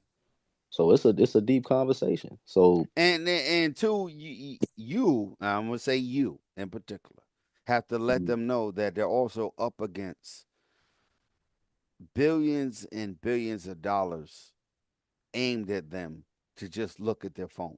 I'm gonna start right now. Let's just go 2025. their biology is being used against them. Yeah, They don't realize it. They're like literally The brain, out of all things, your control center, your fucking brain. they're targeting you. I don't Dopamine know is if that fucking works for young dopamine is people. empty tank. Yeah, Dopamine. no, that's science. That's biology. It's Yeah. chemistry, and it's also things we do: propaganda, Yeah. technology, influence, peer pressure. Mm. Those things are for you now. I didn't have them things when I was say 30 and talking Look, to you. the fake beauty standards Yeah, of but social media. hold on. When I was say 35, I didn't have the mountain of bullshit to explain to people who was in my studio. Yeah, I got you. You got 10 times that to explain to young people to look up from their phone and go, "What, Fetty? What?" That's insane. Yeah, bro. What they're up against. So What me many and you up choices against. can freeze you up. That's what I'm saying. Like the age, like this information thing, if you're not mindful, if you're not conscientious of certain shit, that shit can leave you stuck and have you feeling like a damn mouse on a wheel to where you just you're now you're being like your brain, like you said, is dealing with the brain to where you're not only being a consumer, they're targeting you to target it, yeah. And you fighting against you becoming a slave without knowing it. Yo, you fighting you as an individual, Fetty, me as an individual, hits, right? I'm fighting $1 billion company when I turn my TV on, when I take my phone out, if I turn the light on in my house, the heat, get in my car, you are against billions and billions, trillions of dollars and technology and people who only want a buck. They don't care if Fetty get to work safe. Oh, he got an airbag in his Honda or his Acura, whatever. The tires is good. No, they all out to make a buck. Yep. The buck And look, started most black in people who this you see in this country. conscious community. Go ahead. Go ahead. No. I was saying most black people, right, who had good intentions, who were originally Christian and that were smart and said, you know what, something about this don't sound right. The moment they left that ideology of thinking, yeah, they found out that there was some capitalists and said, oh, let me take advantage of a vulnerable emotional state by giving them fake information and something that's built off of and you see how that has led a lot of people in the conscious community as far as their trajectory in life. You know what I mean? A lot of them ain't maximize their potential, blaming the world for everything. But their initial intentions was good. They obviously had some form of intelligence that made them question religion and leave from it. But the fact that they didn't know all of the charlatans out here that gave them bad information due to them probably not paying attention in class and science where a motherfucker can say any wild pseudo ideology and you falling for it, that's what we talking about. You're prey out here, and it's like to anything if you're not informed on it, because it's somebody who Facts. gonna make money from you off of it. If you don't know. So And the easiest prey is the prey that doesn't know that they're prey. right. And the standards and the metrics of what is, what ain't, what's good, what's bad was presented to us. That's true. Yeah, I agree with that. Yeah. Religion, finances, the Mm-hmm. legal system, education, that was never presented to African Americans, black people, from day one, right? In the proper manner. Mm-hmm. Yep. What legal to us was not what was legal to them. Mm-hmm. And then if you go back to Europe, Dark Ages, you know the history and all that stuff. These people find ways, and you go with what works. If oppressing people is what works, if sending in people to trade to West Africa, and then sending in a missionary to send religion, and then sending in the military to suppress. If that works, you're going to do that everywhere. Yeah. Everywhere you're going to do that. Mm-hmm. And that's basic, animalistic, human, Right. hereditary. The moment I realized that our ancestors thousands of years ago colonized and ran down on hunter gatherers, because we looked at them based on their practices, them being primitive people, and we were agriculturalists, so we was like, hey, based on us being agriculturalists, we gonna take y'all land and y'all better abide by. That's it. It's a human or thing, do bro. something about it. Yeah, it's a human thing, bro. That's insane. But you are tasked with teaching younger people that, trying to make that make sense to people 16 and 17. Mm-hmm.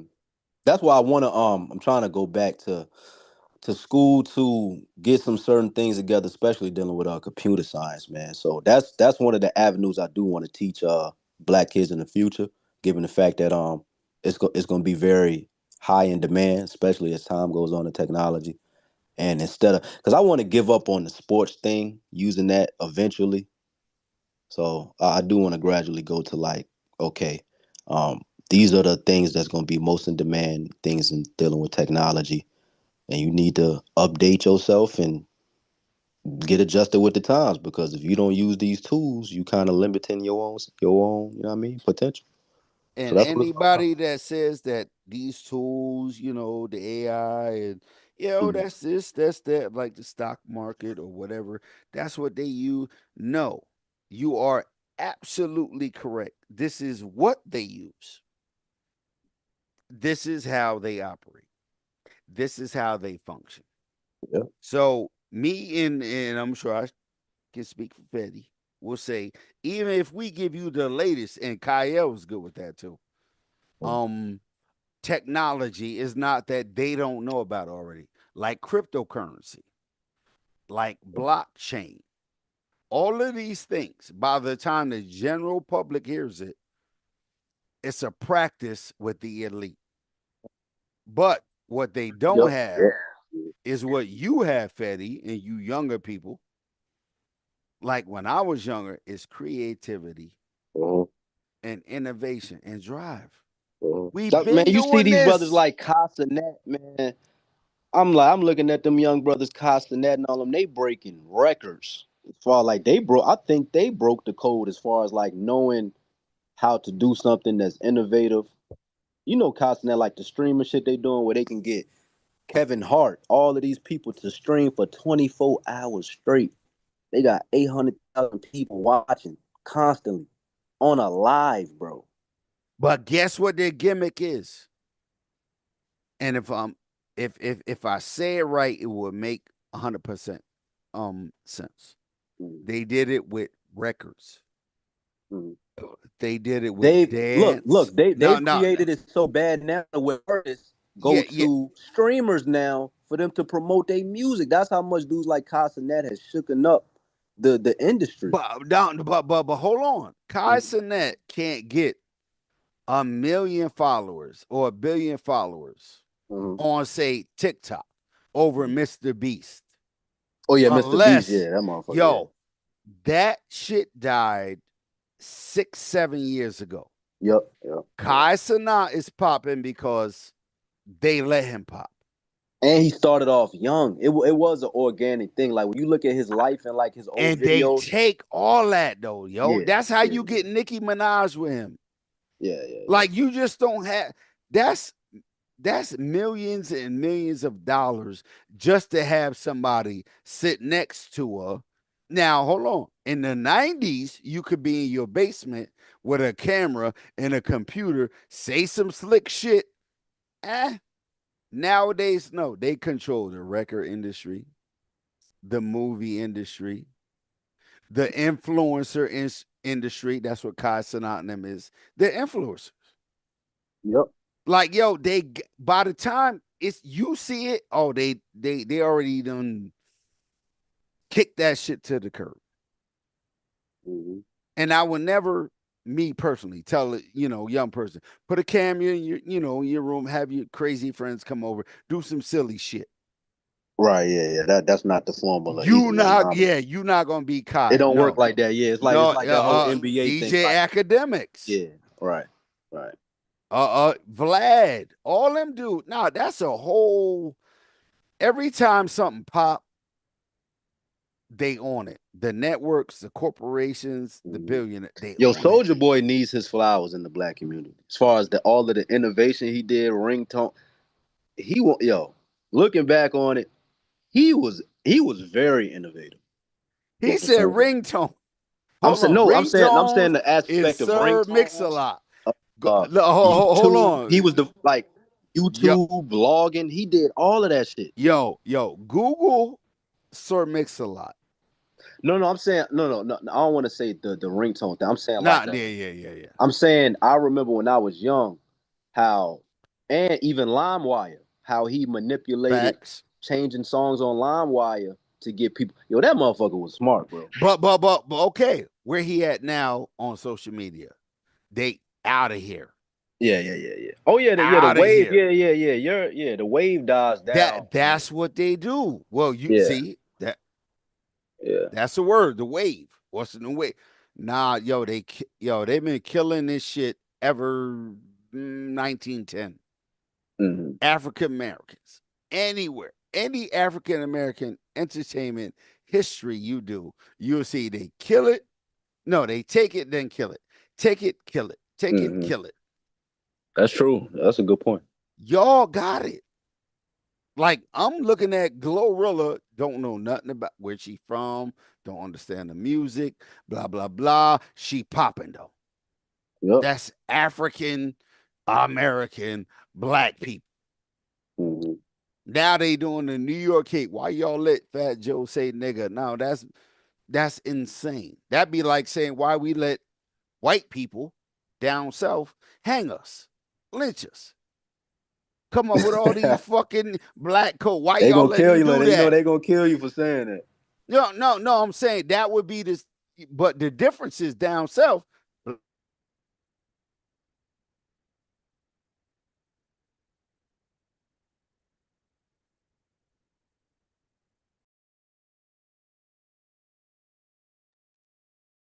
Yep.